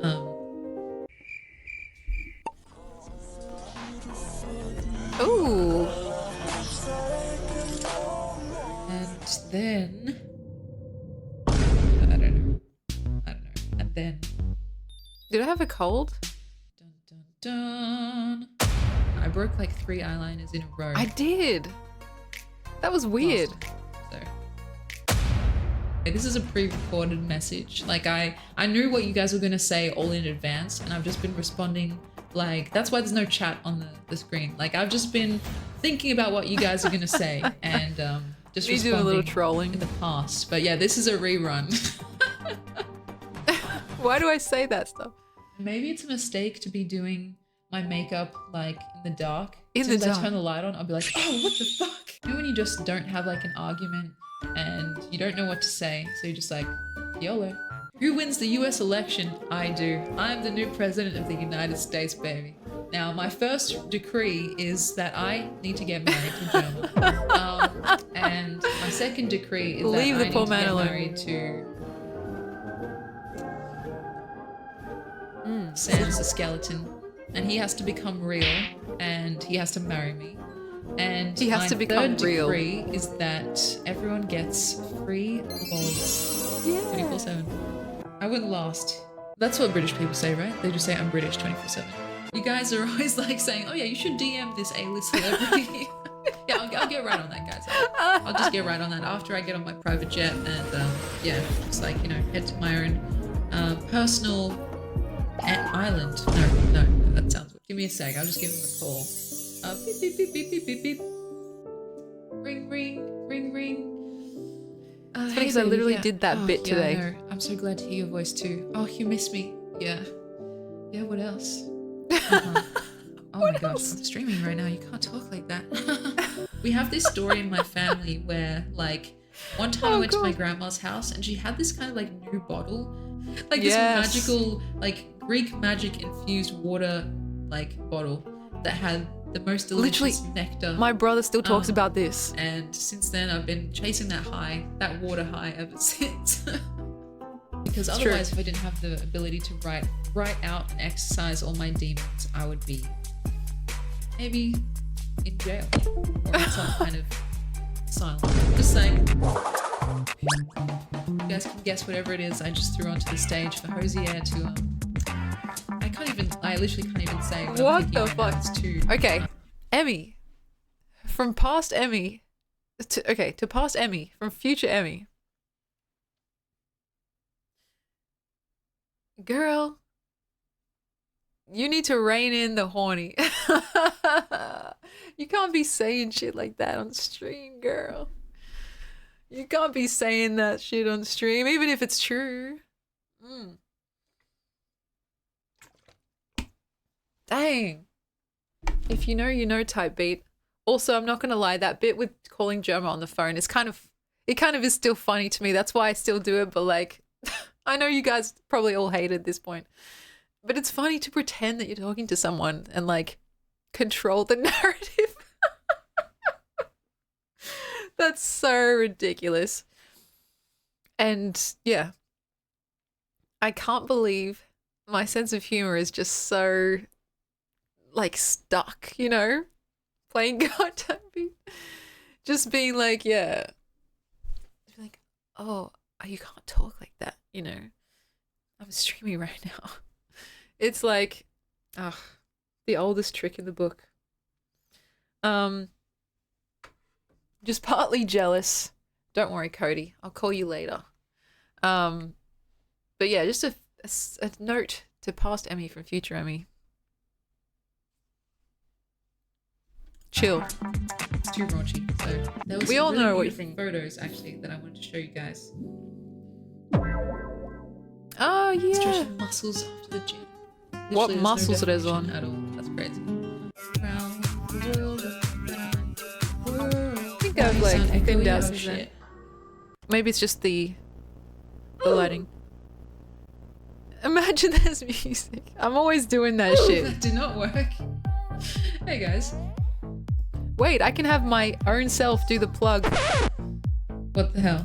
And my website's down anyway. What the actual hell? It's not working. I can read you guys the poem from before that I wrote on the plane. It's called Airplane Blues. All the lights are dimmed and the windows shut. The people in front reclined all the way back. It's so loud I could shout and nobody would hear. So in case this plane goes down, I sing to you. I love you, darling, I do. After the crash, if by some miracle this phone is dug out of the rubble, I hope someone can pass the message on. I loved you, darling, and still do. I was just thinking of like all my friends and family, like at home, not in the air, and what would happen if like I didn't get a chance to say goodbye before some terrible tragedy like a plane crash. So I wanted something to like just have as kind of like a last words type thing, which is definitely morbid. Sorry. I often pull out this bad boy when I've forgotten all my other stuff. Like when I haven't got my computer, my Remarkable. What am I doing? Am I actually typing? ASMR type beat. Oh, because my sister's keyboard's really cool. Auto-modded by my own self. I was thinking of the word for the opposite of paranoia, which is pronoia, which means like, instead of thinking that the world is out to get you and it's like all a conspiracy, it's actually like the world is out to help you. So I think that's something that I'm really passionate about. Pronoia, it sounds pretty cool too. Yeah. Whoa. I'm like an actual streamer right now, that's crazy. I'm actually streaming right now. Well, am I live right now? Oh my god. Oh my god, that sense of humor. Why, literally, why does that get me? Live? Shit. I'm live right now. Drinks water for ages. It's creeping up on me in a bad way. I'm not gonna lie. Oh yeah, the Perth water sucks. Pretend that I'm like, pretend that I don't realize I'm streaming, and then I start to like choke on this water. Manifesting healing for everyone listening, no matter if you know, you need a little pick me up or a big pick me up. Trying to send out those good vibes across the land. And I like the part. Post 28. Is that it? What the hell? Yeah, next we'll be watching Skibbity Riz Toilet. My phone is just the treasure trove of smut. My notes. Jesus Christ, I'm glad no one can see that. See what it's actually said. It's even worse now. This is my notes app, by the way. It's not like text messages. This is my notes app. Every single one of those is a note. It's still fucking going. Hello? What? It's even worse The now hell? for sure. Do I say how many there are? That's crazy. How is that still going? Nah. Hurry the hell up, Emmy. Oh my god. Surely. Okay, it's done. There's only 700. That's not What? very much, right? No way! Are you kidding me? I had 700 back then. Guys. I have 1176 now. I've been scribbling. Yeah, I don't know how I find anything. Thank God for the search feature. Though I will say even the search feature is really like rudimentary. Yeah, I've been scribbling, guys. Also, look at that face. I had 700 back then and it took that long to scroll. Guys, I can't even scroll for you anymore because I know there's some shit in there that will surely not see the light of day. I can't even risk scrolling. It'll take all stream. So, that's crazy. I had 700 back then. And how long ago was that? It was last year, right? A few months. No, it was almost, yeah. However long ago this was. I've gotten pretty close to doubling it. So, that doesn't bode well. Though to be honest, notes take up such a small amount of space on the phone. It's really the videos and pictures that have gotten me. Yeah, dedicated stream to scrolling through your notes. Literally. Oh, mercy me. Adam, welcome in. You've joined at a good time. Just took a pause for a second. Thank you for the well wishes. Kind of going down memory lane. And me laughing at my own jokes from the past. That's crazy. That's crazy. Memory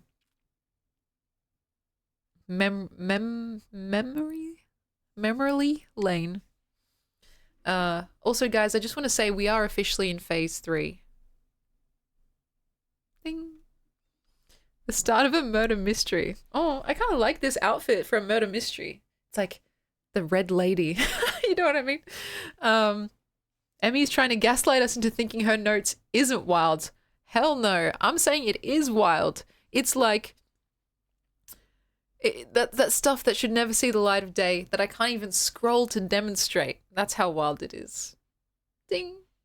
The lead rating is absolutely right.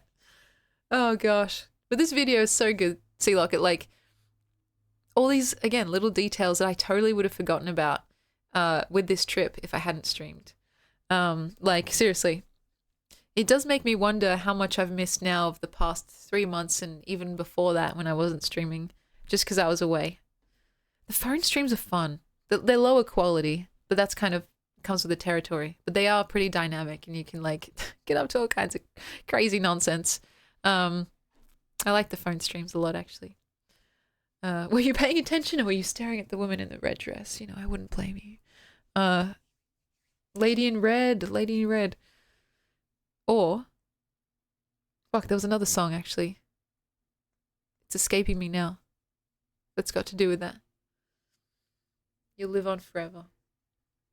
I mean, that's thanks to you, Sea Locket, in particular. So thank you very, very much. And this has been such a blast to watch back. It's interesting because I do cringe at my old self, but I find myself, at least nowadays, laughing more than I cringe at my old self. And that's progress. Seriously. It probably has to do with your edits. Like, you take a text, if you want to use text loosely like that, and you elevate it to a point where it becomes more than the sum of its parts type beat. And so if I were just watching the VOD back by itself, I probably would cringe a lot more. But with the edits and like the way you pick specific clips to fit together, you pick literally the cream of the crop. And so watching it back, I can see myself through your eyes, you know? And I think that's what I was trying to say earlier as well with the Streamerversary video. With like the way that my face looks and the way that my voice sounds. Usually that's kind of cringy. But when you get to see yourself so like graciously through the lens of someone who cares for you quite tenderly, it's like, it's beautiful. It's like this veil or this lens of appreciation, and suddenly you can see yourself the way other people see you. Maybe not 100% fully. I don't know if that's possible. But it's just really, really special. And I see the care and love, and it's just like, yeah, it's such a blessing. Like, I don't know what I've done to deserve it, to be quite honest, but I am just eternally grateful. So thank you. Let's keep going. That's nothing compared to the voice notes that I have. So True. my voice memos, I've got 885. I think that's over 1,000 now too. I actually have some voice notes of my mum snoring because I was trying to tell Prove her it. that yes, she does snore and we're sharing a bed. So she said, no, I don't. I was like, yes, you do. More Perth water. My hair was so tragic back then. That is not it. I'm too sensitive, guys. I'm just too... What the? That's my model face. It's not even about It gets shy. the money or the clout. It's just about the number 1 million. To say that you have 1 million of something, that's just ridiculous. That's a lot of something, isn't it? 1 million haters. That's fucking funny. Why don't you like me? Tell me right now. I guess I just give off like unemployed vibes. Why am I reading myself? That's the thing about being a poet. Like, people just think, you're unemployed, aren't you? Oh, God. Yes. Whoa. You guys see that? Sorry, guys.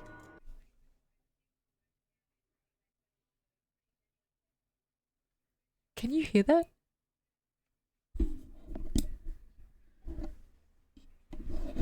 Sorry, I went the wrong way.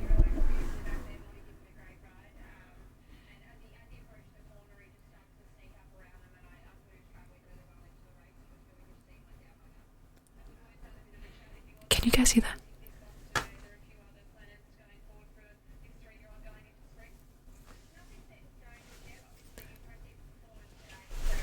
It's like someone literally right outside my fucking window.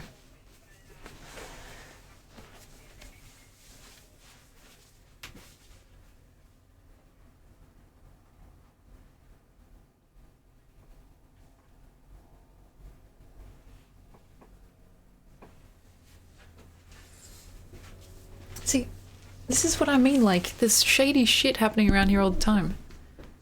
Sorry, I had to turn the gain all the way up. It's a heist. God. For a second I'm like, am I going to be swatted for the first time? Jesus Christ. That was weird, but you guys heard that too, right? I don't know why it sounded like they were literally right at my fucking window. For a sec I thought it was coming from this video that we're watching. Yeah, you heard it too. Good, good, good. And they just left. As soon as I got there, they just left. I couldn't see anyone.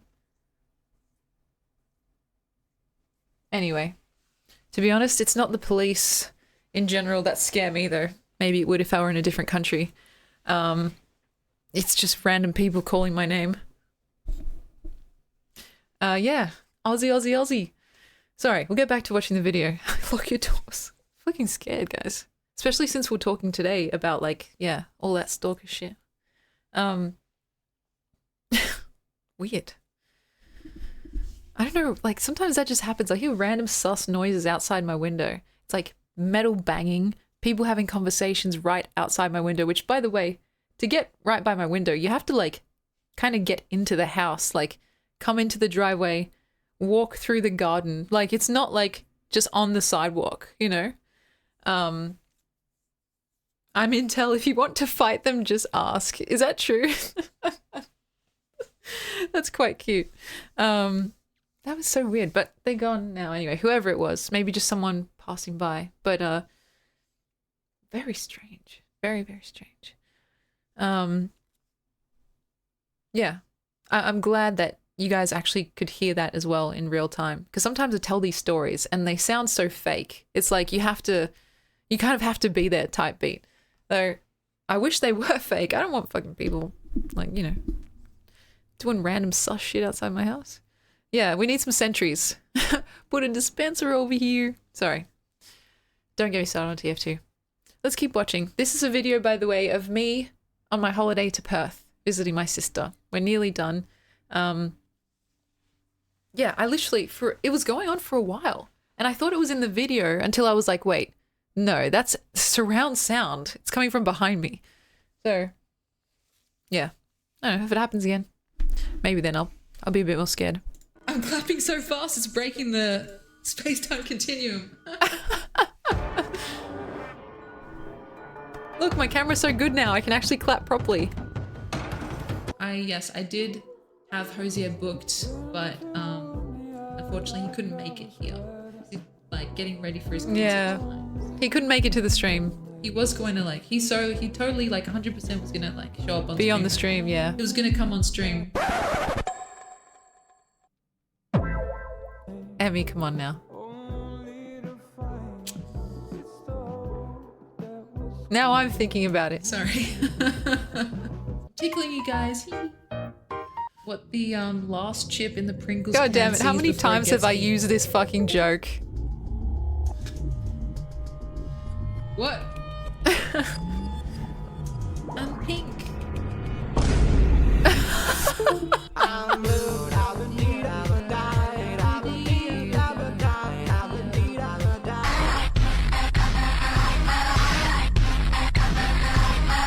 It's getting hot in here, so take off all your clothes. If Hosier said that to me, I'd be like, yes sir.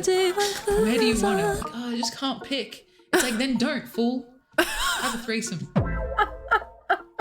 Oh my god. What was in the water this day? Seriously.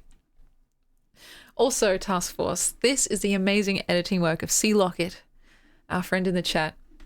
Seriously, this channel is a goldmine. If you haven't subscribed, you're missing out. Yeah, it must be the disgusting, gross, disgusting Perth water. Because, like, I know I'm thirsty, but am I really that thirsty every stream? Surely not. I just can't choose. Then don't, fool. That's actually kind of iconic. I stand by that. And, like, I know that's ironic because literally the thing that I write about most is two people, actually three people who say, oh, I just can't choose. Thirsty for storytelling is quite accurate. I would agree with that. But it's like... I fucking hate it in movies and like media where there's like this stereotypical love triangle. It's like, don't be a coward. Give us a threesome, you know? Seriously, I ain't kidding. And so eventually, I don't want to give any spoilers, to be honest. Not about my life, about Odin and Ada. Eventually, they probably will just have a throuple. Like, but Ina doesn't deserve them. Like, they're horrible people. So Ina should probably just find someone else. But if they were to, like, turn around their ways or make Ina worse, like, just drag her down with them, then they should probably just have a throuple. Yeah, poor Ina. She doesn't deserve it.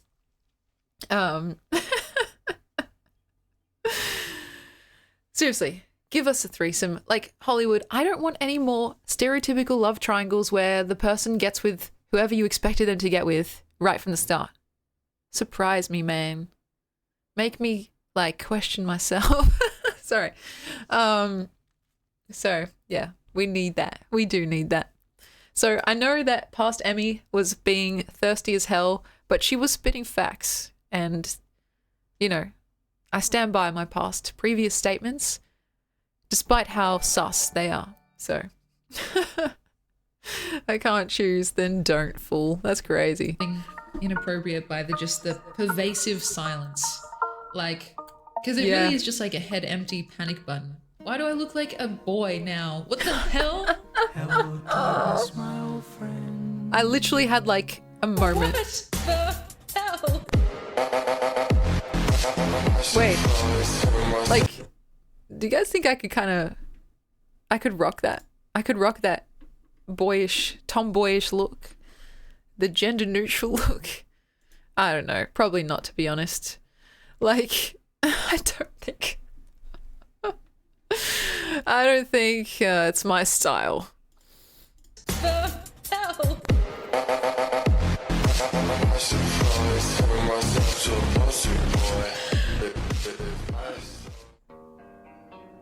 It's the fringe, man. I'm glad my fringe has grown out.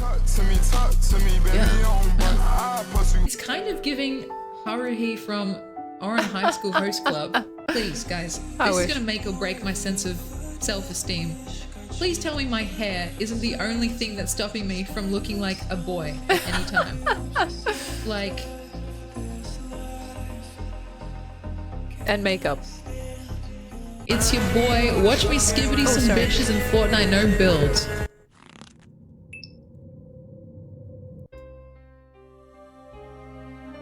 I can't believe I said that. I must have been reading from the chat. Going through it 100%. There we go. Oh. Back to normal.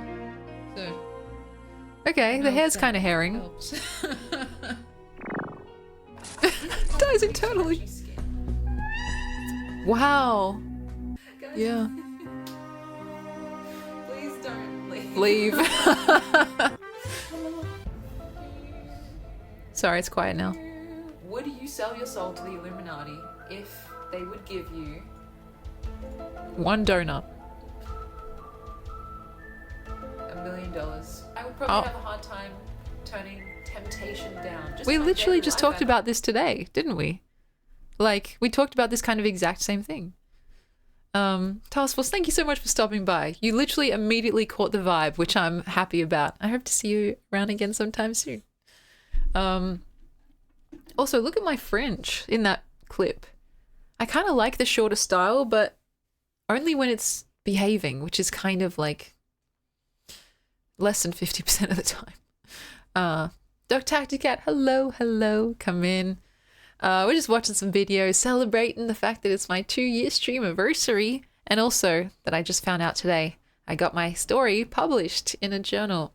It's still in the process of being edited and stuff, so it's not fully out. I can't really show you guys anything, but it's a double celebration, baby. So yeah, we're just watching some videos and eating some cake. I kind of feel like I'm in the mood for more cake now, so thank you so much. I literally could not have done any of this without you guys, so it's as much my success as it is yours. And yeah, just kind of basking in the good vibes. I hope you've been well. Hard time with that. So if it was like a mystical being, designed to tempt me, I'd be like, fine, I give up. He's like, I haven't even said anything yet. So weak-willed, Emmy. So weak-willed. I'm streaming right now, but I'm not facing you. I'm facing me. I'm just getting some water. So, the fridge. The thing about Perth water is that it sucks. It does suck. It's horrible.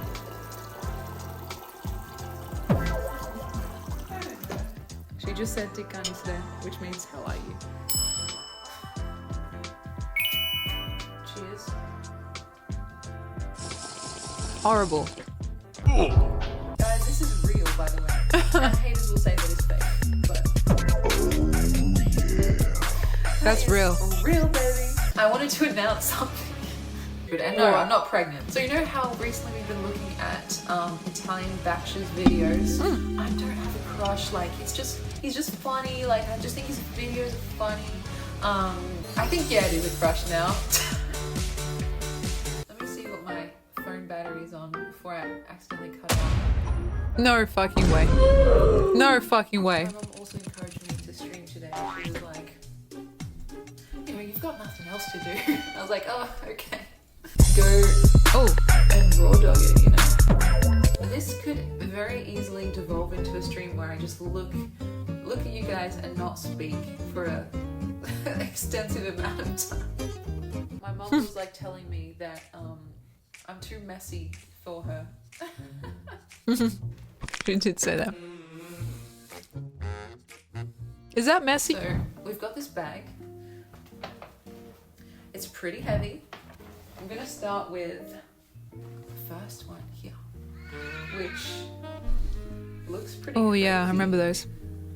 It's an Oreo with, I think it's peach and grape flavored cream.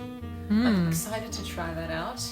And continuing on with the Oreo trend is they were really good. Birthday cake flavored Oreo, which is going to be amazing also. Oh yeah, so this one I'm most excited. Yeah, I didn't even think I was that messy. It was all mostly in the case. Raspberry and it's raspberry and blueberry. So that's going to be so cool, and the colors are so pretty. And now that's the end of the Oreo section.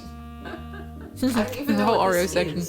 I think they're just like Pokemon cakes, love letters, wafer cubes.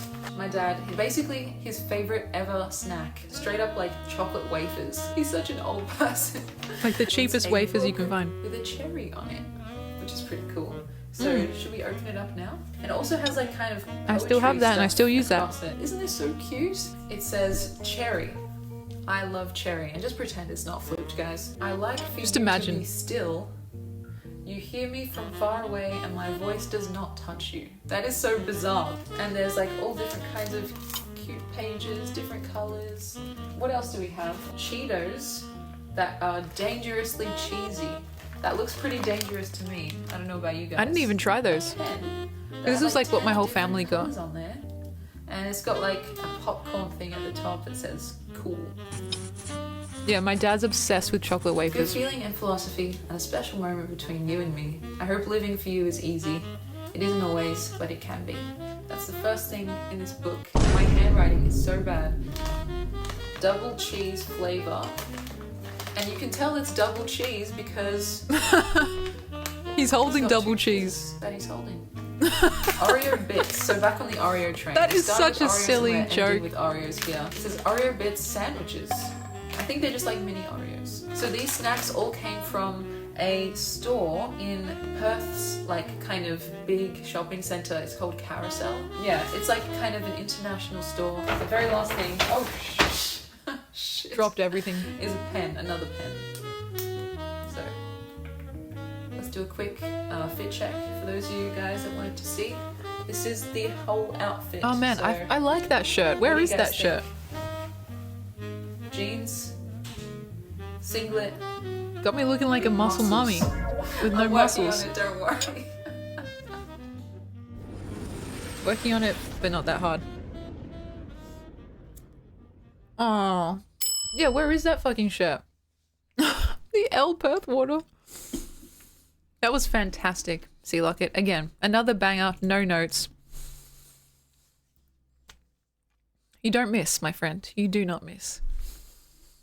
Emmy and Mama Cherry fly over to Perth to visit Kichi, witness unforgettable moments from the 4 streams while in Perth. From Kichi and Leo's guest appearance to Emmy looking like a boy.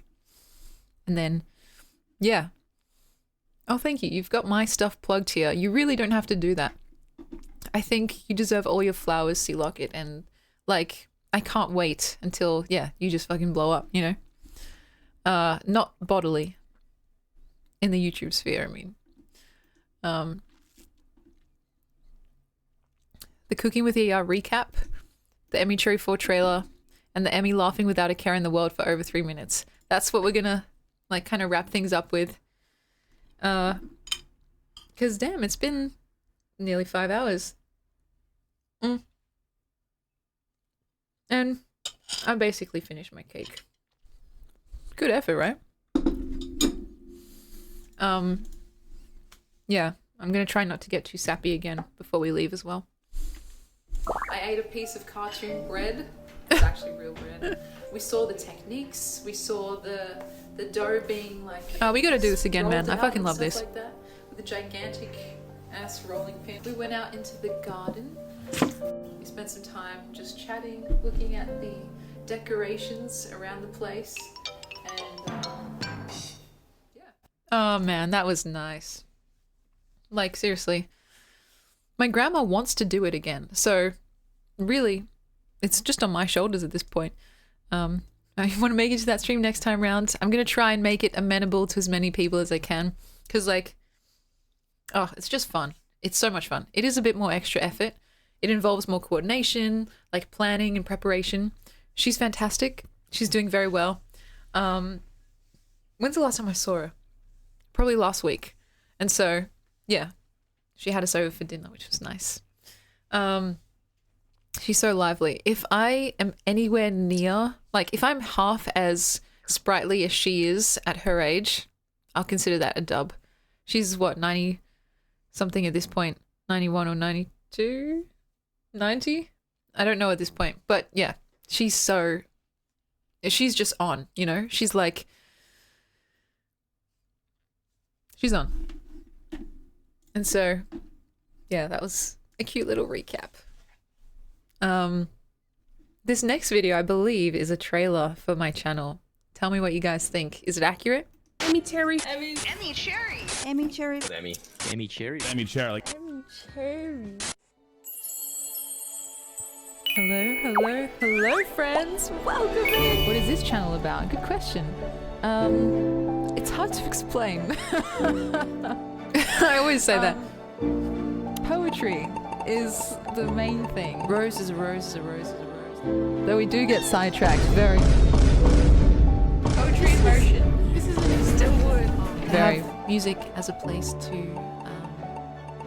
turn to. Very I'm often. gonna take a bite out of my shoe. You're out of your fucking mind. Oh God. What the hell?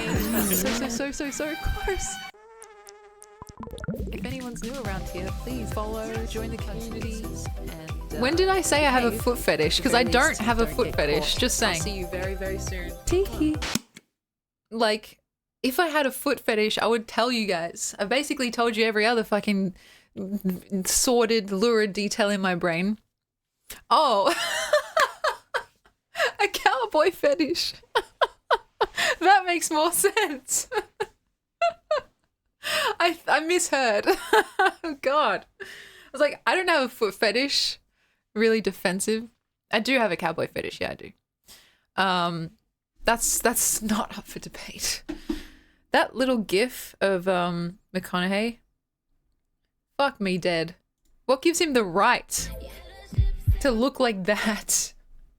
That's quite rude, the fact that he looks that good.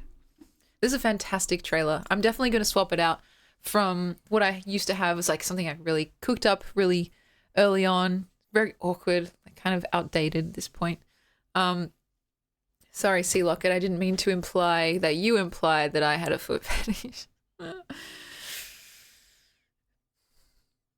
I don't. Though, you know, sometimes... No, wait, where is that sentence going? It just seems like the foot fetish people have it easy. They're so brazen nowadays. And like, everyone has feet, mostly. So it's kind of like, yeah. I'm not going to finish that thought. Let's watch this last video, which is Emmy laughing without a care in the world for over 3 minutes. I haven't seen this. So I wonder if I'll find it tolerable or not. Because sometimes, yeah, my own laugh, we'll see. The expressions on the... That's a long laugh. I don't have a foot fetish. I swear to God. I'm sorry.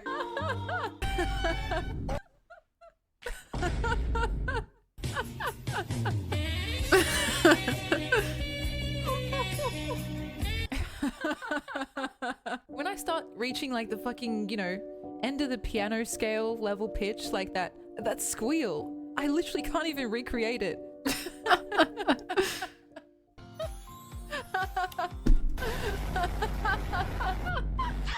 And only C-Locket gets me like that. Like, makes me do that noise. Alright, bye. Face going red.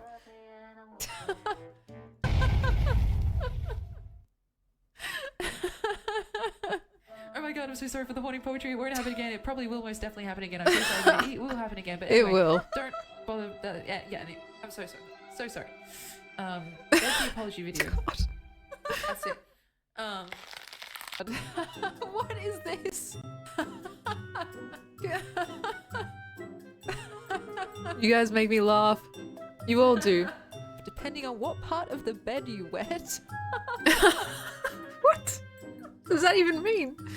What the heck? Depending on what part of the bed. Mom, I threw up. Oh, I like that.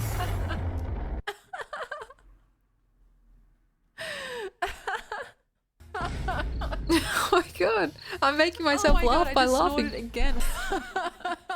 What? What's even happening? How am I making myself laugh by laughing? I don't want a poetry in motion. This is an expression of art. Oh god. The poetry in motion literally always fucking gets me. It's like instant laugh button. If I saw it again right now, I'd laugh the exact same.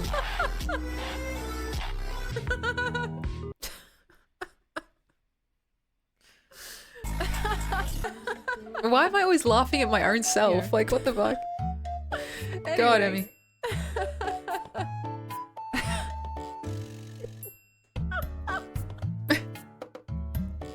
What is that? What is so funny, Emmy? His name is Jeremy. I call him Jeremy. Oh, the fucking vacuum. Yeah. Honestly deserved. Just like poetry. Oh, I'm baby, dead. can't I'm you so see? dead. There's this girl who's alright. I think See, look it. Your beautiful mind. Never change.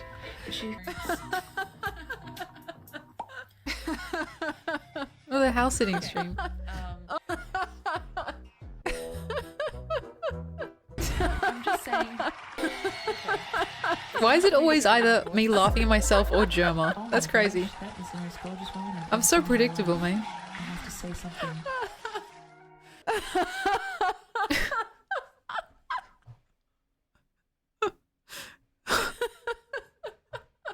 Let's actually go that red.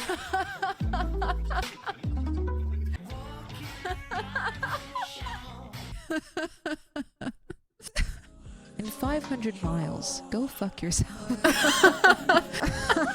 And look, there she is, but I'm blocking her face. Kichi got Mike Wazowski on stream, yeah.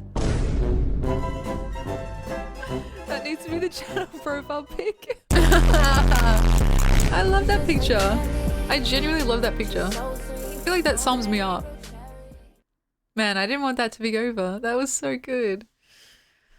I didn't realize I laugh that much. It's mostly when, yeah, I'm watching your videos, C-Locket, or you guys are saying some funny shit in the chat. Yeah, I feel like I am just literally so predictable. I laugh at my own jokes. I laugh at every single thing Germa does. He breathes and I just die.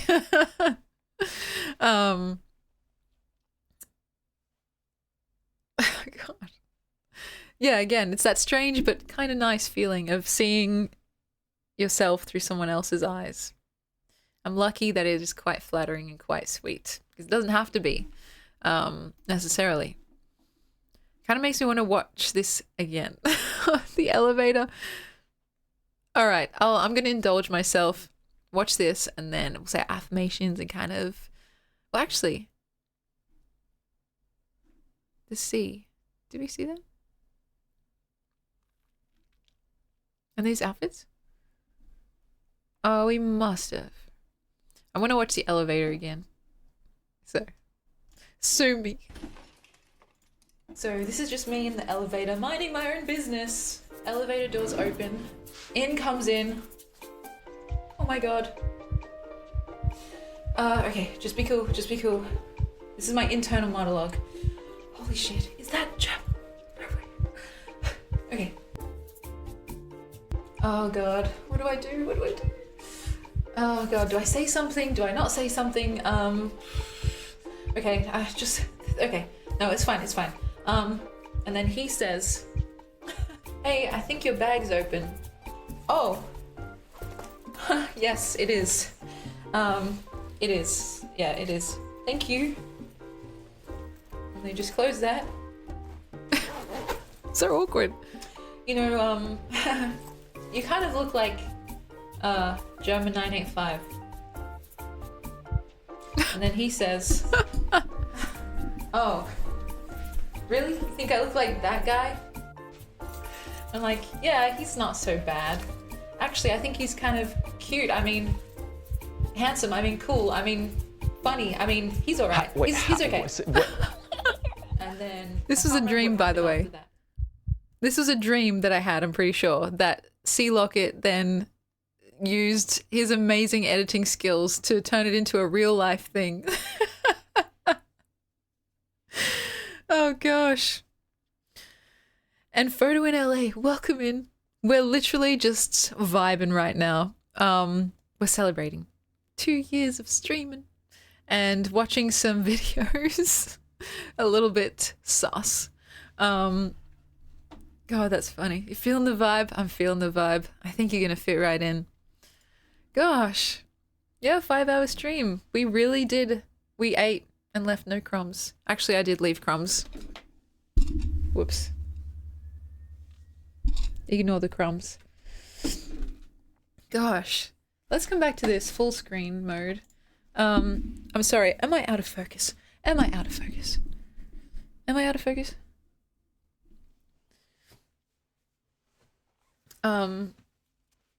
What an amazing little stream for today. I could not have